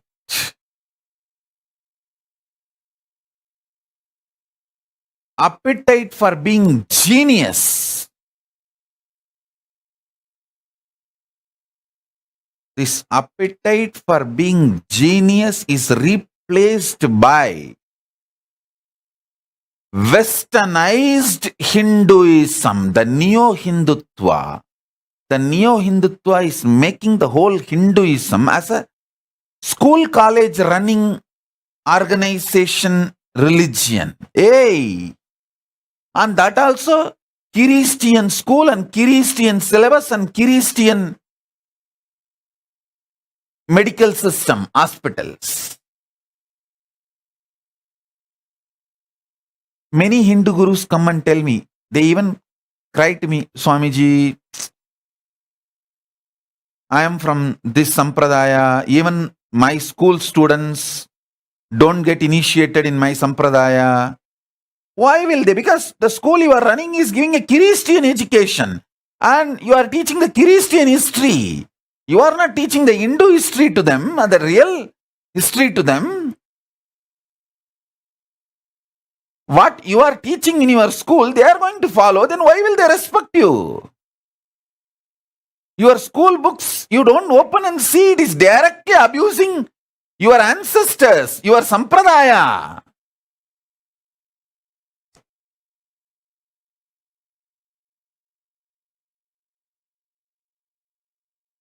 And you are spending money, your whole life to run those schools and colleges.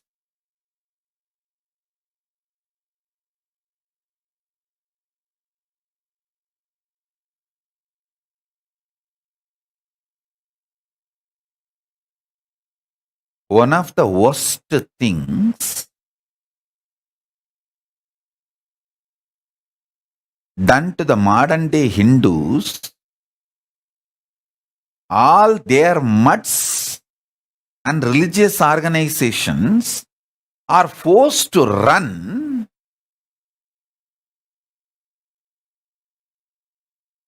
Christian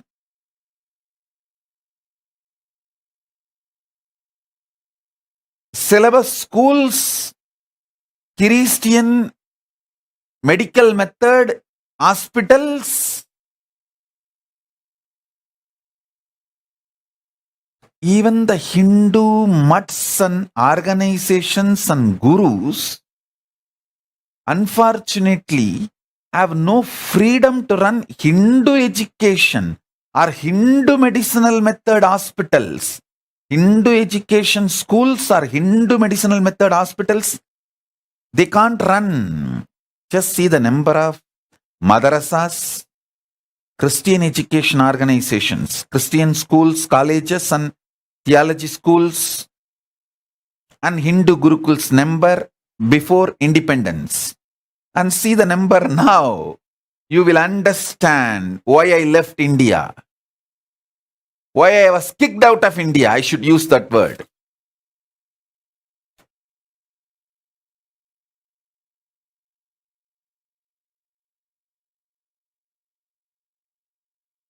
And unfortunately, the modern day Hindu gurus are not even thinking about it. They are not even thinking about it. Their whole thinking is all about getting the temples out of government. That's all. Even that, when they are going to achieve, is different. But even their thinking is not going beyond that.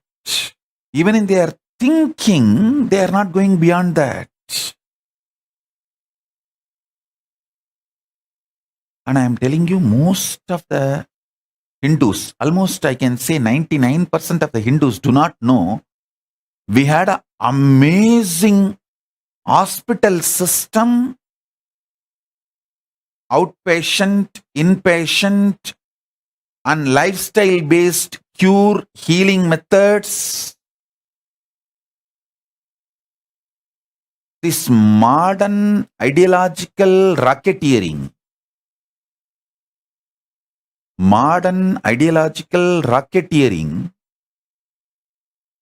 has destroyed our indigenous knowledge system, medical system, lifestyle system, even the business methodology system.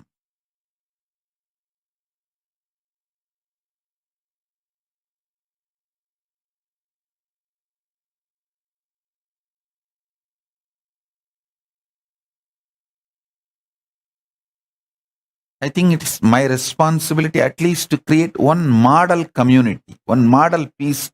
I have to create and show that it is possible for the Hindus to get confidence and courage. In India, the anti-Hindu gang, they realized I am setting up a model community with reviving the Hindu education system and Hindu medicinal system, Hindu lifestyle, everything.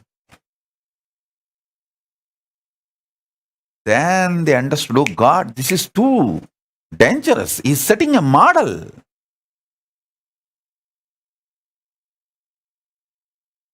That is when they attacked the very core. Otherwise, there is no need for them to sending at least some 100 of them into the organization and penetrating and getting the local guys enrolled. The number of spies and conspirator gang infiltrated into my Sangha, my organization. Now we are seeing very clearly when they are dropping out. When they are dropping out and going out and abusing, then we are very clearly able to see that whole gang, how they penetrated and spent years And we Hindus are very hospitable and very innocent. Exploiting our innocence and hospitality, penetrating into organization and spending years. And even these Hindus getting the opinions of the druggies about me to do their independent investigation. Going to druggies and asking about me. Going to rapists, child rapists and asking about me. Going to devil worshippers, Satan cult, devil worshippers and asking about me and Hinduism. To do the independent investigation. Funny. Not really funny. And I am telling you,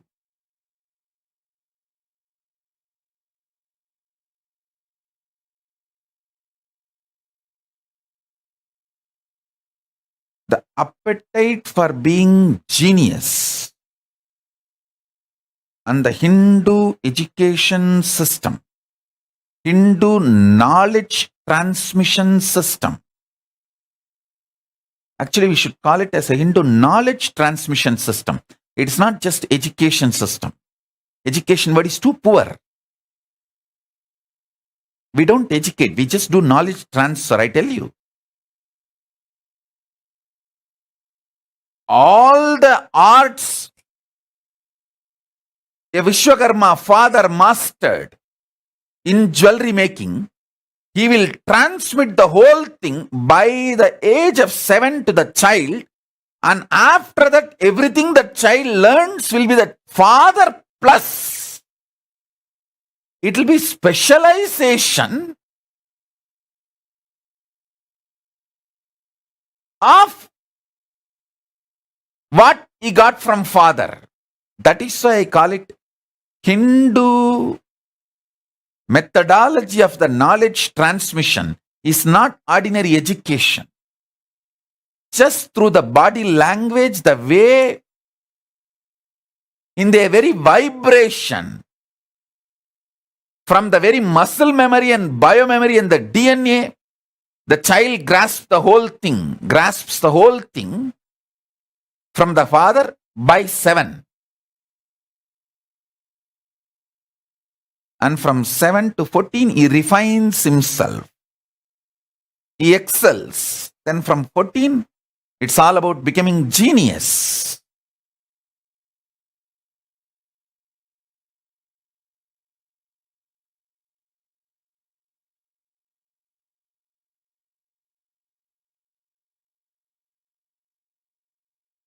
Insatiable, extreme appetite for being genius, seeking the truth, is the fundamental attitude of Hindus in life. The fundamental attitude of appetite for genius is taken away by the modern education, making Hindus mediocre, making them believe this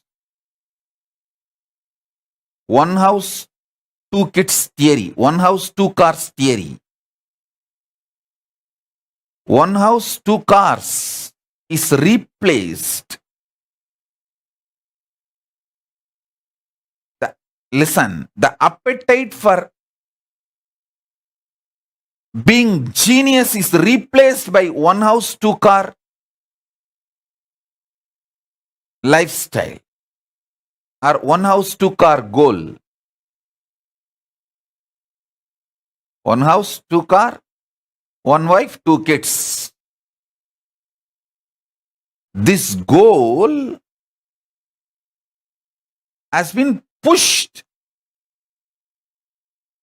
and that appetite for being genius has been destroyed in the very root. So the modern day Hindus, neither they spend their time nor intelligence or money or their treasure, talent, time, anything. They don't spend any of it in becoming genius, seeking the truth, being a personality with a depth.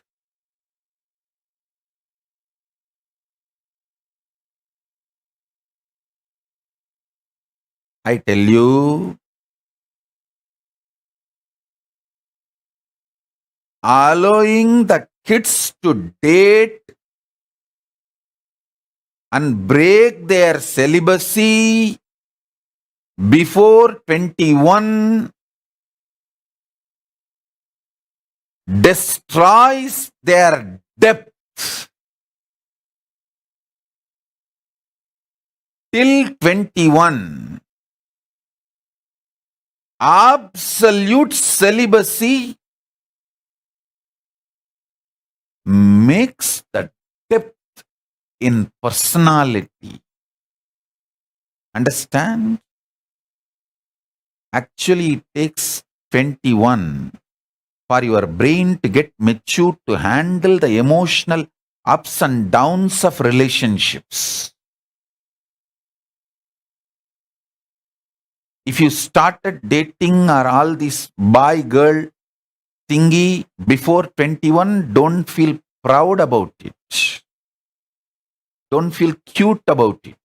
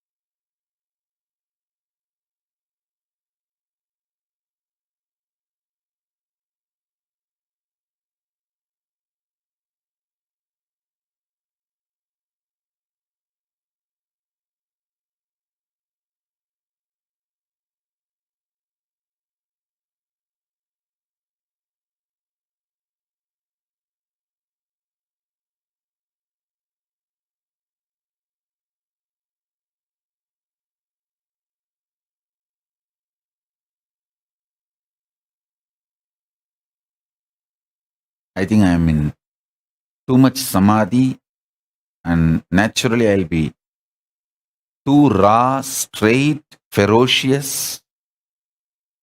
Better let me stop talking for now.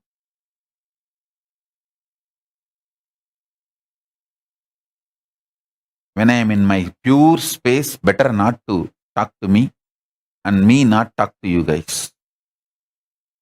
Because people are not that matured to listen to the truth as it is. Better you receive the initiation.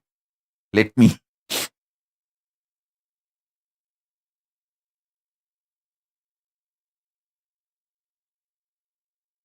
give you all blessings, support, methodology. Okay. Let me give you solution instead of digging the problem deeper. But unless the problem is explained, you won't even learn the depth of the problem. That is the biggest problem. And nobody is interested in analyzing the problem. Nobody is interested in hurting you. And I am also scared of hurting you guys. Because you guys are not realizing the problem. You guys start developing anger towards me for showing the problem.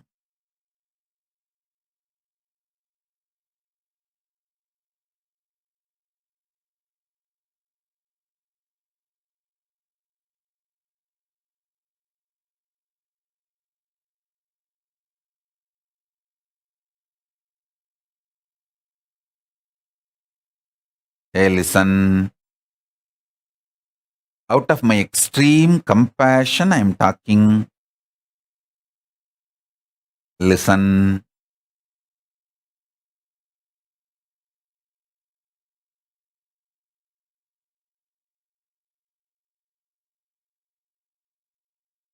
You NRIs are great, wealthy, highly tax paying.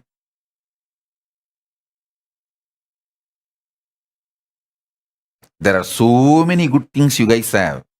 I'm not saying no. But the highest heart problem and top. But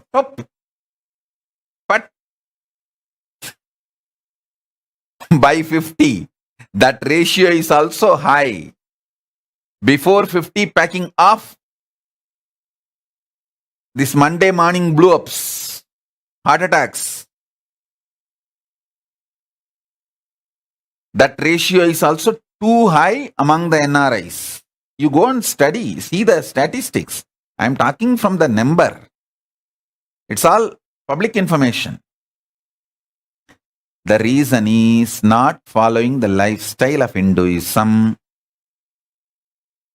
Rituals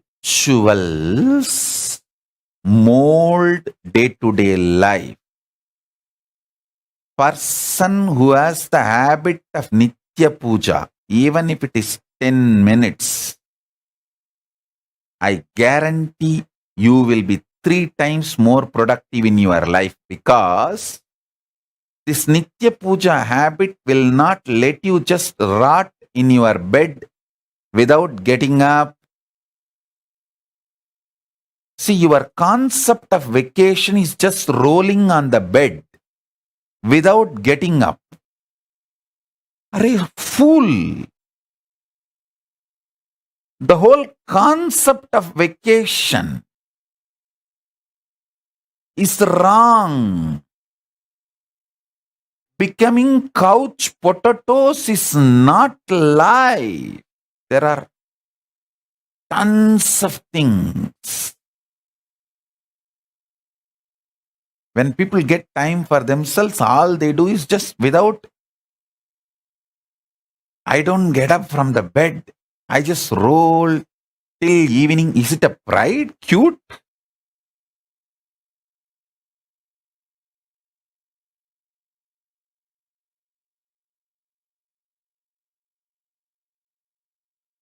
Inactive lifestyle. Whether you feel depressed or you feel you have freedom to do what you want, or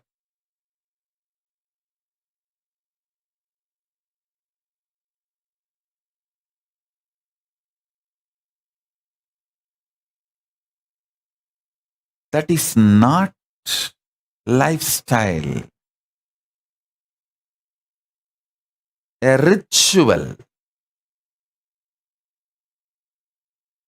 retrieves more than 30% of your life from your tamas, laziness demon. Start practicing 10 minutes a day Nitya Puja. You will see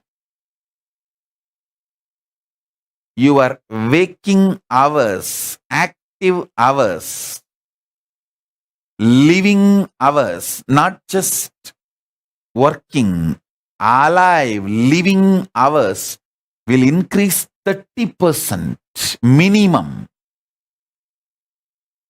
For a modern day human beings, I think even 80% will increase. The ritual centric lifestyle. A vegetarian lifestyle will improve the activism in your life 80%.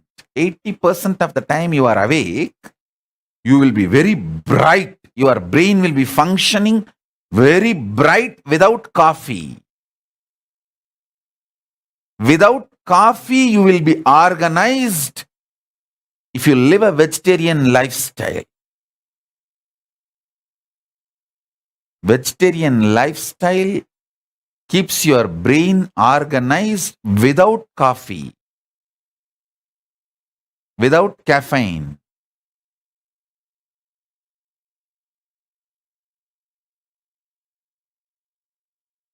Understand? I'm telling you,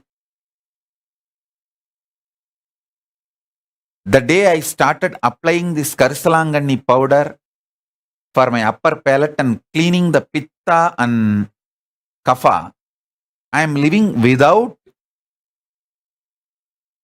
any need for solid food or coffee, tea.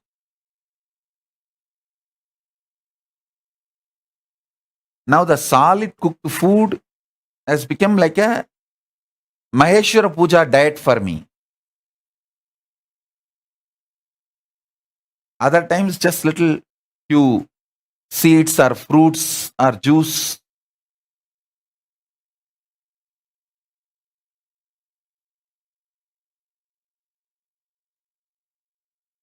See, if you start seeking the truth, if you start having appetite for being genius,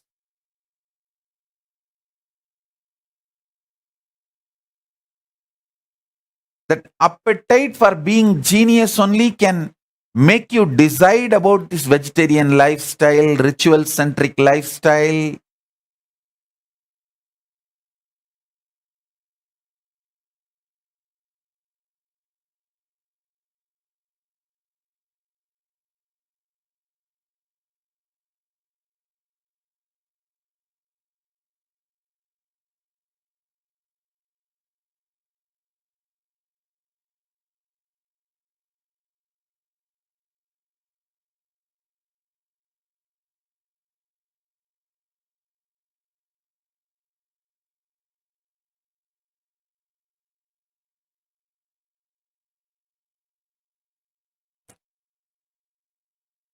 Appetite for the truth, conscious sovereignty,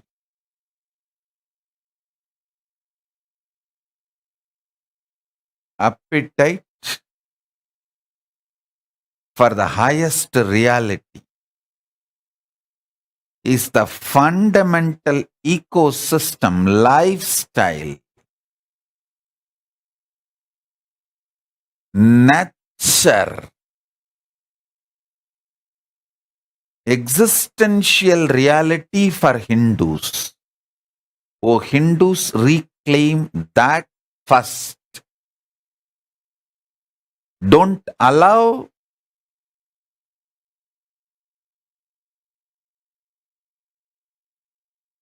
this one house, two car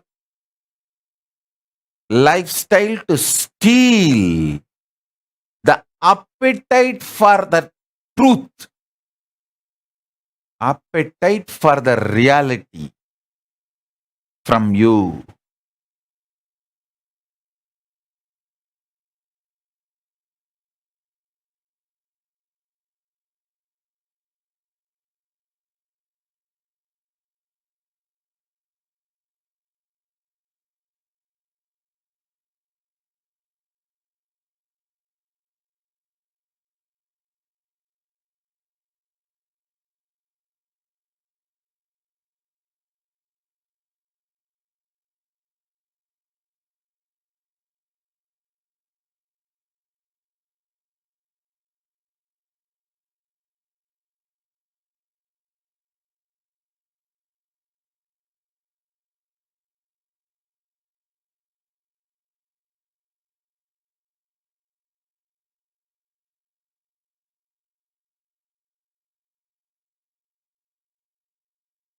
The brain evolves subtle capacity to grasp the cosmic truths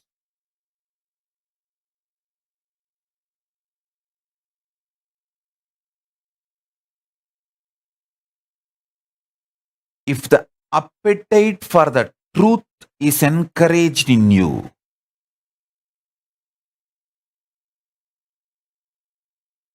Seeking conscious sovereignty is awakened in you. Looking for the truth and reality, when it is kindled in you or rekindled in you, only then your brain starts developing those subtle grooves to grasp life.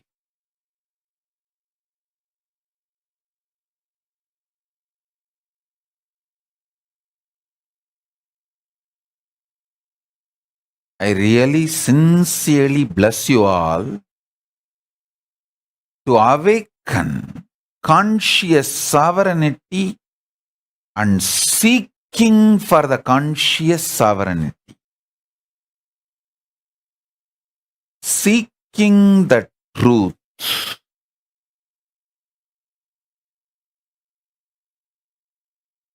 Being ferocious to reach the truth.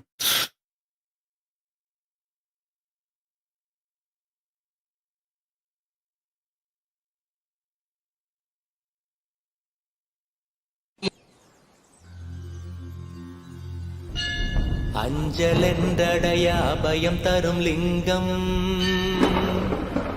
ஆனந்த நித்யன் தந்த ஆனந்தலிங்கம் பிணி நீக்கும் உயிர் காக்கும் ஞான ஒளியாக பூத்த நித்யானந்தன் தந்த உயர்லிங்கம் ஆதிலிங்கம் ஜோதிலிங்கம் அற்புதலிங்கம் ஞானலிங்கம் நித்யன் தந்த ஆனந்தலிங்கம் ஆதிலிங்கம் ஜோதிலிங்கம் அற்புதலிங்கம் ஞானலிங்கம் நித்யன் தந்த ஆனந்தலிங்கம்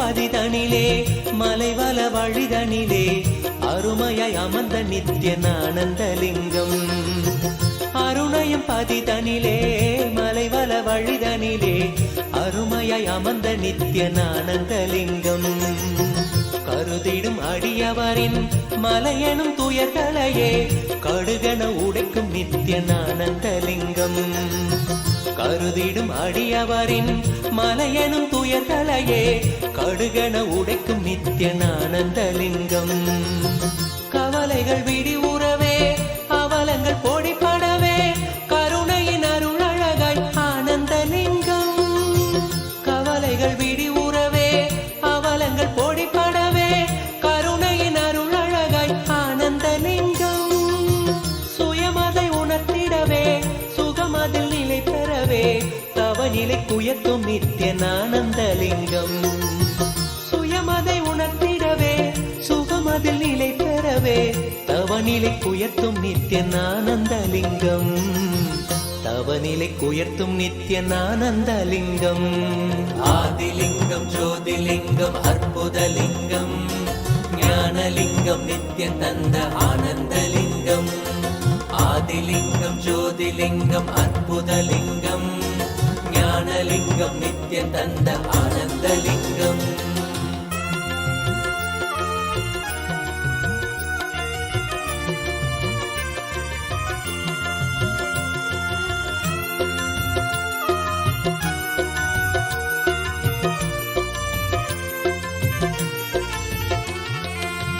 பிணிகளை போக்கிவிடும் பிறவியும் போக்கிவிடும் உயர்நிலை வாழ்வளிக்கும் ஆனந்தலிங்கம் பிணிகளை போக்கிவிடும் பிறவியும் போக்கிவிடும் உயர்நிலை வாழ்வளிக்கும் ஆனந்தலிங்கம் மனிதருக்கரியதொரு அரூபரூபமெனும் அஜோமுகத்தை காட்டும் ஆனந்தலிங்கம் மனிதருக்கரியதொரு அரூபரூபமெனும் அஜோமுகத்தை காட்டும் ஆனந்தலிங்கம் அமரர்கள் உலகமெல்லாம் அருள் பெற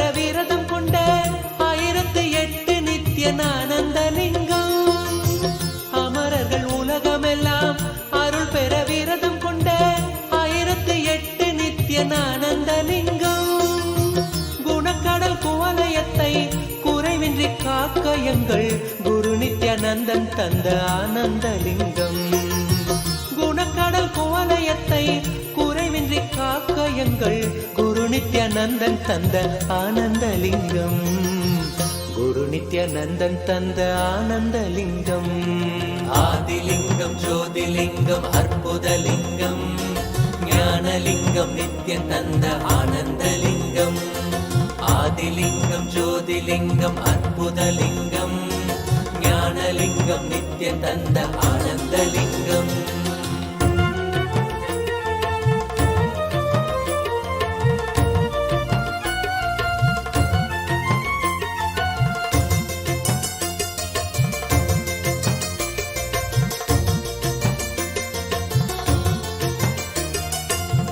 அயனறி கருளிடவே அக்னி வடிவினிலே அருணையில் உதித்த நித்யானந்தலிங்கம். அயனறி கருளிடவே அக்னி வடிவினிலே அருணையில் உதித்த நித்யானந்தலிங்கம். அன்பருக்காதரவாய் ஆலமிடற்றினிலே கட்டிய நாதன் நித்யானந்தலிங்கம். அன்பருக்காதரவாய் ஆலமிடற்றினிலே கட்டிய நாதன் நித்யானந்தலிங்கம். ஆதியும் அந்தமில்லா ஜோதியின் ரூபமென சூட்சமாத்மமான ஆனந்தலிங்கம். ஆதியும் அந்தமில்லா ஜோதியின் ரூபமென சூட்சமாத்மமான ஆனந்தலிங்கம். முக்தர்கள் பக்தரெல்லாம் முக்தியடைந்து விட மூலமதாக நின்ற ஆனந்தலிங்கம்.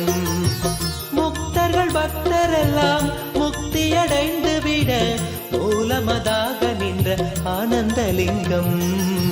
மூலமதாக நின்ற ஆனந்தலிங்கம்.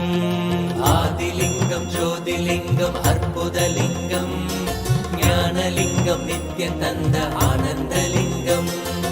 ஆதிலிங்கம் ஜோதிலிங்கம் அற்புதலிங்கம் ஞானலிங்கம் நித்யம் தந்த ஆனந்தலிங்கம்.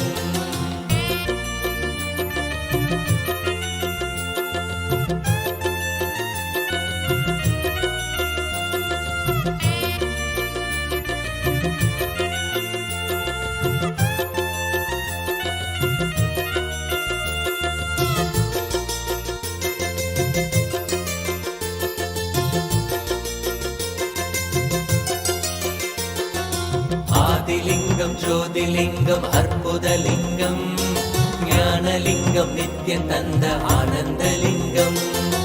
ஆதிலிங்கம் ஜோதிலிங்கம் அற்புதலிங்கம் ஞானலிங்கம் நித்யம் தந்த ஆனந்தலிங்கம்.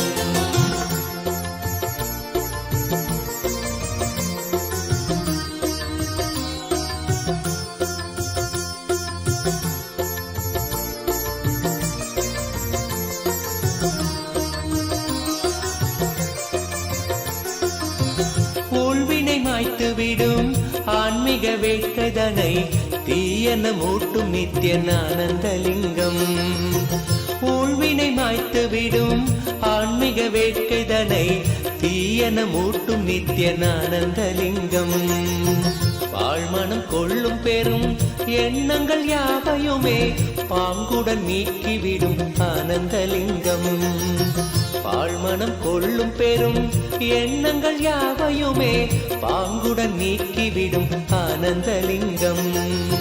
தாழ்வுகள் போக்கிவிடும் தீமைகள் நீக்கி நம்மை தூயவனாக்கும் நித்யானந்தலிங்கம்.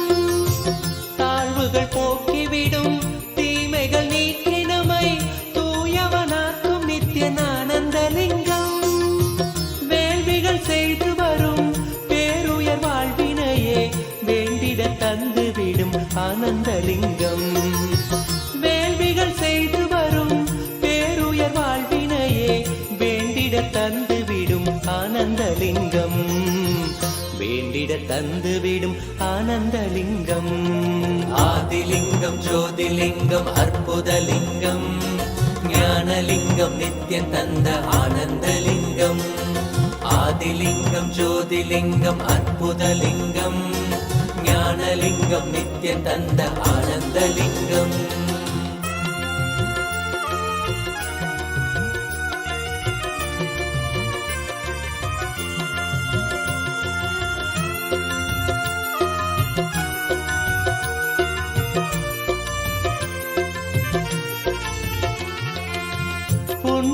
செய்த பெரும் பக்குவர் உள்மனதில் தெள்ளமுதாய் நிற்கும் ஆனந்தலிங்கம்.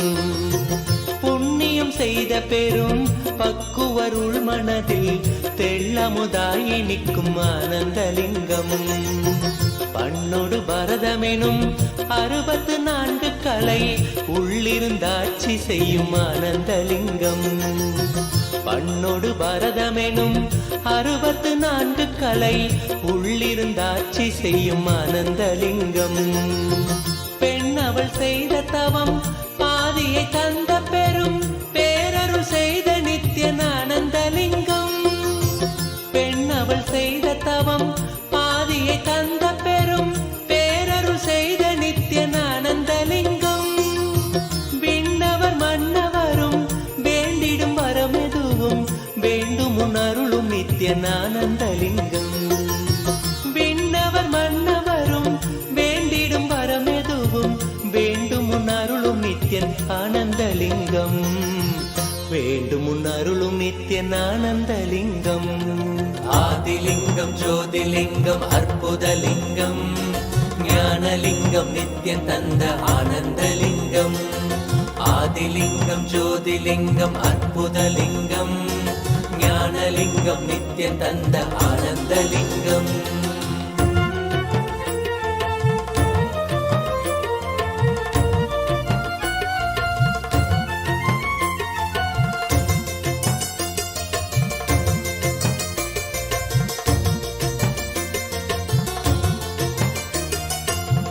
மூவினை தீர்த்துவிடும் மூல மறுத்துவிடும் சாவினை வீழ்த்திவிடும் ஆனந்தலிங்கம். மூவினை தீர்த்துவிடும் மூல மறுத்துவிடும் சாவினை வீழ்த்திவிடும் ஆனந்தலிங்கம். காமம் அழித்துவிடும் காதல் உரைத்துவிடும் சோமனணிந்த நித்யன் ஆனந்தலிங்கம். காமம் அழித்துவிடும் காதல் உரைத்துவிடும் சோமனணிந்த நித்யன் ஆனந்தலிங்கம். ஆவியை ஏத்துவிடும் ஆறுயிராக்கிவிடும் நாவுய நால்வர் தொழும் ஆனந்தலிங்கம். ஆவியை ஏத்துவிடும் ஆறுயிராக்கிவிடும் நாவுய நால்வர் தொழும் ஆனந்தலிங்கம். பேதயம் வாழ்வினுக்கே பேரருளான அந்த பூரண ஞானம் தரும் ஆனந்தலிங்கம். பேதயம் வாழ்வினுக்கே பேரருளான அந்த பூரண ஞானம் தரும் ஆனந்தலிங்கம். பூரண ஞானம் தரும் ஆனந்தலிங்கம். ஆதிலிங்கம் ஜோதிலிங்கம் அற்புதலிங்கம். ஞானலிங்கம் நித்யன் தந்த ஆனந்தலிங்கம். ஆதிலிங்கம் ஜோதிலிங்கம் அற்புதலிங்கம். ஞானலிங்கம் நித்யன் தந்த ஆனந்தலிங்கம். ஆதிலிங்கம் ஜோதிலிங்கம் அற்புதலிங்கம். ஞானலிங்கம் நித்யன் தந்த ஆனந்தலிங்கம். ஆதிலிங்கம் ஜோதிலிங்கம் அற்புதலிங்கம். ஞானலிங்கம் நித்யன் தந்த ஆனந்தலிங்கம். ஆதிலிங்கம் ஜோதிலிங்கம் அற்புதலிங்கம். ஞானலிங்கம் நித்யன் தந்த ஆனந்தலிங்கம். ஆதிலிங்கம் ஜோதிலிங்கம் அற்புதலிங்கம். ஞானலிங்கம் நித்யன் தந்த ஆனந்தலிங்கம்.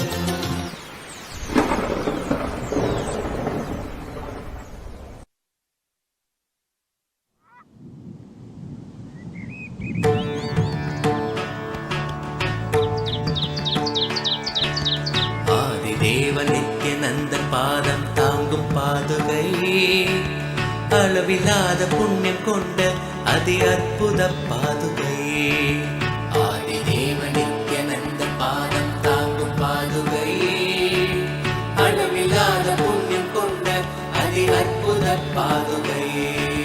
சோதி தெய்வம் நித்யன் வரும் சேதி தன்னை கூறவே சோர்ந்திடாது பிறவி தாங்கும் சீர்மிகுந்த பாதுகை. சோதி தெய்வம் நித்யன் வரும் சேதி தன்னை கூறவே சோர்ந்திடாது பிறவி தாங்கும் சீர்மிகுந்த பாதுகை. ஆதிதேவன் நித்யானந்தன் பாதம் தாங்கும் பாதுகை. அளவில்லாத புண்ணியம் கொண்ட அதி அற்புத பாதுகை. Adhidevan Nithyanandan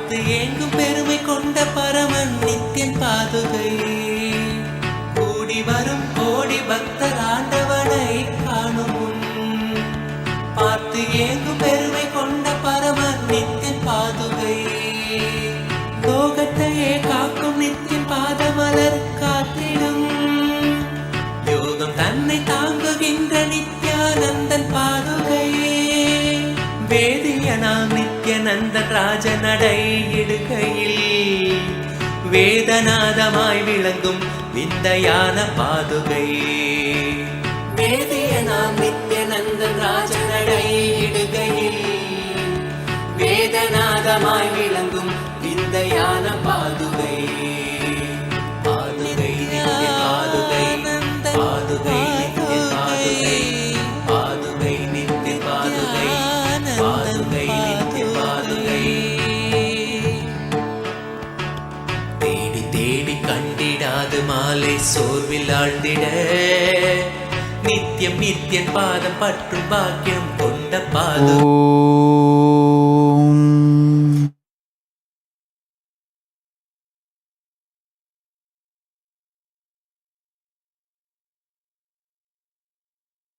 I bless you all. Let's all radiate with integrity, collective integrity, authenticity, responsibility, enriching, causing, living Paramadvaitam, Shuddhadvaita Saivam. The state, space, powers, being, superconsciousness, and Kailasa of Paramashiva. Paramashivoham. Om Nithyananda Paramashivoham. The eternal bliss, Nithyananda. Thank you. Be blissful.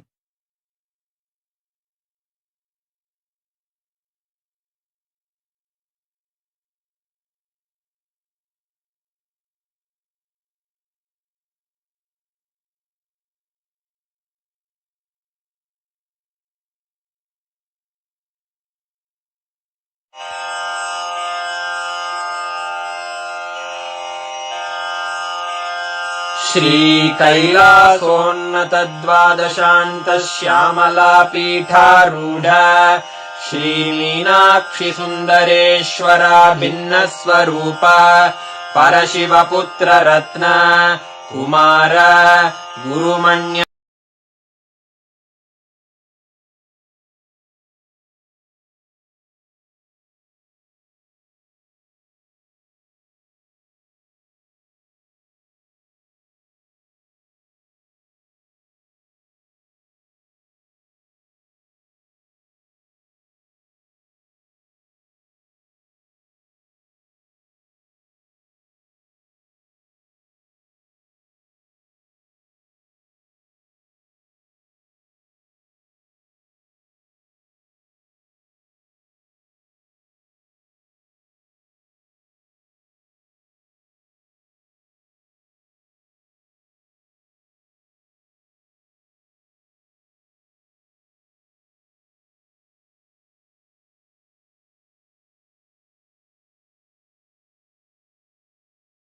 Let's start with the Sadguru Vandanam. Nithyanandam Paramasukhanam Kevalam Jnanamurtim Dvandvatitam Gaganasadusham Tattvamasya Lakshmam Ekam Nityam Vimalamachalam Sarvadi Sakshi Bhutam Bhavatitam Trigunarahitam Sadgurum Tam Namami.